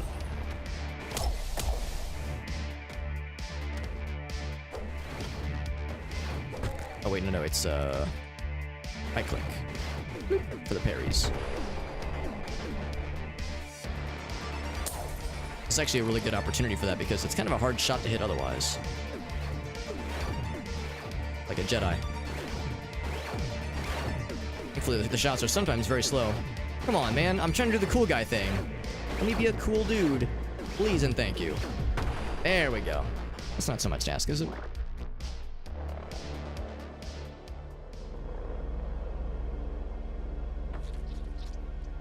Just want to be a cool guy. It's all I've ever wanted in life.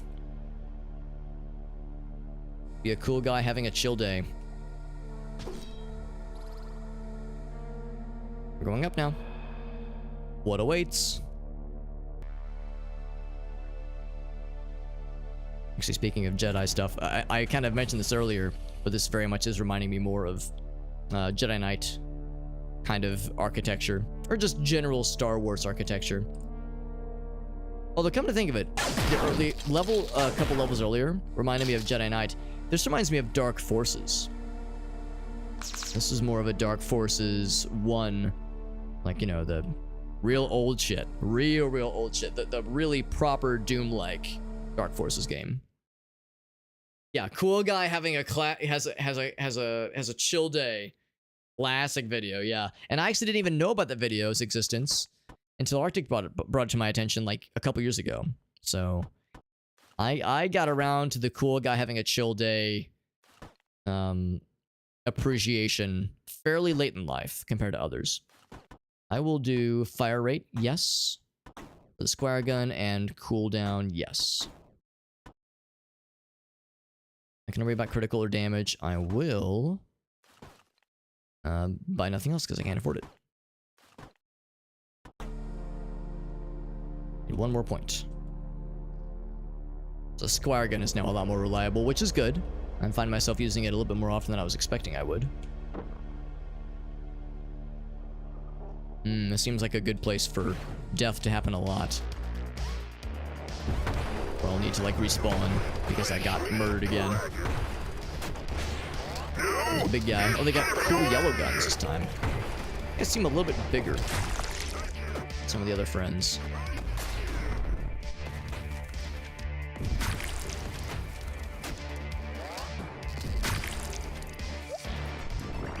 I don't know what I did, but I caused a bunch of green ammo to just kind of fall from the sky. Oh, maybe you can break these things? Huh. Not sure that happened, but no complaints here. We can't get that. I threw a grenade and it, like, broke a bunch of green shit.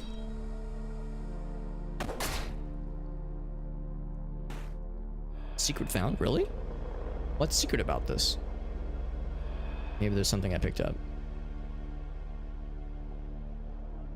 By the way, I can go ahead and do the upgrade now. So I might as well. So 10% chance versus... Yeah, I've been using the shotgun a lot. I might as well. All in. All in, baby.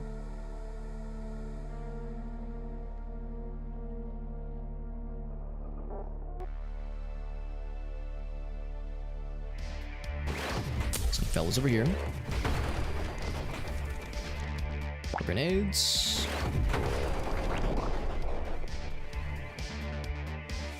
What's this? Oh, just armor. Like, I guess I hadn't really studied what that thing looks like up close. I was like, what is this? Oh, it's just plain ass armor. Nothing special.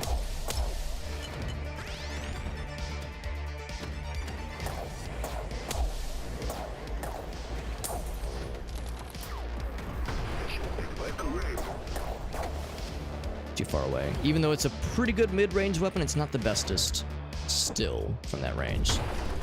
It's too long range. But no, the gun's not. The gun's not long range enough.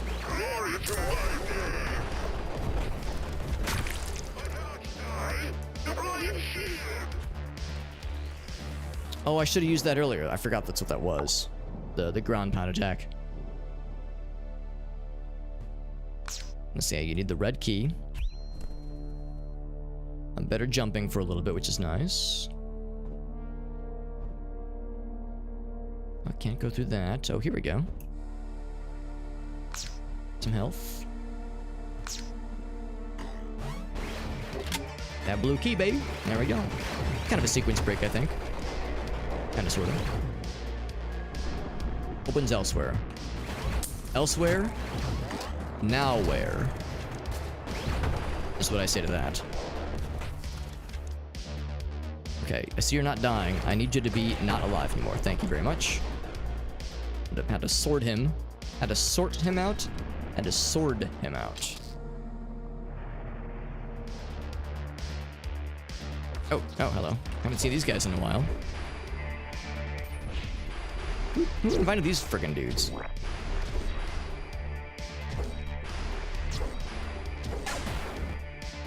There's the red key there. Armor. Health. Actually, this is ammo, not health. I mean, it's the same thing, though. You use one to kill bad guys, use one to... The other one to not die. Before I collect that, however, I'm gonna see if I can find some health, because I kind of got my ass kicked a little bit out there. Just a mild spanking, nothing weird. I mean, I've endured worse spankings.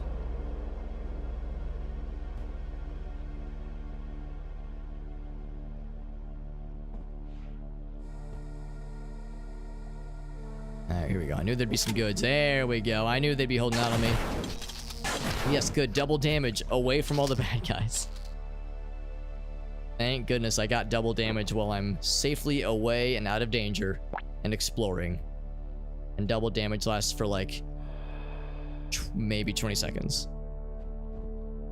Oh, that's just usually how these things go. Kind of my luck. Nothing else? I don't think so. Let's go ahead and claim our red key prize.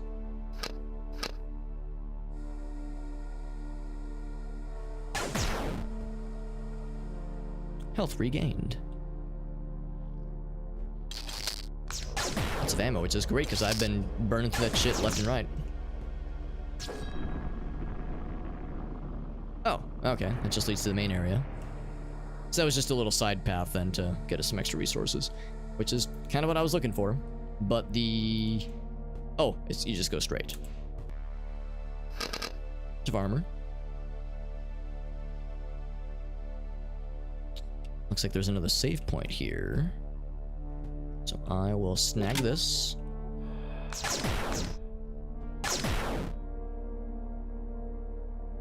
Oh, wow. More focus. And lots of green ammo. We are really well set on lots of things. Swing.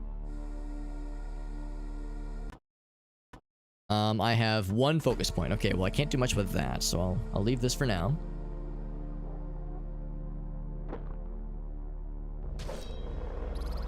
Flipped a switch. It did something. I don't know what it did, but it did something, maybe.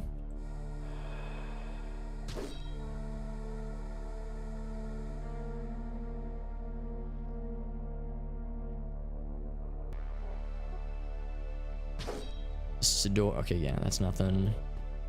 What about that? Oh, that leads to outer space. Okay, I probably don't want to go into the vacuum of space. I mean, I'm not an expert on moth prince demon dudes and whether or not they can exist in the vacuum of space, but I'm going to assume they probably can't. That would probably hurt their little moth lungs or whatever they have.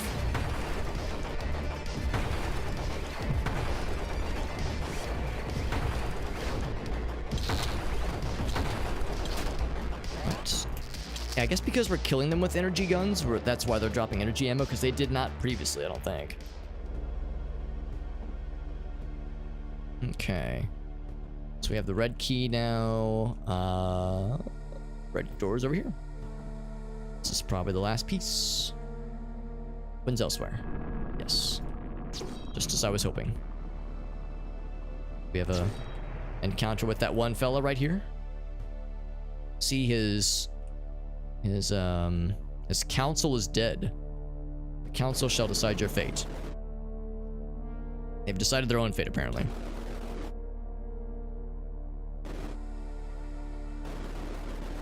From Ambrose, yep, so he's still around. He pulled off a coup. And they're blaming it on me. Wow, what a last name. Porphyrogenitus. Take up the laurel of dictator, he says. Yep, he's pulling a coup, alright. Spinning rights and laws. Undivided command. Ship is the flagship, yep.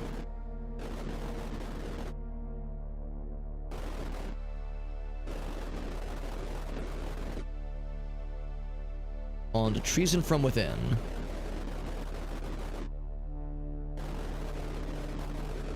Valley of Kings. But first deal with Catherine. Fortress of Dead Men. I mean, yeah, they're all pretty dead. This guy's decapitated, his head just chilling there. Oh, but first. Oh, I got a whole bunch of friends over here too. Have a grenade. I have a few of them. See, they're throwing grenades at me too. They said, wow, those grenades look fun. Let me have some.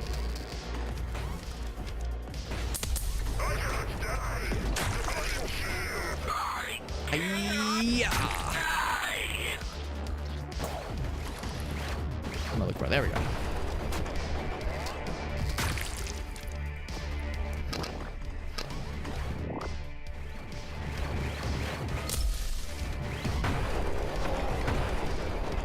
They're donezo. And mercifully, they dropped lots of health, which is good because I lost a lot of health. Not as much health as these guys. These guys lost way more than I did. And the answer is no, I cannot decapitate their heads more, sadly. I'm as sad about it as you are. There's the end of the level right there. Guess there's no proper ending boss to that is, unless there's like a just hashtag just one more final boss or something, but oh, maybe there's actually, well, yeah, there's still a number of big things here. Out of there. gotta be careful here. I'm getting pretty low on my stuff here.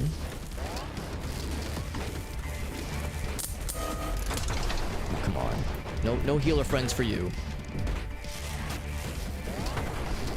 Is armor full? Well, armor's not the issue. Health is the issue here.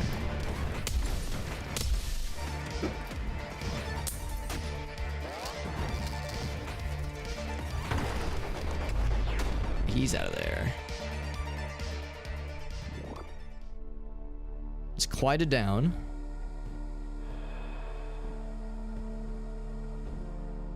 Oh, I guess there's a window there. Okay. Take your word for it. It's kind of hard to see. Yeah, I have like literally 1 HP. Hey, but full armor though. It's the helper bot, I think. Oh, he's in that state where he's unkillable. Okay, well, I don't think it's a problem. Probably not a problem. And go through there.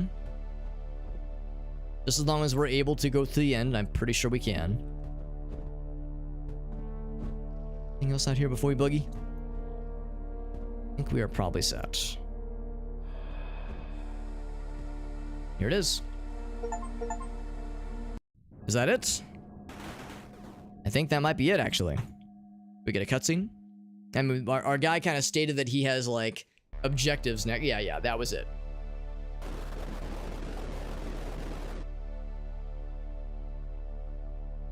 How easy your elite warriors were to turn. And your leader's faith in their incorruptibility. So not terribly surprised that this lady turned into a turncoat.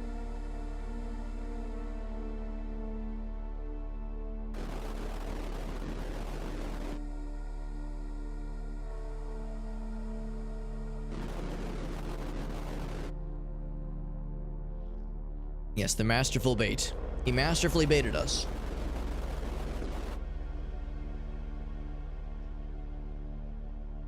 Your motives elude me. So I guess the Umbra are these cloaked figures then. I guess we never actually got to interact with the Umbra then. Your pawns in my armies.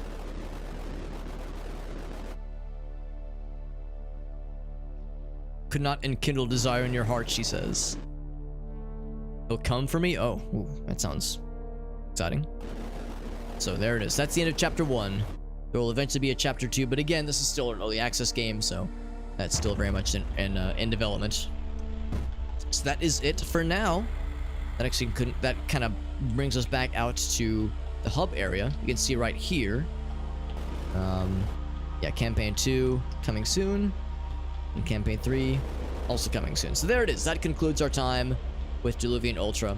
I liked it. I liked this game a lot. It was the plot was, as I've stated many times, was pretty hard to follow at some moments.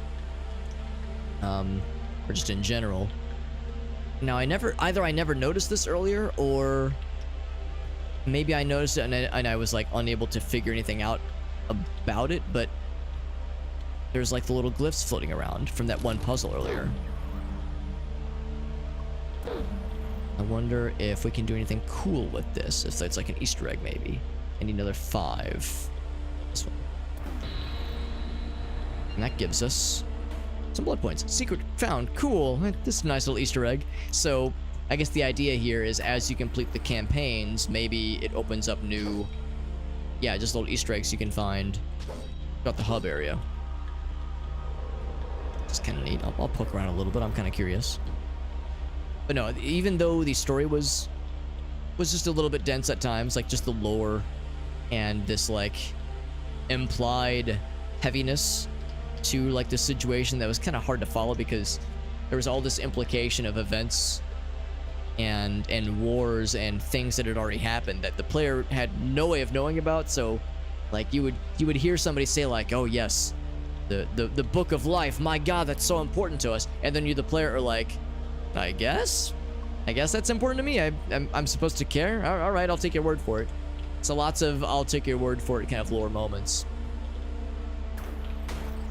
But no, all that aside, just the gameplay was solid, the action was good, the technical issues though there were not very many of them, there were a few, and especially in the last couple levels there, but you know how this is. That's just kind of how it is with an early access game, and that will inevitably get addressed as the as development proceeds and as the dev patches stuff. So the fact that it was a Kickstarter game, well, an attempted Kickstarter game that has obviously gotten a proper publisher, it's actually kind of a nice thing, because Kickstarters are great and all, but once that initial money runs out, it's kind of hard sometimes to source additional funding. Whereas what's in a publisher, usually that's the kind of thing that the dev and the publisher they're able to work out together deals to you know, to get additional funding as needed, pursuant to certain agreements being made. You know how it is. There's always some kind of give and take, but yeah, I enjoyed this, and I'm very much looking forward to more updates, and I've got I think hopefully a pretty good feel for of like confidence as far as more updates happening for this game. I know the dev has patched it a couple times since we first tried it out like a month and a half ago, because I remember noting some audio problems, and of course my original save file got corrupted because the save format got modified. So they've definitely changed it a couple times around. And look at this. There's still areas. Oh, maybe I'm supposed to like just bounce around. Like there's still areas I'm not sure how to get to. Maybe you do one of these. There we go. That's how you get to this. Secret found. I'm still finding secrets, right? It's pretty cool. Anyway, that does it for this game. I liked it. There's also harder difficulties if someone felt so inclined to try a harder mode, that kind of thing. There's secrets, there's achievements. I think there's a couple achievements we did not get. There was one I remember. Oh, okay, there's another bug right here. I can't actually quit out because the cursor's invisible. There we go, quit. Yes, there we go. There's a few achievements that I remember looking at just kind of out of curiosity on Steam that I know I did not get. Things like petting our little pet friend, our little squire gun. Pet the squire like 100 times. Yeah, pet Bella. Yeah, 100 times. Kill 6 enemies with a smash attack. Repelling projectiles back. It says activate 20 drone self-destructs. I have no idea what that implies. Healing 10,000 damage. Yeah, I never got the healing things. There's an achievement for skipping every single dialogue in the game, which is kind of fun. Finish an entire level with no armor, max out all abilities. Oh Jesus, there's a cut. Actually, you know what? Here, I'll just show you. I'll show you what I see, viewer. You can make of this what you will. Heartweaver, stare at Catherine for a little too long. Stare at her personality, her heaving personality, of course. And complete the entire campaign without getting hit by any lethal damage. Good luck with that, man. Good luck with that. Yeah. Hey, what's up, Rossi? The bolt gun? Yes, I'm very much in agreement. I mean, I like both games, but yeah, for the lore, absolutely. Bolt gun was much more, I mean, subtlety isn't the right word for it, because there's nothing subtle about Warhammer, but it didn't have to bludgeon you to death with lore. I mean, yes, there's Warhammer lore out the butthole if you want it, but it's not constantly getting crammed down your skull. So yeah, I agree that the storytelling with Bolt Gun was how I would prefer it as well. But yeah, the gameplay was solid for both. I think I prefer Bolt Gun just in general. I think that was probably the better game. It's a little bit harder to compare the two because one's early access and one is obviously Dunzo. But yeah. Oh man, I love Bolt Gun. If they ever like add more content to that game, or there's like a DLC or I don't know, a workshop content, I would jump on that board, jump on that bandwagon. I'll jump on that bandwagon very enthusiastically. We got Fuggy in here as well. Thanks for hanging out, friends. I know this kind of game is not everyone's cup of tea. This is kind of a selfish, like this one was for me kind of thing. You know, sometimes I try to pick games that are crowd pleasers. Other times I pick games that I want to play, and I say heck the rules. So I hecked the rules, and I had a good time, and I appreciate those of you chilling with us and choosing to heck the rules with me. A fellow rule hecker. Yeah, custom maps, workshop content, man, I'd be so down. So down. Like I'd mentioned, there's another game that's kind of on my radar. It's called Beyond Sunset. It doesn't look anything like Diluvian Ultra, but it does have that kind of retro revival shooter vibes. There's a Lurk It campaign for it I haven't snagged yet, but I might snag it. If I do grab it, I think the rules I would just have to play it at least once before the end of November. So I'll play a couple other things. We'll probably finish up Unholy, get back into Alien Dark Descent. Like I want to do some other stuff first. And then there's RimWorld. There's always RimWorld lurking in the background saying, "Remember me, Alex?" So we got a backlog we're working back through, and that's what's up. So progress, right? It's progress. Playing the games, yeah. I mean, really, there's nothing that I've ever played that I've been like, fuck this, and I'm just miserable. But sometimes, like, I'll think I would have fun with this, but I really want to finish this. Like that's kind of how it goes sometimes. Like I have the feels deep inside that bring me towards one thing in particular. And then there's Kenshi. There's games I've never played that I really want to play. I know if Arctic were here, he would say, "What about more Metal Gear Solid?" And there's like all these series that I want to get back into or try for the first time. So never a dull moment. Never a dull moment. Raid targets, by the way. Raid targets. Let's raid someone. There you go. Yeah, Fuggy loves him some Kenshi. And El Galsa says, "That's so good. We're pinning that shit. It's so good. That's going on the fridge." That's going on the fridge, man. How are the fellows fighting? I am so glad you asked. It is called Intro Fighters. It is called Intro Fighters, and it is not a thing I made. It is something that somebody much smarter and more capable than I created. It's pretty cool. It's on itch.io. It is free to download, but if you try it and you like it, I'd recommend tossing the dev for it a couple bones because he worked hard to make it. And yeah, it plugs into Twitch. You can like set some custom settings. Sometimes they will randomly get weapons, like one person did there. Here, I'll assign myself an emote. I will be, will this one work? Can I be sex? Yes, I can be sex. Good. Just what I've always wanted. So yeah, you can assign custom emotes for it. It's pretty fun and it's really easy to set up. And yeah, I mean, I only have it set up during the starting soon and webcam screens and the BRB screens. I don't have it set up to go during the main game. I mean, I could if I wanted to, but no, it's a little distracting. But yeah, it works with, like I just demonstrated, 7-zip or 7-zip, 7 something. What is it? 7-up, 7-zip, 7 something. Whatever the Twitch emote plugin thing is called. Emote 7TV. There we go. 7-zip. That's the WinZip competitor. Yeah, 7TV. It works with Better Twitch TV. It works with Frankerface Z. So all those things are compatible with the two. It's called 7. Thank you. It's called 7-Eleven. Right. I forget myself. Yeah. Oh, yo, and Void Crew. Void Crew has been so fun. Yeah, I'm probably gonna stream it. Maybe like once like some more updates happen. I'll probably see if I can blackmail Aaron, Koala Baritone, and Mallory to play with me again. I'll find some really incriminating dirt on them, and something really spicy, saying that they eat their hot dogs without ketchup, or that they put pineapple on their pizza, or something like that. Something really, really cringe that would just ruin them if it got out. And then I'll use that against them. I'll say, I won't let this get out as long as you play more Void Crew with me. So yeah, when there's more updates to Void Crew, I'm down to jump on that shit because that was so much fun. Some really fun moments from that one for sure. But yeah, this was fun, and I will most likely be back tomorrow. Gracie leaves for her trip Thursday afternoon, I think. And so we'll be hanging out tomorrow for sure. But I know she's also got a pretty full day. During the day, so she might just want like a chill night at home. She might not want to do anything crazy in the evening, so we might just chill just the two of us for most of the evening, and I might have a chance to do a stream tomorrow afterwards. So we'll see. But yeah, the loose plan is to do some kind of bonus stream tomorrow. If I do stream tomorrow, it'll be continuing with Unholy.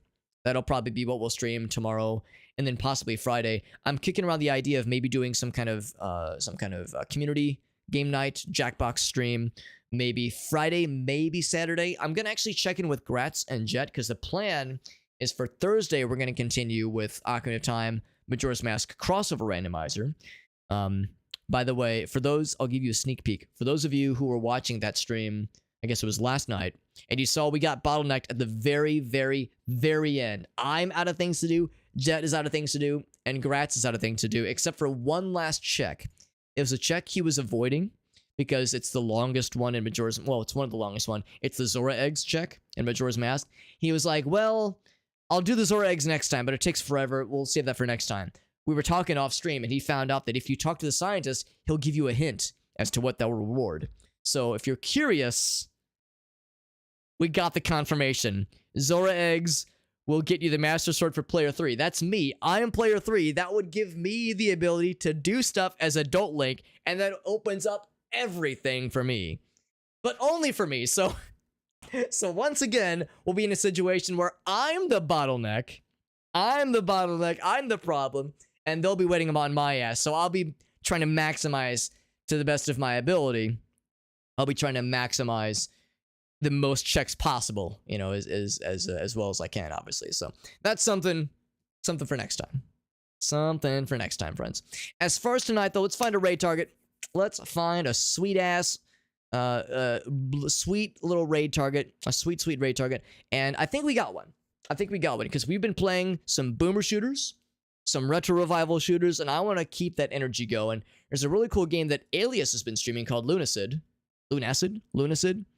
That looks badass. It looks really cool. Alias, sadly, is not live right now, but 420 Blaze It is, and he's playing Lunacid, and this game looks delightful. It looks like it's got some Kingsfield vibes, some PS1 first-person exploration RPG vibes. It looks so cool, and I every time I watch Alias play it, I'm like, my mouse is just hovering over the buy it now button. It's like, I already have enough games. I don't need more, but man, it looks so sick. So, and it just came out pretty recently. So we're going to raid 420 Blaze It. Much like Zychio, this guy's stream is a fucking meme fest. And I say that in a very loving way. He's got the text to speech on blast. He's got emote, like a custom 7TV emotes out the wazoo. So the Twitch chat, like when you say like a normal word, will be emotified, and it makes this chat borderline unreadable. He very much loves the memes, and we love him for it. So we're gonna raid 420 Blaze It. He's a very cool dude. I do like him a lot. He's a sweetie. Even if his chat and his stream experience is a near lethal overdose of memes, he's a good guy, and he plays some really cool games. He's a fellow Noita enjoyer. He likes retro revival shooters. He likes roguelikes. What's not to like? My socials page is in the chat as always. I know I probably harp on it a whole lot, but try to post it every so often. And it's got all of my links, so if you want to follow me off stream or interact with me off stream, of course, we got the Discord server. Anybody can join. That's the easiest way to interact with us and chat with us off stream. But I'm also on YouTube. I got the main channel. I got the archives channel that has the stream archives up there as well. I've got shorts on the main channel on YouTube. I've got compilations. I stream on the main channel as well. Got TikTok, got Instagram, got Twitter, got all that shit. It's all out there. And my email address, feel free to reach out to me if you ever have any questions, like, oh, hey, what was that game you were playing? Or what was that band you were talking about? I'm always happy to talk and chat. And I will see you guys around. Thanks again, friends. Thank you again, Maddie and Jimmy, for the 2 raids. Super freaking kind of you guys. Thanks for hanging out, and I will see you over in 420 Blaze It's chat. Good night, everybody.